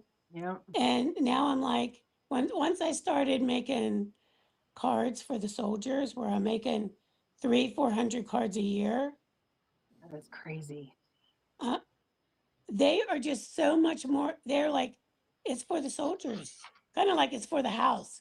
It's for the soldiers. Mm-hmm. They love them and they are so grateful. They don't even notice. My husband that- comes home and he's like, man, that looks so great. And I'm like, oh, you think so? And he's like, what don't you like about it? And I said, well, like this one square is like off by like a quarter of an inch, but Like a smidger. and he's like, what? And I'm like, I know. And he's like, oh my gosh. Well, He's that's like, what this I looks mean. great. And I'm like, I don't know, I'm sorry. Like, I just, that's all I see now, you know? Yeah. But yeah, and I let those little things just like drive me crazy. It's like, oh, just like, it's not that big of a deal. And maybe a little bit of it is from my childhood. I mean, I'm not putting blame or anything, but I grew up in a very critical type of an environment, you know? It was everything I did, it just wasn't ever quite good enough or just Gotcha. right, you know? So somebody always Yeah. had to come in behind me and fix it or finish it or do whatever. And so I would constantly strive to outdo that. So Right. as a young kid on a farm, I wanted to make sure that when I drove nails into a fence, that they were exactly where Grandpa would put them, so he didn't have to redo it, you know, or the first time that I got to milk cows all by myself, I milked all 100 of them all by myself, you know, and nobody had to come in and help me, you know, so I did always, it's like it was always a challenge to me, you know, to do that and to have that. But now, you know, it's like, I just kind of, I do stuff and then I'm like, oh man, that's off a little bit. And so I'm over analyzing everything, and hopefully I can overcome some of that because with my children, you know, I don't want them to be like, ugh, I don't want to go to mom because she's gonna like, you know, tell me how I did it wrong or how I could do it better. No, you I want to can't. offer them guidance. Yeah, Not, exactly. so. David. Yeah. Jonathan said you didn't respond to something. I think he might have asked you a question. Yeah, I looked, but I didn't see it. Maybe Jonathan can type it again. I've been just a yapping, so nobody else gets a chance to talk. But just find one little project, and just finish it. It'll give you just a sense of accomplishment. That's all. It will, and then I'll feel better. I should make myself do a video because I'm always like, oh, that's not a good video, and then I delete it. And then I do another video. I'm like, oh, that's not a good video, and then I delete that. And then days go by. I should just put on the recorder and be like, okay, this is what it is. This is what we're doing. I tell you, I see so many people that the channels, and it's just like sometimes they don't make any sense. But you know what? They're getting out there and doing it. You know, it's not about perfect and polished and everything like that. So, And I'm trying to go through some of these comments. Oh, here it is. how's your blanket coming, David? Oh, he said on his YouTube page, he's saying. Oh, that's looking good. Yeah, Coming in, yeah, looking pretty good there. all Just doing read. that, and I've been more focused on the ceiling. David, that's so pretty. I've been painting, so my Oh, wife's gonna get a surprise when she gets back. is she away? Yeah, she's in Atlanta right now. Oh, okay. That was part of her Mother's Day present. Her Oh, cousin okay. was in Atlanta, so she went for a little trip. Very nice. Well, that'll be a nice little surprise when she gets back. We won't talk about the paint that's hit the carpet. Mama needs new carpet too. So, but Well, that's why you do your painting first. yeah, it's a little bit chaotic. Hey, it is. It's all good. So, yeah, it all works out. So it does. Yeah, So it does. Yep.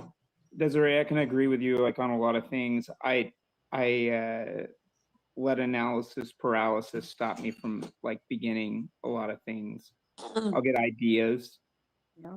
and then, hey man, that sounds like a great idea that could really benefit the company. And then lo and behold, I use Gemini a lot at work as well. And so I'll have these ideas that can really potentially change the way that we do things significantly. And then I start looking at, oh my God, I don't know anything about coding.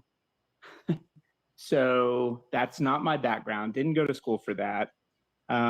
But I dabble in it a little bit. So then you take that to the management team and they think you're just like, oh my God, look what he can do. Look at this.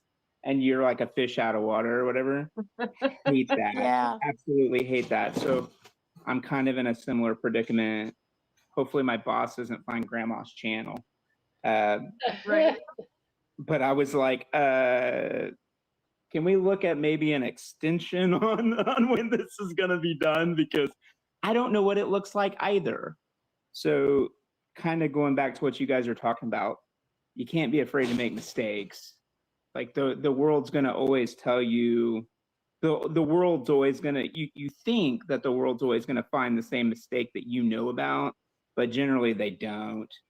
They're going to find something entirely different. And really their voice doesn't matter in your life anyway. So keep pressing hard. And another thing I've learned, I've not been clinically diagnosed with ADHD, but I can tell you I am incredibly scatterbrained, and it's only gotten worse since I've had kids. But carrying a little small notebook or a very small notebook around with me and writing down those things that just seem to go ping pong, ping pong, ping pong in my head all the time, just to put them down. So then it's like my mind can just flush that out because it's written down. And then there's just less noise. And then from there, I just start just checking off lists. This is done. This is done. This is done. And if the list seems too extensive to get started, break it down. Make that one thing into 5 things or 4 things, and then Yes. just say, hey, I did this much on it. So with us painting, I'm I want to deep down inside be I'm done with this. I'm get done. We're gonna knock it out in one weekend, and that just doesn't happen when you have kids. And I'm thinking positively, we're saving us a ton of money by doing it ourselves. but at the same time, set realistic goals of, I'm going to paint this one wall. And I'm going to get this one wall done. That's my goal. If I get part of it done, that's okay, because we're still making progress. But deep down inside, I really want to get it done. But just knowing if I set those goals to something that's measurable, something that I can achieve, you will feel good about it. And you don't have that same thing dinging you in the head saying, you didn't get that done, you didn't get that done, it's on the back burner, you know. So cut yourself some slack. That's all I'm trying to say. Yes. My doctor says, do things in threes. If you need to do other stuff, that's fine. You can write it down, but you need to focus on just 3 things at a time. Because I'm like, oh, there's all these things I'm going to do. And I like write down like 18 different things. And like, that's my list for the day. And then I look at my list and I'm like, whoa, I'm like overwhelmed. And then I don't do any of it, but oh gosh, all the struggles. And well, then they'll just get on Barb's channel and shoot the breeze. Yeah, exactly. This was great because my husband's gone, so I don't have anybody to talk to except for the dog. I should put my microphone on and go over there and have you guys listen to him. He is really tearing it up. He is snoring. He's so funny. But I think I'm going to bounce off. I need to use the restroom. I got to get some water. I'm a little parched because I've been yapping a lot. And try to decide if I'm going to post another video. I don't know. But thank you for those of you that subscribe to my channel. Thank you again for all of your kind comments and support. For those of you in the chat and on the panel, much appreciated. And I do apologize for not being able to read through everything, but I should have put myself on my laptop instead of my cell phone. Then I could see better, but It's hard on the cell phone because you get like a line or 2 a chat at a time. So 2 at a time. That's all I get. And I'm just like, Yep. I can't. And then they just go away. So. Definitely. So, but anyway, it was great chatting with you again. Yeah. So Yes, have a thanks good for evening. thanks for having me. You guys have a wonderful evening as well. Okay. You too. Bye-bye. Night night. Bye. David, I believe, has ASD. I have one of those sensors. I don't know what that is. What is ASD? Do you know what that is, Barb? Or Nope. David? I have no idea what that is. Maybe Jonathan will tell us. Please tell us, Jonathan.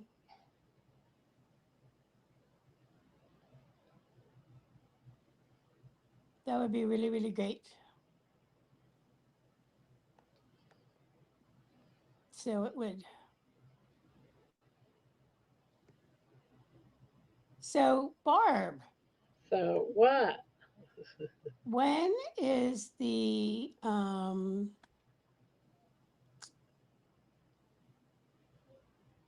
oh gosh. Oh. The vibration plate giveaway or whatever we're calling it. You're calling it. It is. I want to make sure I use the right word, and I don't know if I used the right word or not.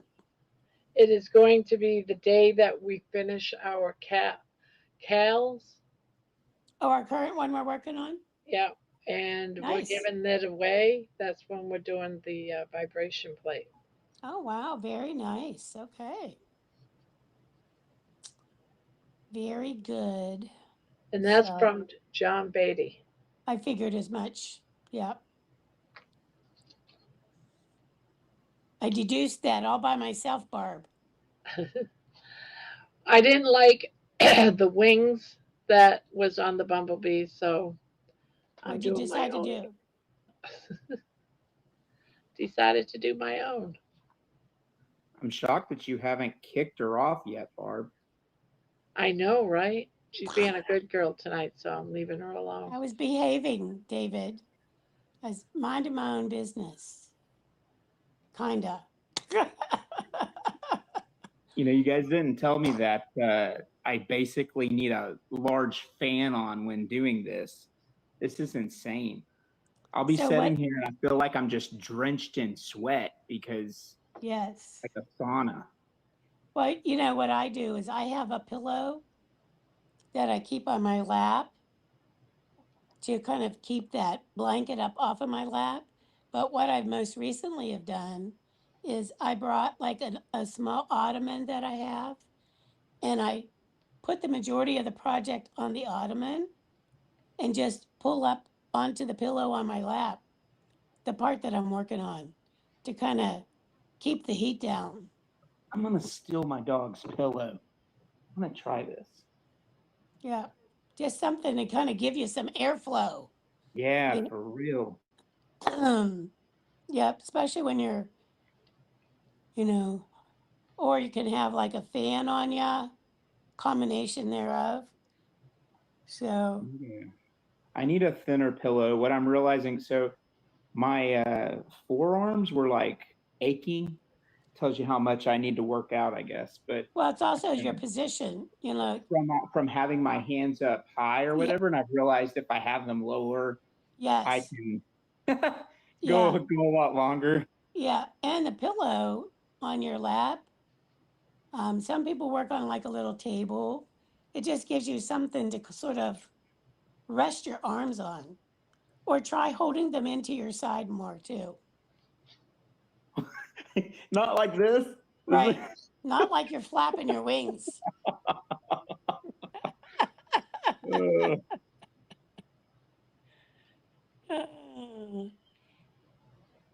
Jeannie thinks you're cute, David. Hey, remember, I'm taken. But Jeannie's not interested in you anyway. Well, good. She's interested in Debbie. Yeah. Oh, Yes, right. Or Barb. Or Terry. Anyway, we're just we're just her mates. That's all. Right? here, I'll show you what cute is. Now, granted, he's not coming out of my shirt.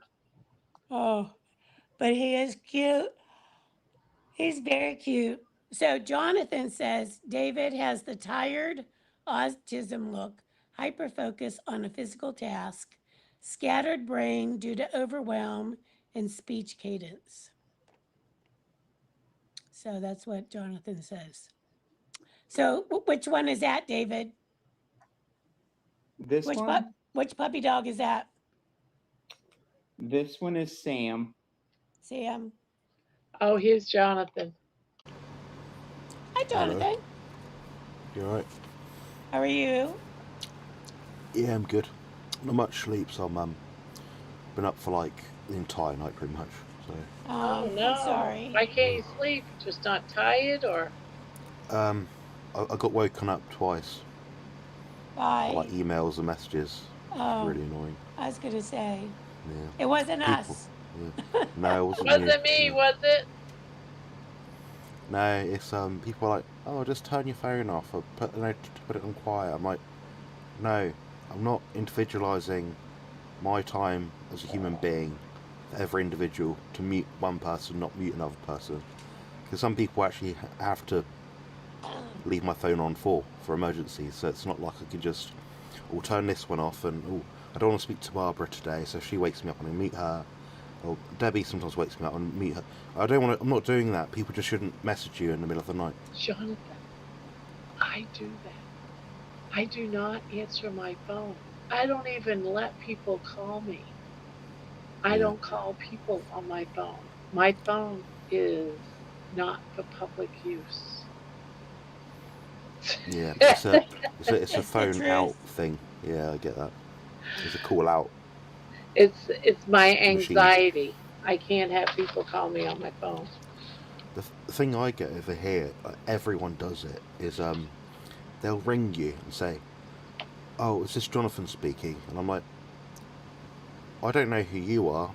The onus is on you, the one trying to get hold of me, to tell me who you are. So I feel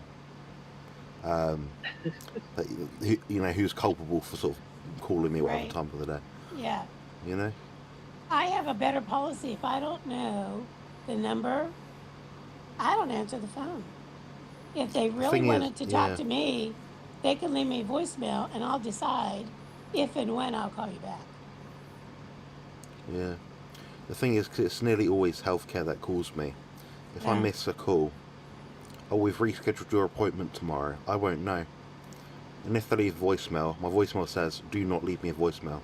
Because it's hard to actually go through the message to actually find the voicemail, to listen to it, to understand what the person wants. I You know, know it's a challenge all the way around. You yeah. know, there's no right or wrong way, no easy way either. You know, so Yeah. Yeah, people sometimes don't it get just confused about sucks. time zones for me though, because they know exactly what time I'm doing what. Because like if it's a coaching client, it even says in a thing, do not call or email me past this exact time. And it's your responsibility, wherever you are, to work out what time that is for you. Exactly. It, You know what time zone you're I in? can't Figure it spoon feed out. everyone.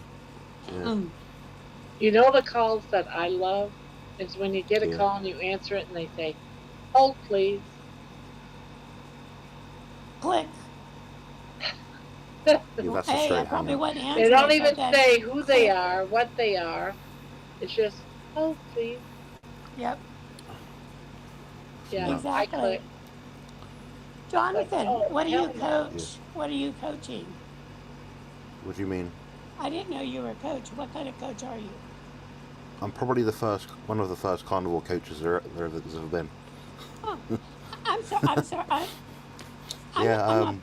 I apologize. I really didn't know that you were a coach. I mean, I've talked to you oh yeah, plenty of times, but I don't I think I don't ever really, realized that. So I'm sorry. yeah, I don't really promote it in the YouTube videos like when I'm chatting to people. Really, Hmm.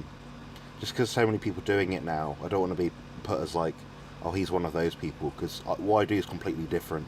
Um, so basically I coach for body composition stuff, so like building muscle and losing fat. I'm not a personal trainer. I'm not qualified as a personal trainer. I've never worked as a personal trainer. So what I do Hmm. is very niche. I've also got an extensive background in medical science. Hmm. So I know a lot about medicine, healthcare, public health. Yeah. Um, so yeah, um, quite, I don't know, I'd say extremely experienced, probably consulted with thousands of people and coached hundreds, about 500-600 people. Wow. Um, yeah, So you've been doing it for a while then, obviously. yeah, a long time. So I got my degree in nutrition when it's back about 8 years ago now. Yeah, about 8 years ago. Um, I just realised there's no jobs in nutrition at all, like whatsoever. Oh. So what I decided to do is I thought set up my own job. So I started coaching people like around me sort of thing. I got a few clients sort of thing, not many, but just a few. Mm-hmm. Then I thought, so my friend, Harry Sopanos or Bart K, or the main people in the carnivore space, which no one ever seems to know much about. Um, it's they basically said, you've got good knowledge, you should make a YouTube channel. So I did, and I got quite a few clients through that, and just built it up from that really. But now I'm at a point where I can't actually coach any more people because I don't have the time or energy in the day, which is a Right. bit of a weird situation. But it means the people I do work with I like, and they're friendly, nice people, and I don't really have problems. So. Well, I think, that's kind of half the battle, finding the people that you connect with to, it's not just about having a job and making money, which that's part, but you have to feel like there's some level of a connection, for lack of a better term, Yeah, so. yeah, I think that's the key thing. I mean, the thing is, now we're in a position where there's like all these carnival coaches, all different, unique sort of Yeah. personalities, because their knowledge bases are probably quite similar. Right. So you're sort of going for a personality, and I mean, I've had a couple of coaches myself for different things, but it's very hard to find that match. You have to be a certain person for a certain kind of other person. Yeah. The people I work with are quite straight thinking, very sort of like hard working. You give them a task, they're quite instruction based. Other people, they think about it. They have what I call I had a word for it. It's something like whataboutism. So like you'll give them an idea, like this is probably the best thing you should do, and they'll say, what about? There'll be some obscure like fad or diet thing or training thing, which you're like, where did you hear of that? Since when was that a good idea? Because one person said it online that everyone seems to respect, they all sort of tried to copy it. Right. So yeah, that's one thing I notice a lot. Yeah, I'm very fortunate to be able to work from home. So. I love working from home. What do you get to do? I'm kind of partially retired, so I work part-time. I do data processing now, but back in the day, I was a senior level accounting manager. Yeah. So or a senior level accountant. So, which is very different than what I do now. But that's okay. That was the point. You know, I wasn't looking for that same type of job. I just wanted something to kind of keep busy with, but I could work from home. I do have to go in the office one day a week, but, you know, I like it, you know. So gives you a little bit of flexibility and freedom. Yeah, my mum's, I guess, kind of similar. She's an aesthetician, it's like a beautician, but a bit more stuff. Yeah. Technical terms. More like skin related. Yeah. Yeah. Yeah, so she works from home doing that. Okay. So she might get one client a week, she might get like 10. Depends how much she promotes and advertises it, really. Right. We've got like a downstairs area for her to sort of run a business from. It's like lasers and stuff like that. Then we've got... David. Well, David's off. We've got... What's it called? She's also a care assistant as well. So where I live is like the oldest population in the country. So she basically just helps care for people, like takes them shopping and sorts their food out, tidies their room, stuff like that. Yeah. Desiree asked you a question in the chat there, Jonathan. Yeah, I think she's been a wind-up merchant. So I've asked her politely now 4 times to spell my name correctly. The 4th time she took the mick out of it. So the 5th time I'm not responding, to be honest. That's just me. But well, yeah, so my mum's about 65-ish. So yeah, she's still getting around, so she's still healthy, sort of thing.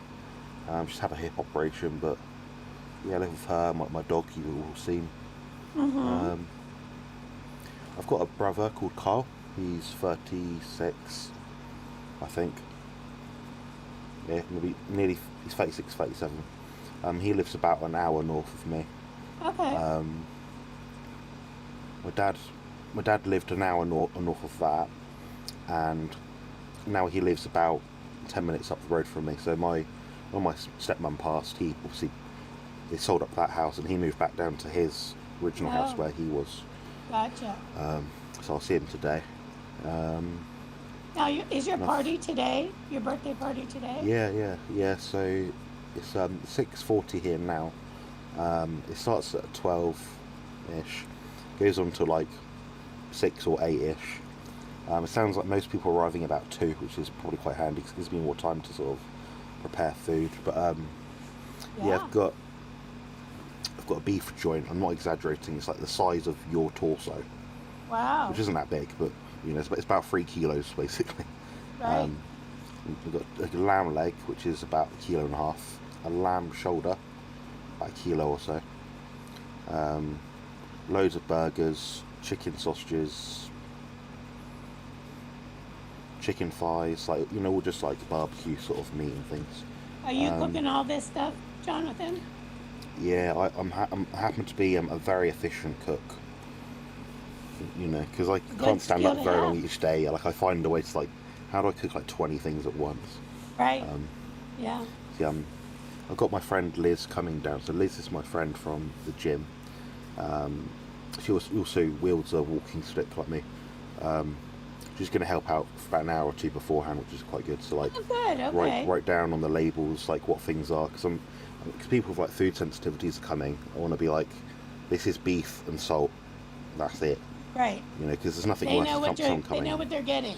Right. Yeah, there's Mhm. nothing worse. You know, when you go somewhere, Debbie, and you're like, oh, oh, well, I'm just gonna have the barbecue ribs or something. You think, oh, it means they're ribs cooked on a barbecue. No, Right. no, it's barbecue sauce on ribs put in a fryer or something. You know, it's Yeah. always the other thing. Yeah. Exactly. You know, so, and were they fried in the same oil as something that might have gluten in it or Yeah, whatever the case may be, for example, you know? yeah. I'm quite independent in some ways. So I do my own food shopping and stuff, and got my own food preparation area sort of thing. Got my own fridge freezers, so I don't have to worry really about that sort of thing. Makes life a lot easier. Yeah. Yeah, what are your plans for this weekend? Well, I'll be on here tomorrow night with Barb, but tomorrow I'm Yeah. gonna get some groceries. I made some cards earlier. I wanna send them out. They're 4th of July cards to like family and friends. So I want to get those addressed and send those out and just clean up my kitchen. You know, when you cook, you got to clean up the kitchen and just that kind of stuff. And then on Sunday, having my sister's in town. She lives in Iowa, which is probably about 14 or 15 hours away from me, drive time. So they're in town and they're leaving Monday. So gonna have them over for like a dinner. I'm gonna make some pulled pork. Yeah. So just Sounds that kind good. of stuff. You know, nothing. Yeah. Might make some deviled eggs to go with it and whatever else.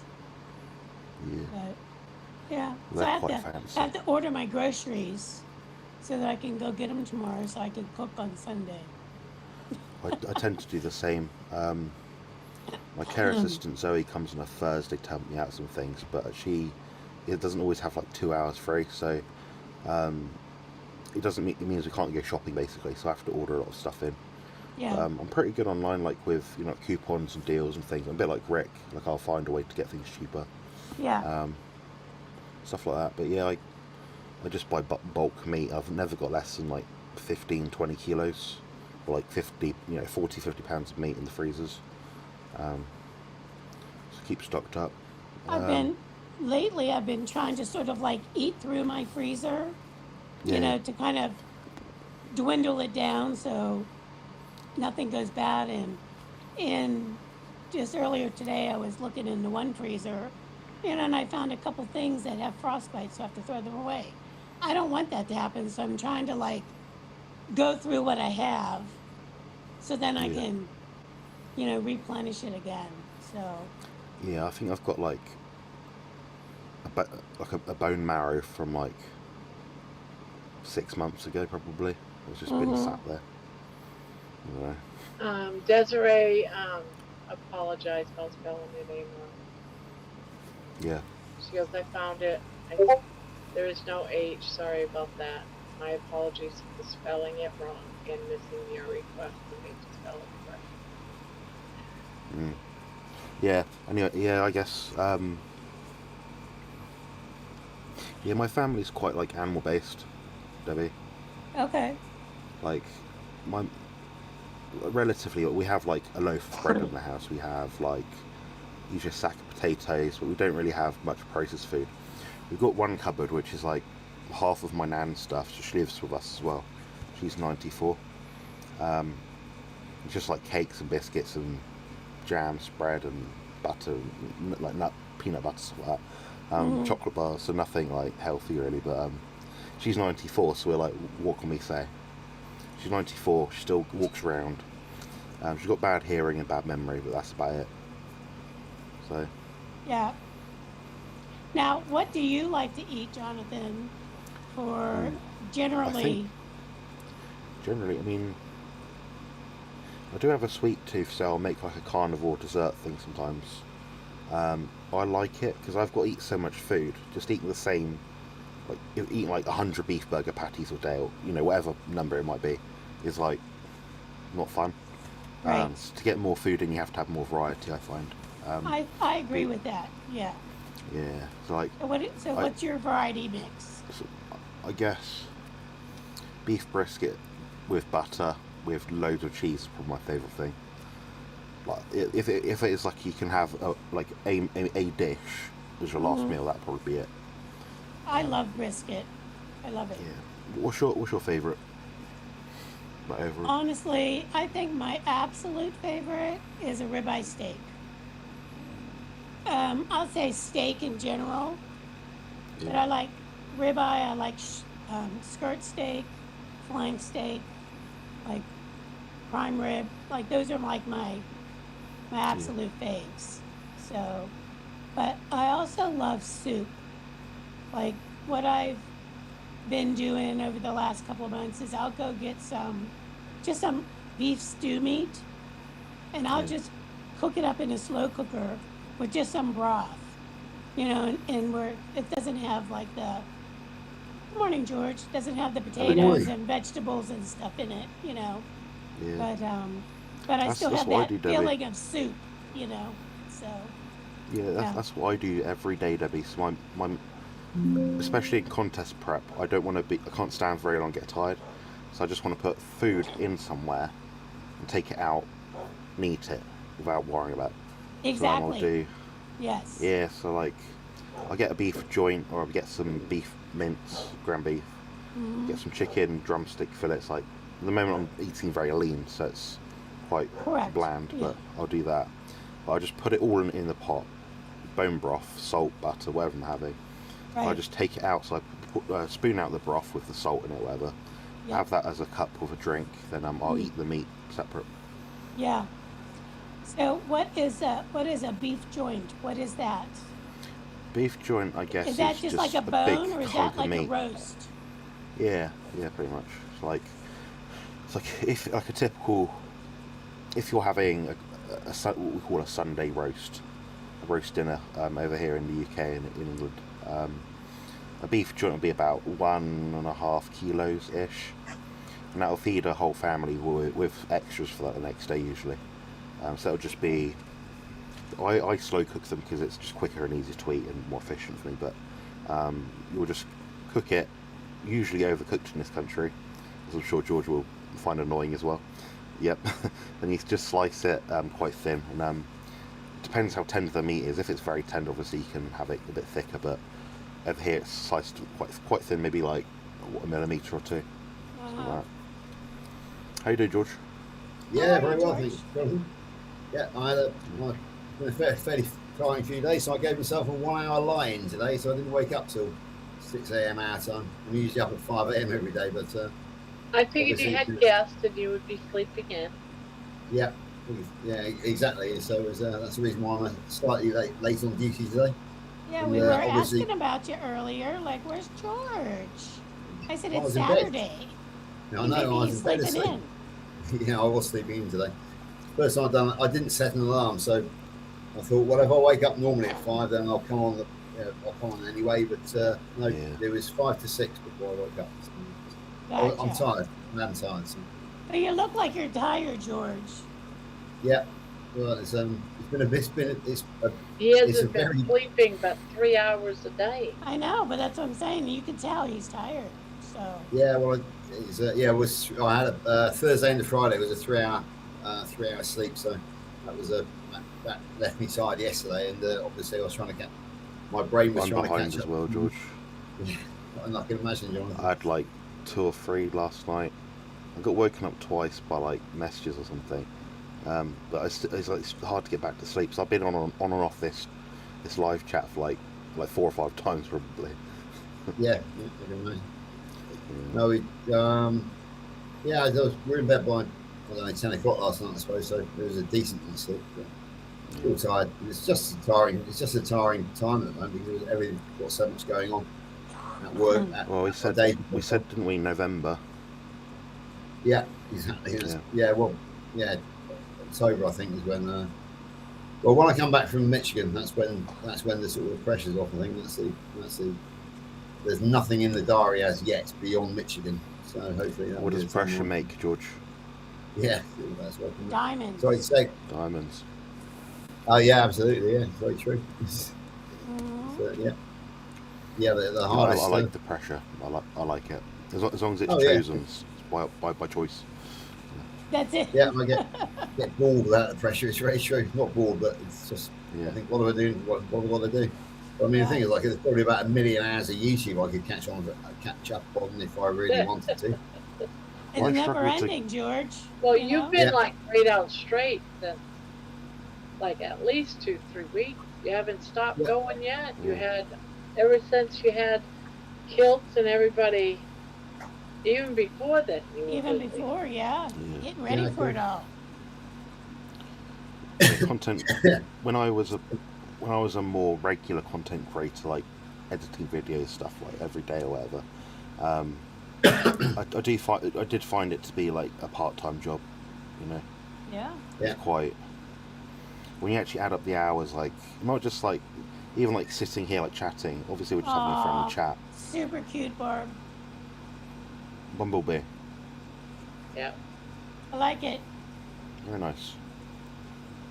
Oh, I gotta do antennas. I'm gonna do that tomorrow. They're very good. You could. I don't know if you could put them on a stick or something. Put them in like a vase or a vase. Oh, that would be cool. Little eyeball things. Good idea. Yeah, I see a lot of them, but that's quite unique. What we're talking about, George, about content creation. Yeah, like even just like collaborating, like you know, the metabolic meetup, George, or if you do like a live Q&A on Amy's, that's kind of networking. It kind of counts as work to some degree. It does. It's a nice way of doing it. I mean, the latest one last night was Steph has sprung her latest video from the Secret Diary. I saw that. I haven't had a chance to watch it yet, and she sent it to me personally. So I've got to try and find some time to watch that. So it's, sit down when you've got a good block. Yeah, and then Carl did one yesterday as well, his 3-year anniversary. Yeah, about an hour on it. You know, so I just can't keep up at the moment with YouTube. I've just got to accept George, that. I put timestamps underneath it so I could go through.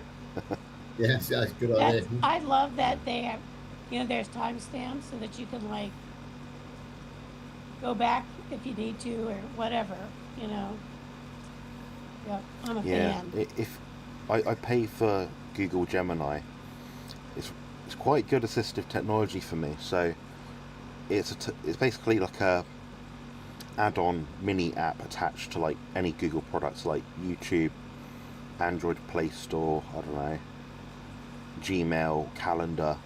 Said text comes through and it's from the hospital and it says, oh, you've got an appointment at this time. I thought, oh, okay, add to. Do you want to add that to the calendar? Yeah, done.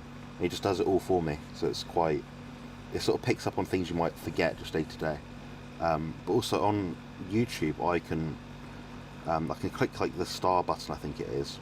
I can ask a question in relation to the video. So I could watch this after. So tomorrow I'll watch this and some catch up or something. I can ask it, Gemini, at what point did Barbara make a joke about chicken nuggets or something? I don't know. And it will go through the whole transcript and find out, oh, Barbara mentioned chicken nuggets at 4 hours 20 seconds in. I can click on it, then I can make a short out of that or something like that, for example. Really? That is so cool. Wow. Really handy stuff. So it's one of those few things in technology which is actually helpful for me. Now, where can I find this program? It's just called Gemini, so you could probably download it through like your phone's store app, where it is. I don't know. You pay. I think there's a free one, but there's one you can pay for as well. I get the paid one, but only because I also have. So I've got clients. I have a shared Google Drive, like a cloud service thing, like storage. So I just get that as part of the add-on. But yeah, so I think I pay. I could look it up. I'd imagine £20 or £30, or like maybe $30, $40 a month for it, and yeah, it's quite helpful.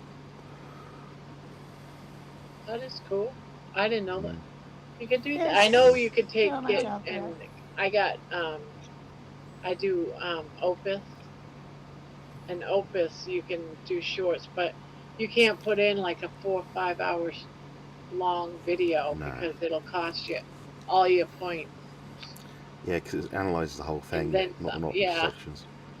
StreamYard's quite good for that. So StreamYard, I don't know if you can or can't use it, but StreamYard you can actually press a generate button, and there's also a search bar above it. So I could say, so for example, I did a short, no, I did a a live last week with Rick, Charger Mopa. Yeah. Yeah, so that was like a 4.5 hour live stream.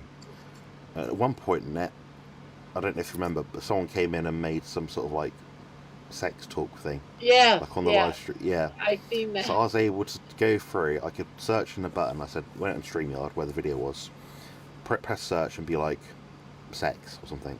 Then it'll churn out the shorts related to that topic that I could find. I'm like, I shouldn't be amazed, but I'm always amazed still at like what all that you can do with some of this stuff. Like even just, I mean, we probably barely used like 5% of its Yeah. capabilities.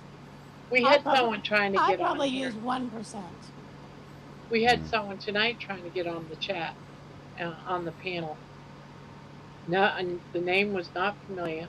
Did not speak in our chat, and he stayed quite a while trying to get in. I said I had to say I'm not letting you in unless you show me a camera. Back out, write something in the chat so I could see your chat name. He wouldn't do it. He disappeared. So it was like, okay, I guess you're not coming in. I think his name was Greg or something. I think so, Barb, yeah. So let me ask you a question, Barb. Like in that instance, doesn't somebody have to be like a subscriber to your channel to even be able to? Only in YouTube. On Streamlabs, he can just come in, not say anything, and try to come in. Just from like type in Streamlabs and come in that way? No, he just comes. Anyone that's not a subscriber can come in and just watch the video, us talking. They just can't chat in the chat room. Okay, right. So that's what I'm saying. Like in order to get the link, you have to be able to chat in the chat. All he has to do is click on the link. But isn't the link in the chat? Yes, he has access to the chat. He just can't chat. But he can click on a link. It wouldn't help the situation, but you can make it so only subscribers can comment in the live chat on YouTube. Yeah, that's what I have. Yeah. Oh, brilliant. That's yeah, why they can't. He's not a subscriber. You try to get on the panel. Yeah. If you don't chat first, you got a name I don't recognize, you don't come up. So if I was not a subscriber, yeah, I could still click the link that you listed? Yep. Really? Huh. Yep. Interesting. I thought you had to be a subscriber. No. Not only They to could chat, still come but in. to also click the link. Yeah, nope. Gotcha. Yeah, because all you're doing is clicking the link. That's outside YouTube. It's only the chat in YouTube he cannot talk to. Has nothing to do with Streamlabs. So I could copy this link and send it to my mum now. Say, oh, come on this thing. She could just go on it, but Barbara would obviously have to allow her in. Yeah. Yeah. And my new rule is, if you don't show me your face, and I don't recognize you and your name, you're not coming in. You haven't accounted for something in that, Barbara. What if they're really ugly?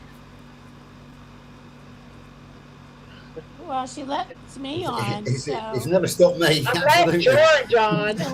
She was leaves waiting for you me to on, chime in. so. Yeah. What are you trying to say there, Jonathan? trying to say everyone that has been let on is very, very good looking. So. I let you on, Jonathan.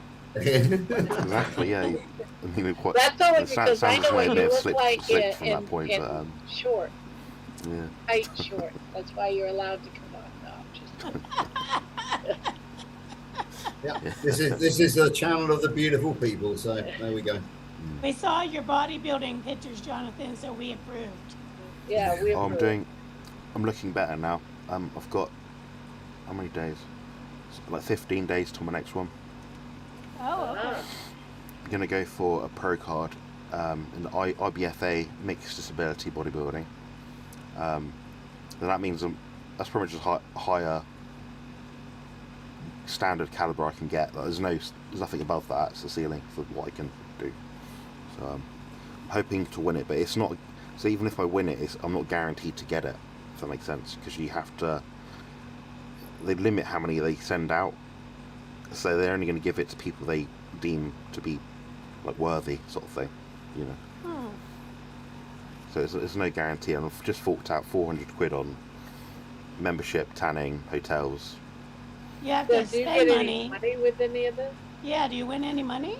At the pro level, you can win money, yeah, but or prizes, supplements, stuff like that. But it's not money that which you'd like think, oh, I'm earning big bucks. It's more just a token sort of thing.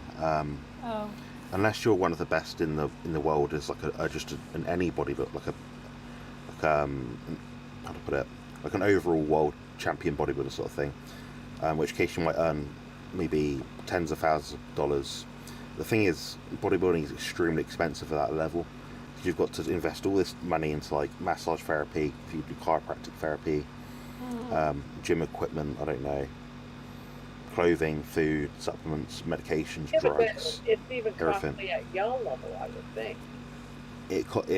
It's a very expensive sport to do. It's ongoing costs. It's not like buying. It's not like being a fisherman. You buy a fishing rod, reels. You might buy bait regularly. You might, invest in slightly better fishing tackle equipment, stuff like that.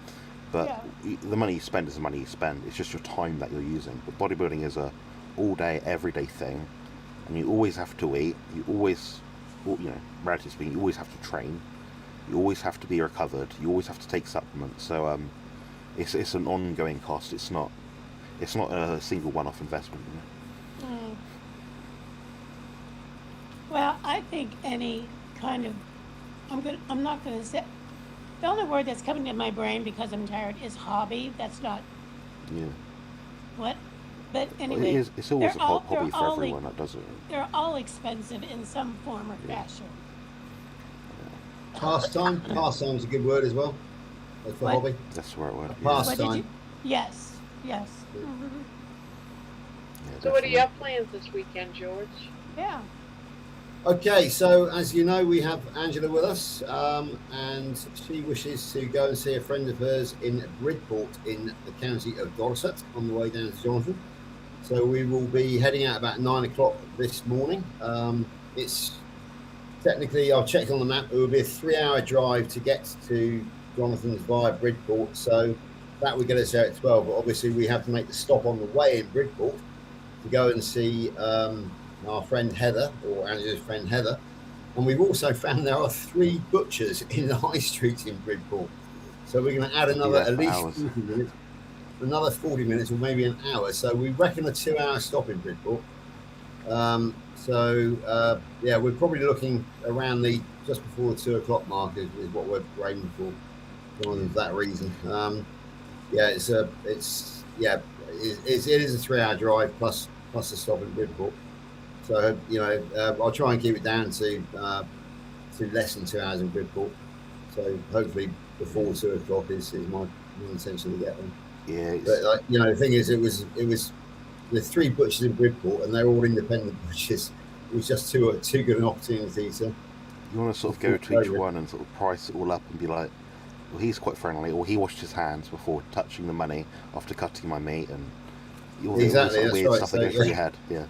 All these mini micro decisions that you have to make. Yeah, we'll probably end up buying something in each one, if you know what I mean. We're taking we're taking one of those cooler bags so we can bring them back to us, bring them back tonight. But we like to sample butchers, so to have this opportunity to sample 3 new butchers in one stop is too good an opportunity to miss it. Really. And after Jonathan's birthday party, it's a 2-hour drive back because we'll come back over the quicker route that comes up through over Cranbourne Chase, up through the New Forest and Cranbourne Chase and Shaftesbury, and home that way. And then tomorrow it's Glastonbury, a day dedicated to the exploration of Glastonbury, because Angela is obviously a spiritual healer. She's a holistic healer and Reiki master, very much into crystals and spiritualism, and Glastonbury is the home of spiritualism here in this country. Yeah. So she's very excited about going to visit it tomorrow. She's been told when she was over here before in 2024, many people told her go and visit Glastonbury, but this is her first opportunity to actually visit. So as you can imagine, she's very, very excited about it. Angela's asleep at the moment. I don't know if she's asleep, but she's not up at the moment. So if she comes down while I'm on, you might put her head around the door. You never know. Tell her I'll take some Reiki over the airwaves. Well, more to the point, actually. Debbie, I'm not brilliant on PA geography, but I discovered last night that Angela lives in the same town where they brew the local beer Yingling. Does that mean anything to you? Yep, it sure does. It's not very far from me. How far? So how many miles from you? I don't know. Let me look it up. Hold on. Hold, please. Yeah, there's a form of Reiki, George. I don't remember exactly. I think it's called the Dominique technique, something like that. You wouldn't know. No, I think it's a Polish thing. Yeah. One of my clients told me about it, and it's like Reiki, but you can do it anywhere. So I could do it to you right now. Okay. Yeah. I didn't find any help from it. Yingling is America's oldest continuously operating brewery, established in 1829 in Pottsville, Pennsylvania. Okay. So let me see where Pottsville, Pennsylvania is. Let's see.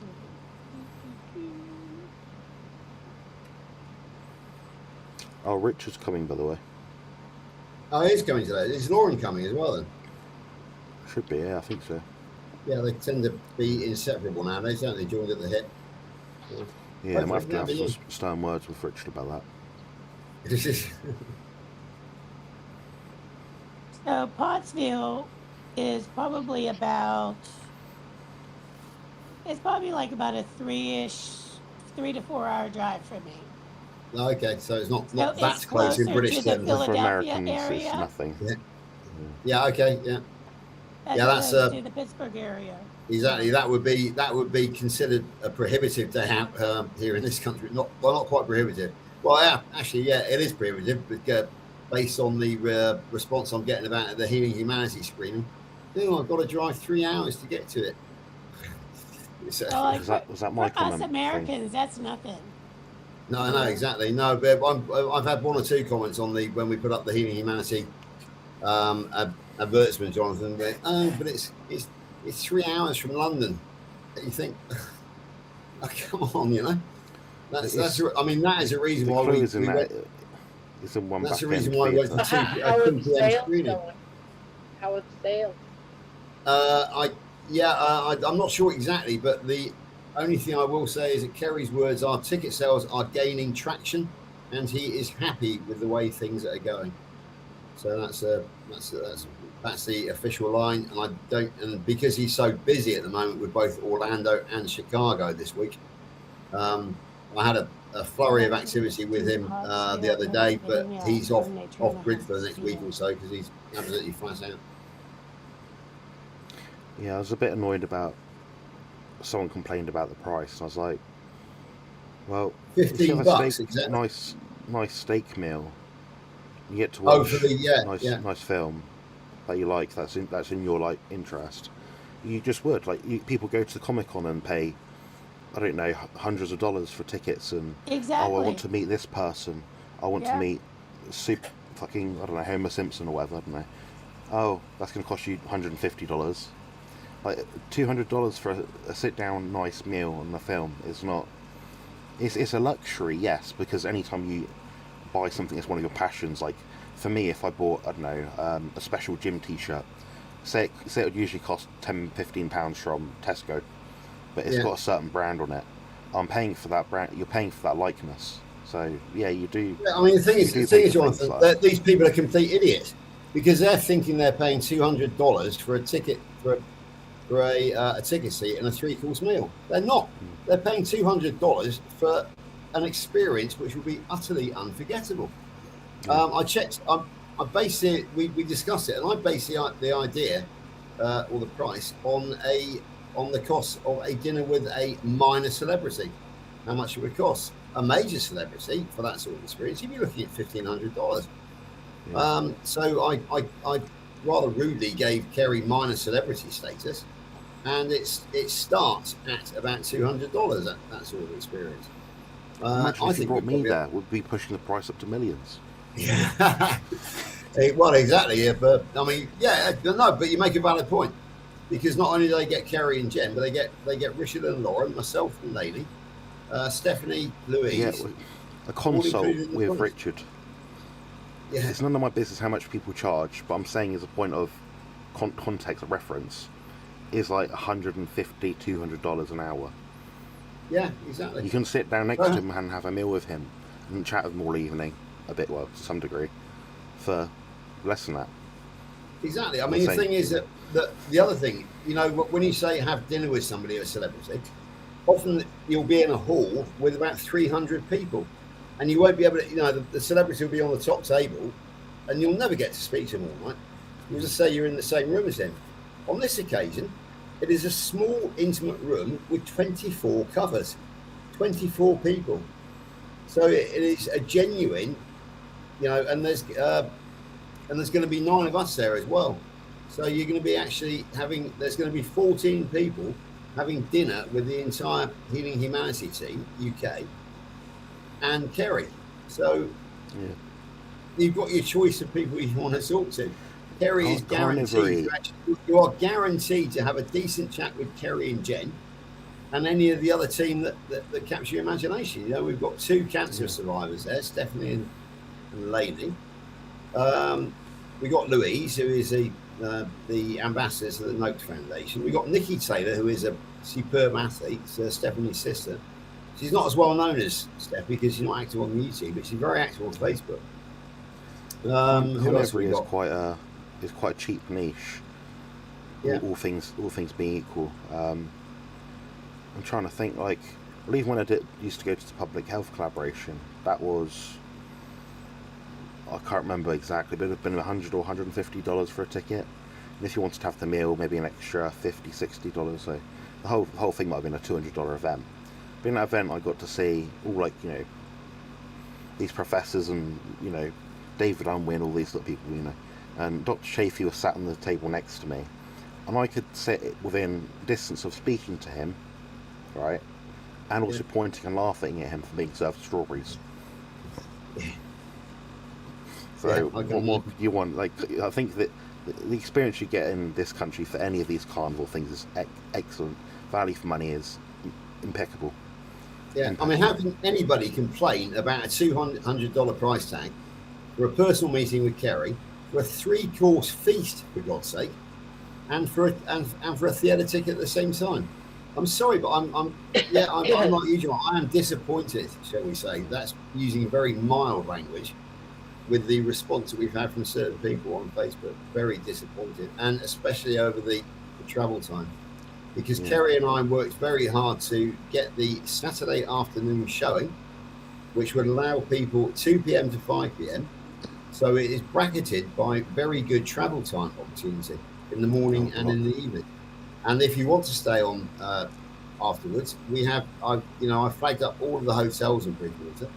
The Tudor itself, which I think will be booked out, but there's a very good hotel just up the road called the Old Vicarage, and we have one of those 4-star modern functional hotels, a Mercure, which has got plenty of room in it.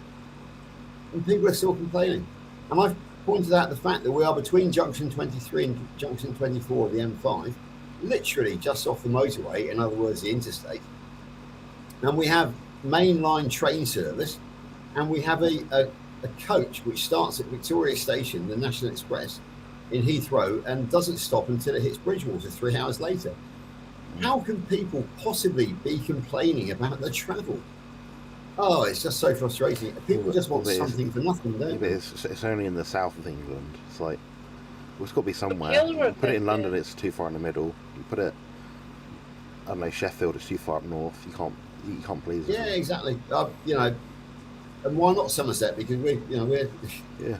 There's a farmland. I mean, the instruction I got from Kerry was, the question I got was, what's your local cinema like? I said, it's brand new, state of the art, 3 years old. He said, well, what's the access to Bridgewater like? I said, motorway, train, and coach. He said, let's do it. And so that's what we've done. But Kerry has it set up so anyone can try to do this in their own community. Yeah, absolutely. So we're going to go back to, I think I've said this before. There was something, I am nobody. I am a nobody in this world. And I'm officially a nobody. Why? Because there was something to do. Anybody could have done it. Everybody thought that somebody would do it. So in the end, nobody did it. So I'm nobody. So when they complained about 3 hours, they could have stepped up to the plate and exactly. got So it in their area. This nobody did it. And now they're all complaining because they wanted to do it. Or they think they would have had a better idea. Well, they had that opportunity. They had that opportunity to step up to the plate, but nobody did. Yeah, nobody did. Exactly. So, yeah. So Hi, Ebony. I've got no guilt or anything about the fact that it was me that put the hard yards in, and you know, I'm going to deliver it for Kerry on behalf of You're Kerry. the same as me, George. Yeah. So, everyone was complaining about a year or so ago. Oh, the Animal movie hasn't come out yet. The Food Lies movie hasn't come out yet. The Healing Humanity movie hasn't come out yet. So I was like, I can't do anything about this. I've got AI tools. I can write a script. I'm good at writing and being quite funny and entertaining sometimes. So I made the documentary myself. It took me about a week, but yeah, that was the first publicly available carnivore diet documentary. And it's my best video, like 80,000 views. And people are saying, oh, you're trying to ride off the back of the other ones. I'm like, no, I'm doing a service where the other ones haven't been able to fulfill. So I spotted a gap, so I found capitalism in that sense. But I also released it for free. I didn't put it behind a paywall first. I put it out for free immediately. So I thought I was actually helping people. You know? Gives them something to watch so they can feel part of it. It will say, so when, for example, Animal was released in the US, but not in the UK and other countries, loads of people were disappointed, so I thought I can fulfill that gap. So I did. Yeah, I got a few nasty emails about that, and I was like, whatever. Like, I'm not profiting from this. No, it was like I did, but you know, it wasn't much at all. It was like when I took it upon myself to organise the first national meetup last year. Due respect to Phil Escott with the Ancestrals, but it was inspired by Larry Allhands over in Texas. And again, there was a lot of people, because nobody had ever heard of me. So suddenly, like, who is this person who's suddenly taken it upon himself to organise the national meetup? You know, there was one or two feedbacks like that. Who is this George Goodenough person? Well, actually, he's nobody. But nobody is organising the meetup, which anybody could have organised. Anybody amongst you influencers could have organised it in the first place. And it was, it was a success. So, you know, don't complain when somebody else does something which you could have done. That's that's my view on life. Anyway, also, don't bite the hand that feeds you. Hand that feeds you, exactly. Yeah. Same. Yeah. Yeah. I'm quite. It took me I always heard of that sort of thing, but it took me a while to really learn it as I've aged. I got older. Like, it took me a really hard long look at myself and had to accept, like, character flaws. That I was like, I'm complaining about something which I don't really have a leg to stand on. you know. Yeah. So Yeah. I mean, to put this into context about us being nobody, us who organised it last year were nobodies. I think we were pretty much all class of 23. Carl, myself, you were, Lauren, all met, Alex, he passed before. Stephanie was actually class of 24 for me. So yeah, all of us were relative newcomers into the carnival world, and some of the older heads who've been around for a lot longer, you know, that they could have already had something in place and up and running. We could have just joined that, but it wasn't there. So we felt that we needed to do it. I say we were the class of 23, and it was 2025. So we are all relative newbies into the carnival world, but we made it happen. And you know, and Carl delivered it again this year. My role was different because I handled the organisation over to Carl, but of course I have a very important role, which is the international liaison. So I was able to bring Angela, who's my guest upstairs now, and Dr. Kiltz over. So you know, I had to, not only that, but I had to host them for 4 days. Well, 4 days, and now another weekend with Angela. But I mean, the most important thing was not only that I delivered them, but I actually gave them a bit of a minor holiday, because people use Kilt. They give him 1 night in the hotel or 2 nights in the hotel. They fly him in one day. They bring him to the conference. He talks. He goes back to his hotel. He flies out the next day. I bullied him into actually coming over 2 days before and leaving 2 days later. So he actually genuinely had a mini vacation, and he really, really appreciated it. I've never seen that man so relaxed as he was on the Sunday and on the Friday as well, because basically, obviously, he had a travel day on the Thursday, but he really enjoyed the welcome dinner on the Thursday. And then on the Friday, there was an official engagement in the morning, which was a 6 a.m. live, which we did. But as soon as that was over, he had the rest of the day off, and there was an informal meeting at Saturday on the Friday evening, which he went to. But then he had his working day, if you like, on the Saturday. But then on Sunday, he had another day off. We went to Stonehenge so he could take in some history and culture. And at Stonehenge, he kind of separated himself a bit from us.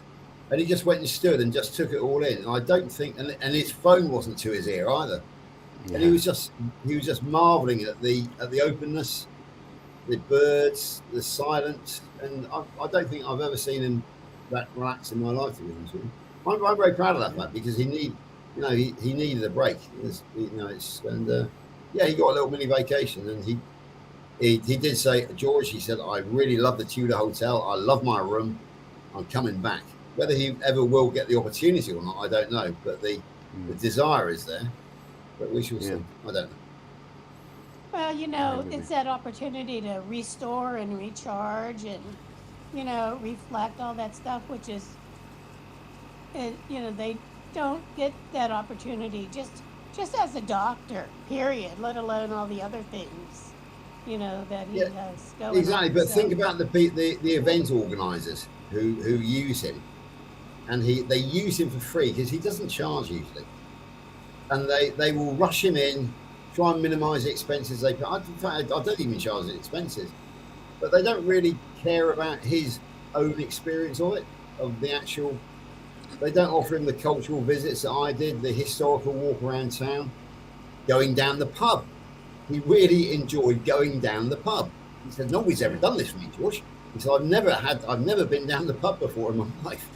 And we sat there for a year, an hour.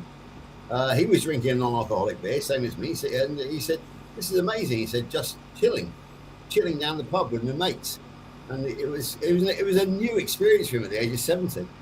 And again, nobody else ever offers him that. It's the great Dr. Kilt, so we've got to put him in a 5-star hotel. We've got to get in the best service dinner with like people running around in suits and that. I took him down the Tudor, which is a family-run hotel, and he was on first-name terms with everybody down there, and they're on first-name terms with him. He got some of the best ribeyes he's ever had in his life, cooked in tallow, beef fat, because Andrew, the chef, understood what had to be done. He was known as Rob by all, and he just loved it. He wasn't the great Dr. Kiltz for a few days. He was Rob in his baseball cap, being everybody's mate, and he really, really enjoyed it. But everybody else here is an asset, a tool, and he's treated as such. So, yeah, I'm proud of what I did for Dr. Kills that weekend, because I think it was a new experience for me. And yeah, and I stand by what I've done. So there we go. Hey guys, I'm gonna go because I'm falling asleep here in my recliner. Yeah, actually, you've Yeah. you just given me a bit of a kick, Debbie, because I've only I'm got an getting hour like and a half. lower and lower in my chair. So I've only got an hour and a half until I have to depart myself, and I've still got to go and gas up the car and give it a bit of a clean as well. but So I'm I gonna, am going to have to jump off. I imagine Jonathan's probably got stuff to do as well, because it's his Oh, I'm party very today. well we prepared. got a big celebration happening Efficient. today. So Yeah. anyway, Yeah. Happy birthday to you. yeah, happy Yeah, birthday, so, Told Jonathan. you that a few more times, so beware. Thanks. Yeah, so Richard Yeah. and Lauren are coming, which is a bit of a which would be nice to have a see. Well, you know, Lauren actually is my second oldest friend in the community. October the 30th, 2023. Nice. And after Larry Allhan's a carnival soldier in August 23. So it'll be nice to see Lauren again. And yeah, I'm nice to going see to try Richard and as well. hook Richard for a bit. I'm going to try and take him away and talk to him for a little bit. Okay, yeah. Yeah, there we go. You know what it's like. Right, anyway, I am going to love you all and leave you, and I am going to see Jonathan at before 2 p.m. local this afternoon. And Barb, Debbie, I will see you same time, same place tomorrow morning, I'm all heading being off well. now as well. Okay. You guys Bye-bye, have a everybody. great celebration today. So Yeah. We'll do. can't wait to hear about it. Night all. We'll let you know. Cheers. All right. Bye. Bye bye. Well. And then it was just Then it was me. us, Barb. Just us. Just usins. So Yeah. And I am tired too. yeah. So anyway, I will chat with you for our crochet along tonight. Yes. Yes. Saturday night special Saturday night. or Saturday night special. Saturday night special. I get to Right? crochet on my little squares Yeah, with definitely. the third row in all of them. I got the second row in all of them. Well, yeah, I think I counted I had 7 or 8 squares done, but I need 25. So Yeah. oh well. Whenever we get them done, we get them done. That's right. Yeah. I figure I figure we got about another 3 weeks to go. Well, we have to make them and then we have to put them all Yeah, together. then we have to put them all together. Exactly. Yeah. So anyway, as always enjoyable. So it is. And I'm gonna go clean up my little mini mess I made here, so I can at least All like right. walk around tonight. You know. And I am gonna try to get me some sleep. Me too. So, alrighty, Barb, and everyone in the chat. Night, night, night. Night, And night. y'all, sweet dreams. See ya on Saturday night. Okay. You ready? Saturday night, and I ain't got no money. Right? All right, here we Exactly. go. Shall we do a countdown? I think we're all gonna go to bed. I think we're good. Yep. Ready? Yep. Okay. 3, 3, 2, 2, 1. 1. Beep. Beep. Good night.